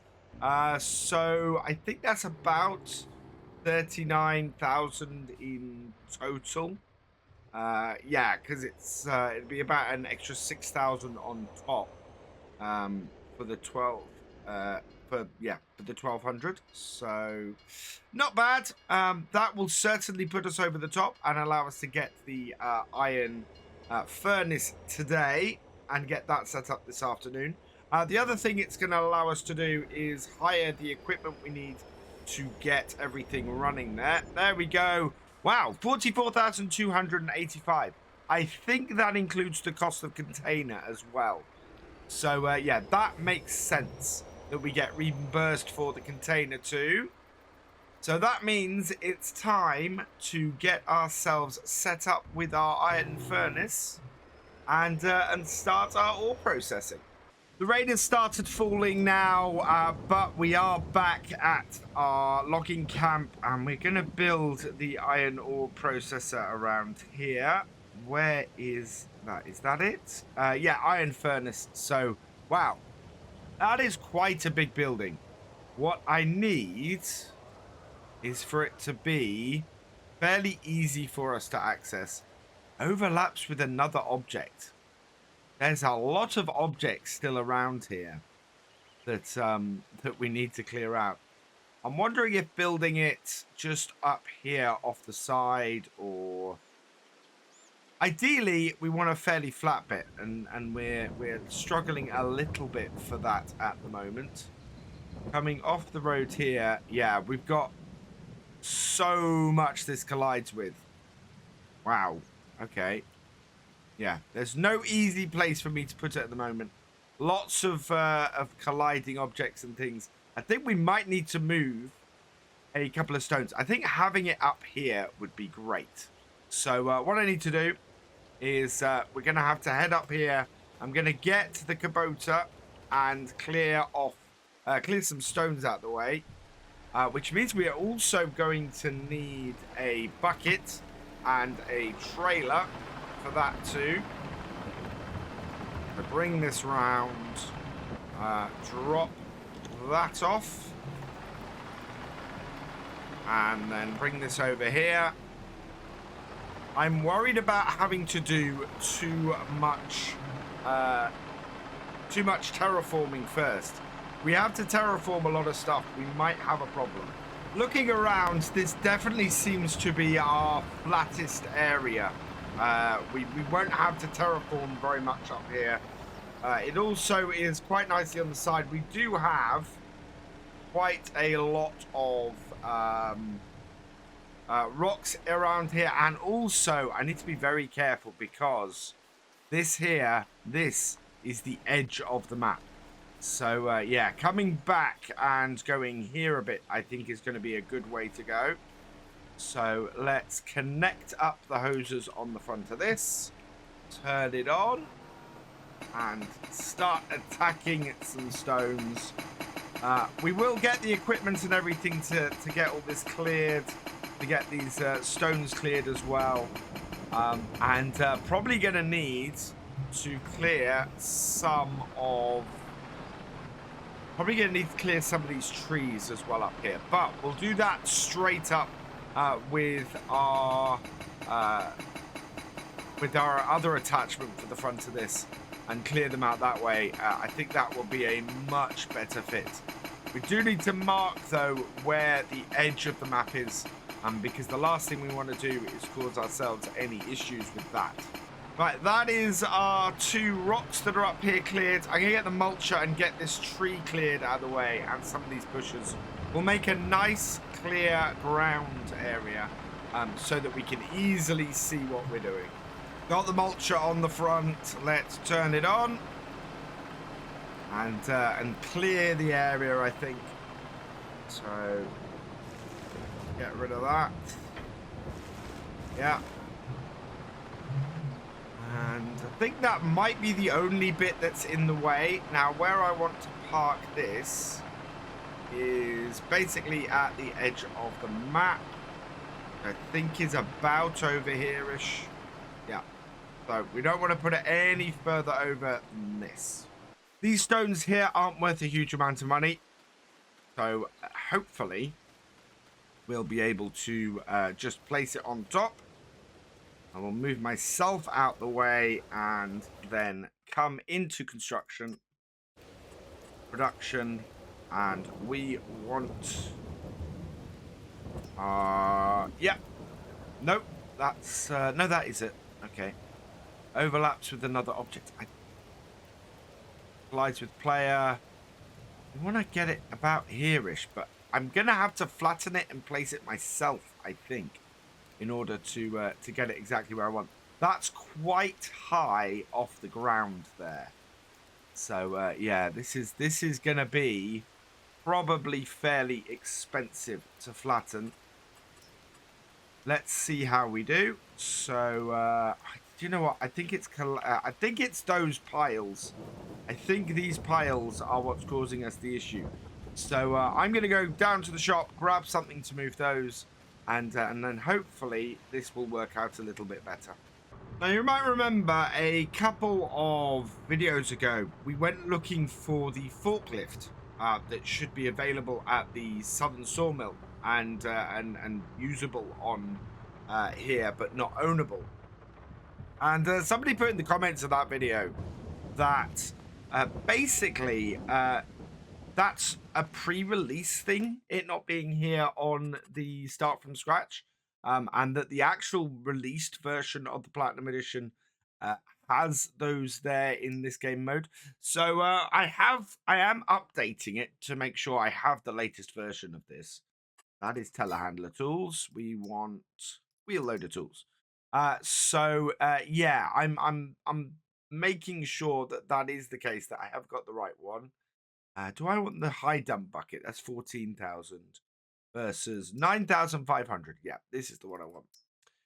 Hopefully this is going to fit on my class. We're going to lease this for 484. Good. So it may be that, yeah, on the release version it is there, but certainly on my version here, that's not there. I'm not even sure we have. We head up here. Yeah, so we got a lot of ore up here at the mine. We don't have the Volvo wheel loader or the Volvo dumper up here either. So yeah, none of those are here on my version from start from scratch. But back to here, this is why we need to buy this. I mean, we could have loaded the dumper up with ore and brought it down if it'd been there. But A, it's not there, and B, that dumper is incredibly slow. So we're going to do this ourselves. We've got the bucket that we need now. And nicely, this Volvo bucket is a little bit cheaper. And we're going to go and try and clear these stones up first. We can then transport those up to the mine in the bucket for this, because we want to take this and a dump trailer up to the ore mine once we've got our iron furnace finished, and yeah, load up as much iron ore as we can to get it processed. So let's get these 2 piles of stones collected up, just in case they're in the way. There's one. Wow, actually 12 and well, nearly 1300 liters there. So we should get 2,400 liters off of both of these. I think I'll do this uphill, because at the moment those are not wanting to go into there. There's actually more in this second load of stones, which is interesting. There we go. And I'm hoping that this is going to be a big enough bucket to get all of these. No, it isn't. Wow. Okay, we'll go and we'll nip across, go and place these just down here in our on our side of the stream. Thankfully, this is not a huge stream, and our equipment can work its way across it. But that is far more rocks than I thought we were going to get off those two sets of broken up rocks that we've done. This really is a nice large area that we have got that we can place this in. So yeah, I'm hoping that we are clear enough now that we should be able to get this placed.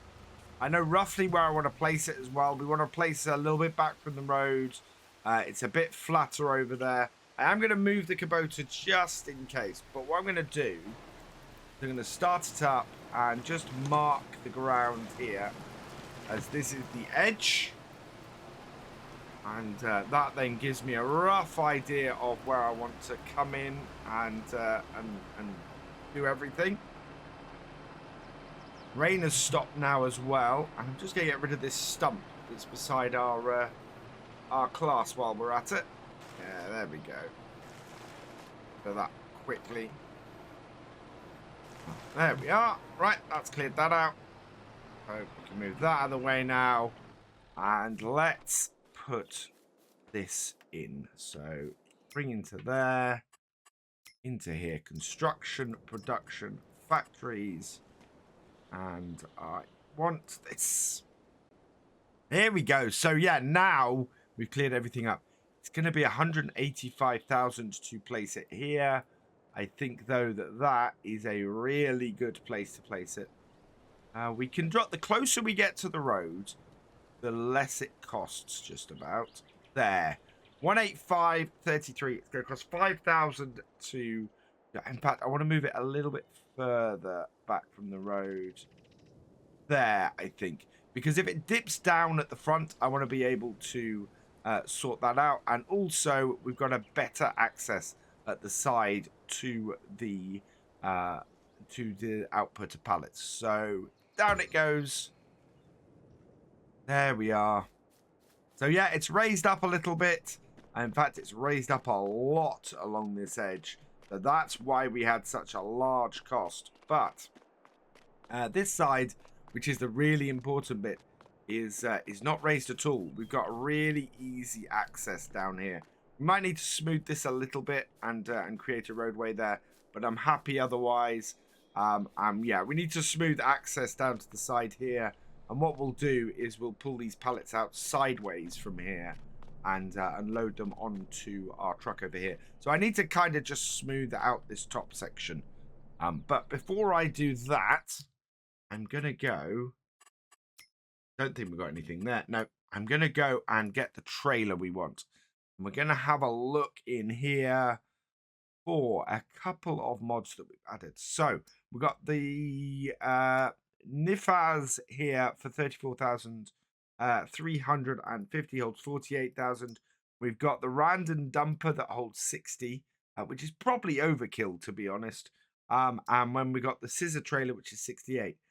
Because I want to try and keep my costs down, we're going to go with this one. Design color.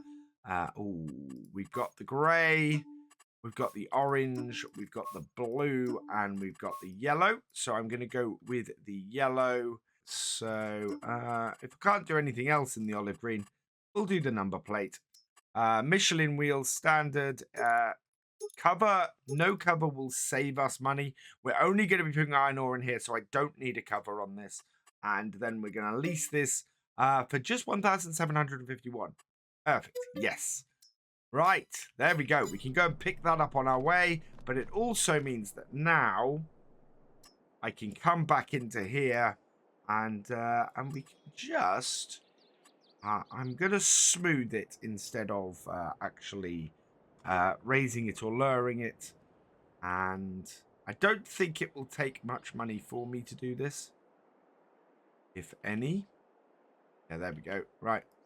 So smooth all this out here. It's not costing a massive amount of money. That's good news. I want to smooth down the edge here. That will cost a lot of money.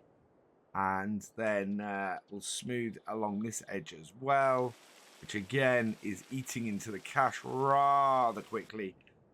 But does make everything just that little bit nicer. So yeah, this is weird. Right, we are good to go here. Let's head down to our... Or actually, no, I know what I want to do. I do want to give us a good roadway in. So we want gravel, I think. And enlarge that. And change the shape. Yeah, there we go. Have a nice gravel road up to the entrance there. Take it down slightly and just feed it round and in like that. And then similarly, we're going to want a bit of a loading area off the front here too, where we can easily get our truck in and just get that filled up like so. There we go. Right. That is a good gravel section up to there. Good gravel section down to there. And yeah, my smoothing here has not done me any favors, to be honest. So yeah, I've fixed that a little bit. Not great, but it'll do. We've got it placed. Let's go fill up. Oh, in fact, yeah, I think that is probably, as it's 5 p.m., a good place for us to finish today. So what we're going to do is next time we'll be collecting up our dumper trailer and taking our class wheel loader up to the ore mine, getting the trailer filled up and get the ore processing. We have achieved a lot today. I'm really, really pleased with our progress, and it's only going to continue. Today, we're headed up to the ore mine. We're going to fill up the dump trailer we picked up last time with iron ore. You might notice we've got 3,302 litres of stone in the back here. This is the stone that we broke up last time. So we've got that up here. The stone crusher is up here. We can actually sell this off and make a little bit of money from it. So we're going to need to do that, in fact, because we are minus £215 at the moment. So we need to clear that off and make sure we got a little bit of money in to actually do some processing. I'm expecting that this will give us enough to actually do some of that. At least enough to get us some metal to sell to the roller coaster. So let's tip this here and see if that works. Up it goes, in it goes, and oh, it's not quite enough. Wow, that was only £162. I was hoping that 3,000 litres was going to give us a bit more than that. So we should have a little bit of materials and things we can sell. So I'm not too worried about that. We should be all right. What we do need to do, though, is get this very large pile of iron ore here. We need to load this up into our dump trailer. This should fill the dump trailer with any luck. And then we will be able to get all of this over to our iron furnace and start that processing. And, well, we're going to have to sell a little bit of something in order to get that processing. But as soon as that goes, we will be in a position where we can start making some money back. And yeah, we're going to make a lot of rolls of metal off here. And as a result, a lot of money. Lots of people, while they're loading this up and doing this up here, have been setting up belt systems. In fact, when we were doing the live stream with Simulation for the Nation and Gamer Dragon, that's exactly how we loaded it up here. We got a couple of conveyor belts, stuck a trailer underneath, and got that done. We've got a great demand at the container warehouse. A day after we delivered a container there, I'm guessing that is for wood. That must be for wood. Yeah, let's have a look here. Yep, there we go. 1,422. So that's £200 per 1,000 litres more than we were getting paid for that yesterday. That is always the way it goes. And, of course, would have kept us out of the red today. But never mind. We will find a way to get out of the red. We've probably got a couple of bits of production kicking around that we could just take down and sell off quickly. So I'm not too worried. We only need a little bit. And once we get the metal production running, we won't have any more money trouble because we are going to be able to produce so many metal rolls from this.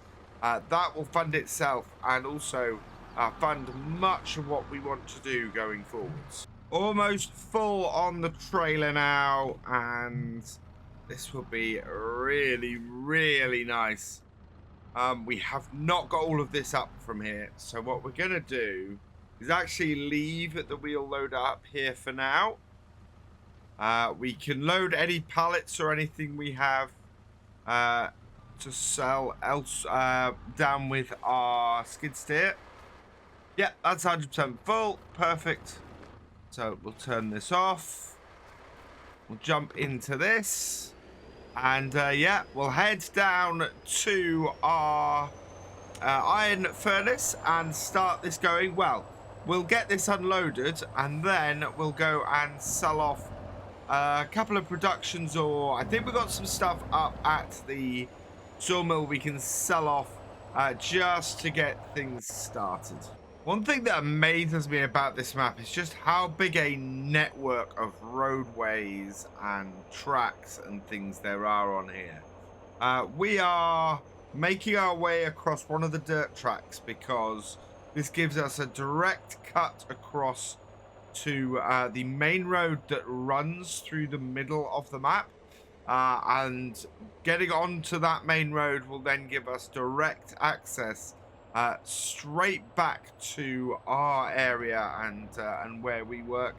The bridges over some of the roadways and things here, though, are amazing, especially once you get up into this sort of height in the map. You get a really good sense of elevation, as to how high this part of the map is, which I suppose is what elevation is, but you know what I mean. It's kind of incredible. And if I pop out of cab as we come up here and up to this main roadway, you can see just sort of coming out this bridge over this massive ravine. It goes across here like that, and that is just immense. I absolutely love that. Oh, we've managed to put it in neutral as we go across, but look at that.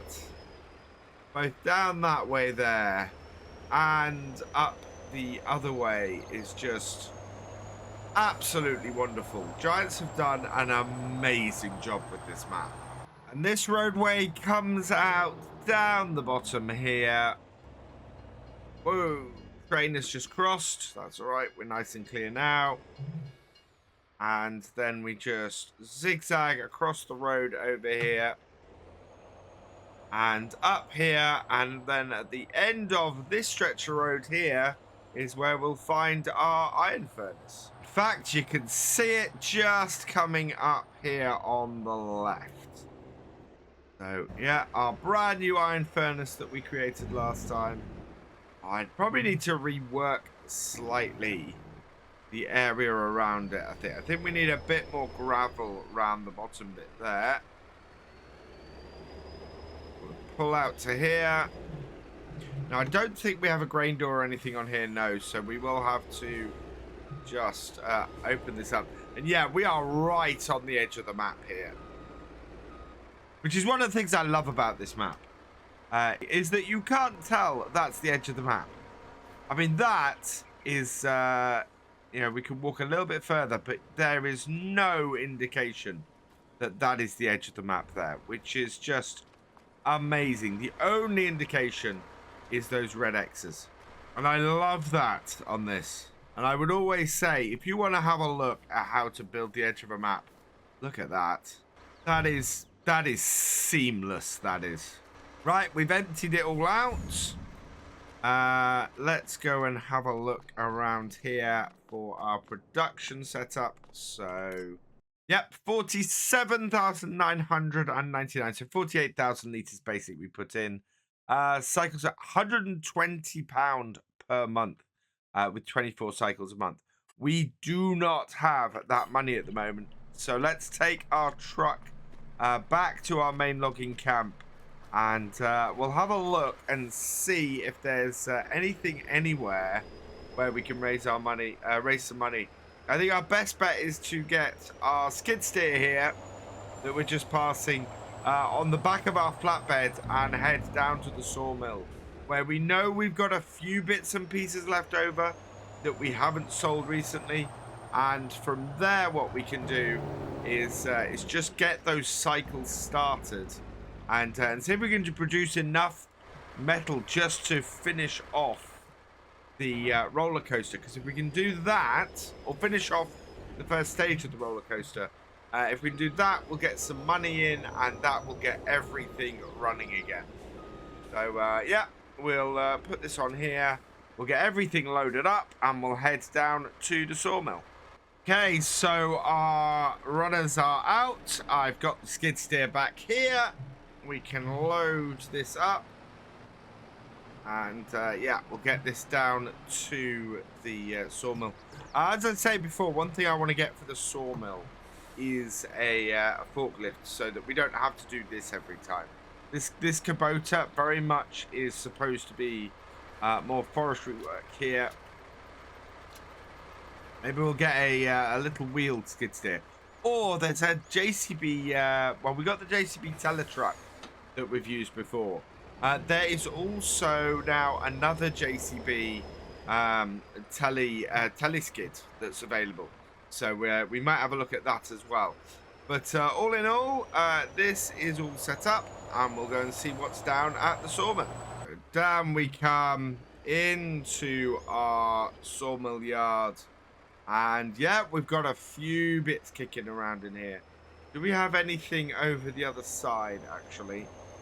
Kind of looking for some wood beams or something. I think we've only got small small planks available here. Is that the only thing that's processed out? Yeah, that appears to be the only thing that has processed out. So how much are our small planks? Or is it a pallet of small planks worth? Like to keep a couple. Let's have a look in here, and we go down to those are the long planks. Planks, there we go. They're the small planks. Oh, actually, for 1,000 liters, quite a bit. Elm Creek are paying the best price. Roller Coaster is playing fairly well as well. I don't really want to hire the train for a single set of planks. It's 1,000 liters, so this would be enough to get us started and run a few rounds. We only need to run one round. So what I want to do is get this off here. Oh, and this off the back. We will take a single thing of planks. Because of the money we're using to lease stuff and things at the moment, it's not very cost effective overall for us to do more than one set of these planks. So if we grab one set of planks, put them on here, and go and sell them, that will be enough for us to run one process through the iron furnace before we run out of money, because of course we're leasing a lot of equipment, and so every month we have a big outgoing for that.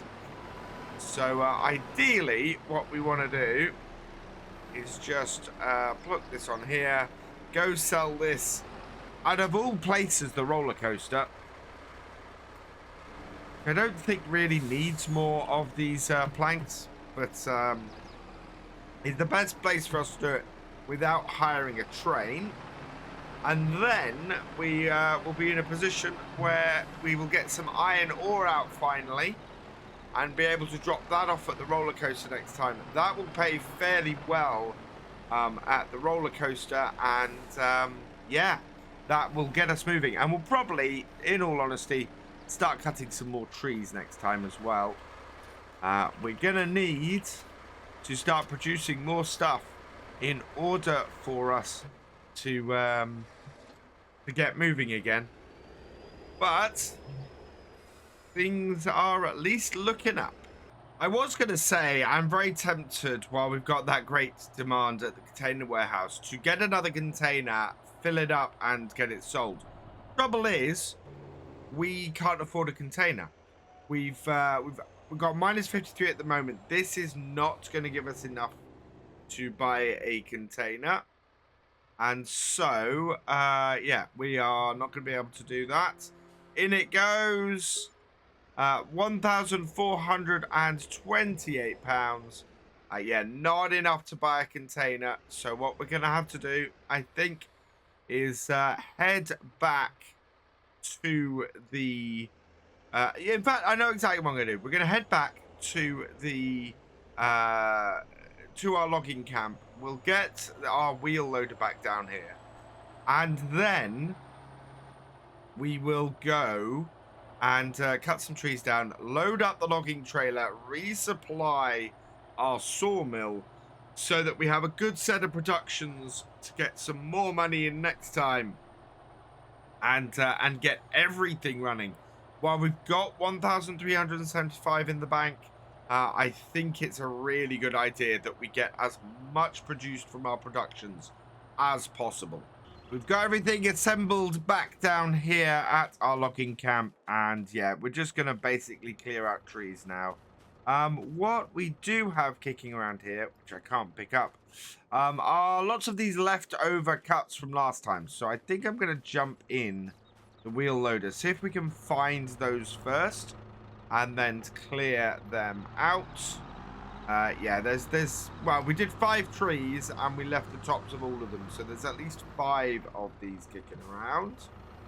Now I did have a comment on the last video that it's a pity that when I'm picking stuff up with these with this wheel loader, my front wheels keep lifting off the ground, and I do agree with that.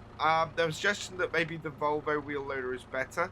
I don't think it's that. I think it's just my own messing up. that's causing it. So I am going to try and lift and pick these up. We're going to go round. We're going to collect them all in the same grab. And hopefully do it without lifting the wheels off the front of the ground. Or the wheels off the ground. But that should mean if I open this up and roll that back. And then try and grab the next one. I'm still lifting the wheels off the ground. There we go. That's got it. And lift that back. And if I open that up. No. Ah. Yeah, I think it's more difficult with these smaller ones. But it's my own haste as well that's causing the issue. There we go. That's got it. Not perfectly, but it's got it. Yeah, there we go. In fact, that's just snapped in. Fantastic. So we'll get all of these collected up. We'll get these onto the trailer first.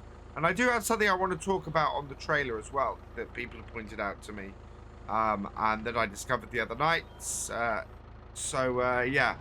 There's a few bits and pieces to cover on here today with this final one. And these are bunching up quite nicely. Open that up. Yeah, bring that in there. Try not to lift my front wheels off the ground. Oh, no, not quite.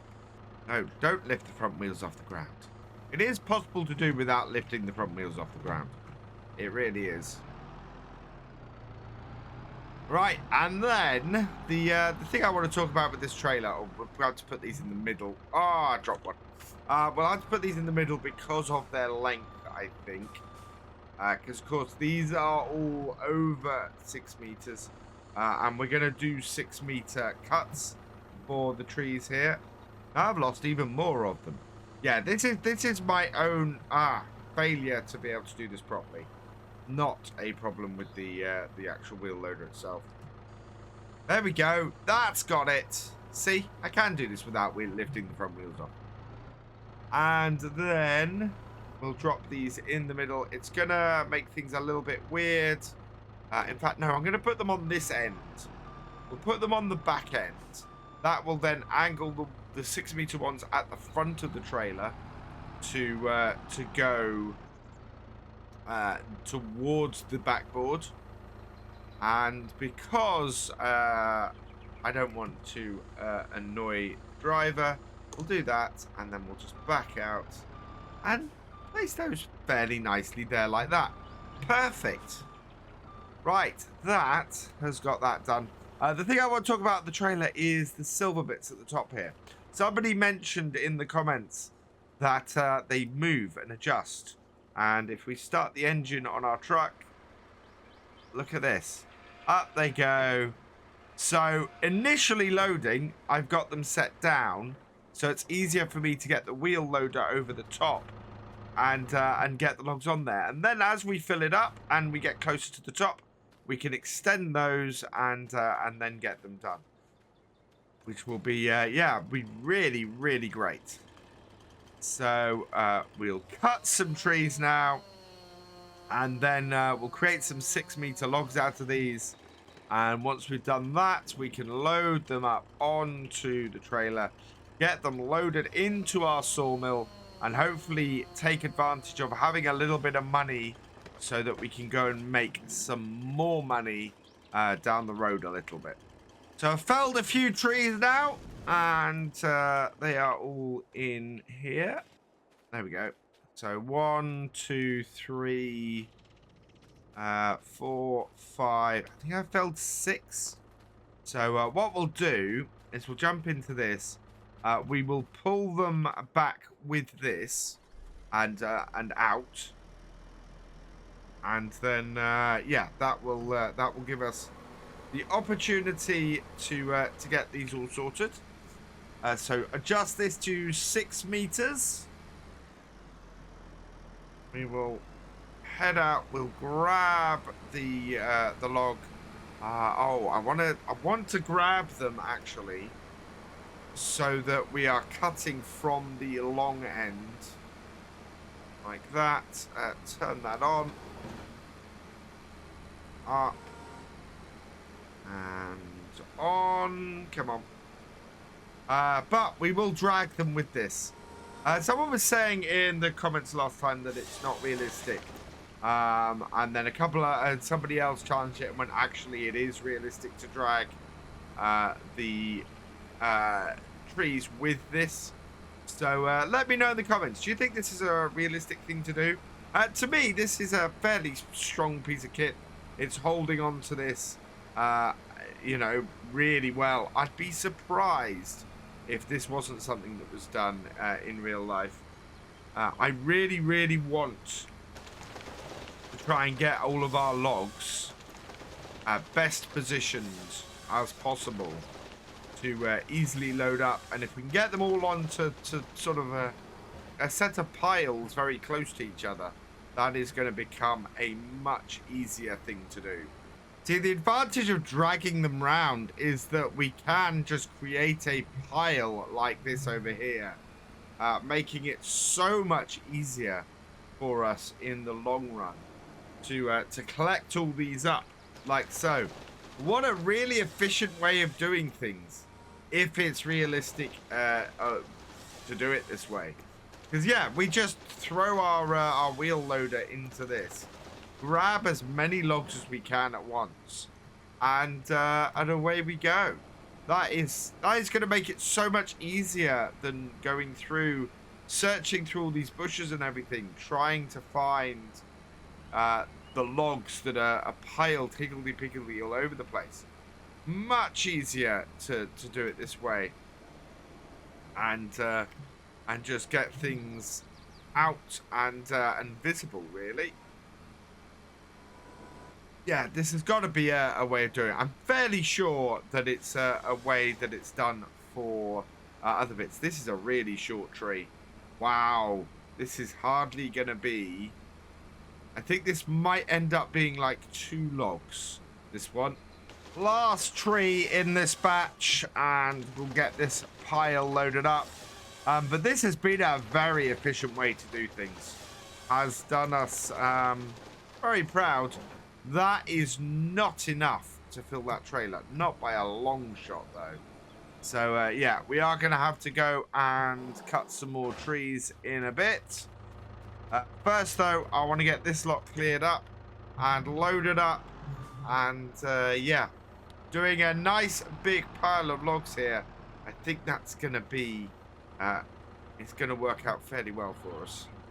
So, that's all we do is we get this into here. We go like that.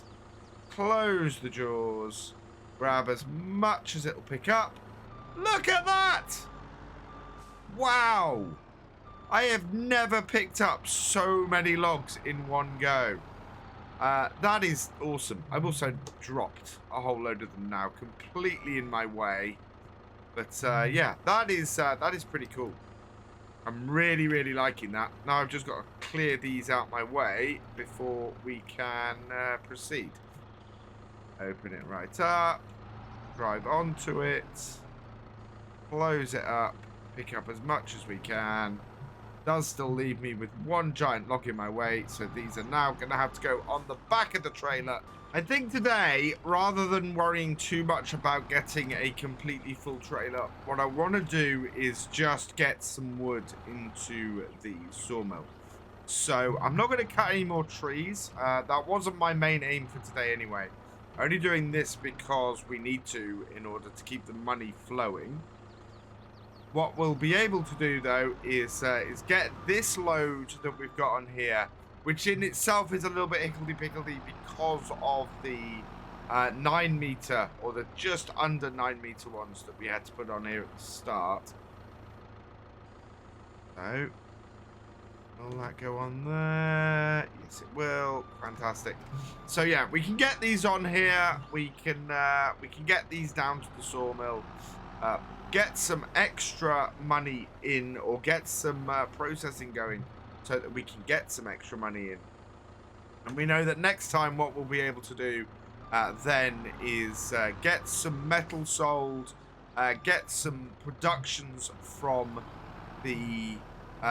there sold, and work our way towards getting the flooring factory and finishing stage 1 of the roller coaster. I want to have that finished this week. So we should hit that. Can I pick that up? Yes. We should hit that. Maybe episode after next. If we can get the get enough money raised next time for our flooring factory. So that is the aim for next time. Enough money for the flooring factory. Get that started. Get the few bits of flooring that we need off of there in order to get that done. And then we can start concentrating on stage 2 of the roller coaster, which is going to require the furniture factory in order to do that, because we need chairs and tables and bits like that. Basically, to do the roller coaster, we've got to own every production pretty much on this map. So it's a big undertaking we're doing there, but we're going to get it done, and that is the aim of this series. We're going to build the roller coaster for the town here in Silverrun Forest. And that's what they've asked us to come and do. For now, though, I'm going to leave this here for today. So all that remains is for me to say thank you for watching. I hope you've enjoyed this video. Please leave a like, drop us a comment, and give it a share. Special thanks to all my patrons and channel members. Your support is invaluable in making these videos and helping the channel to grow. For more from Virtual Farmer, check out the links below, follow on Twitch to watch live, and for more videos, subscribe and ring that bell. I will see you next time. Goodbye.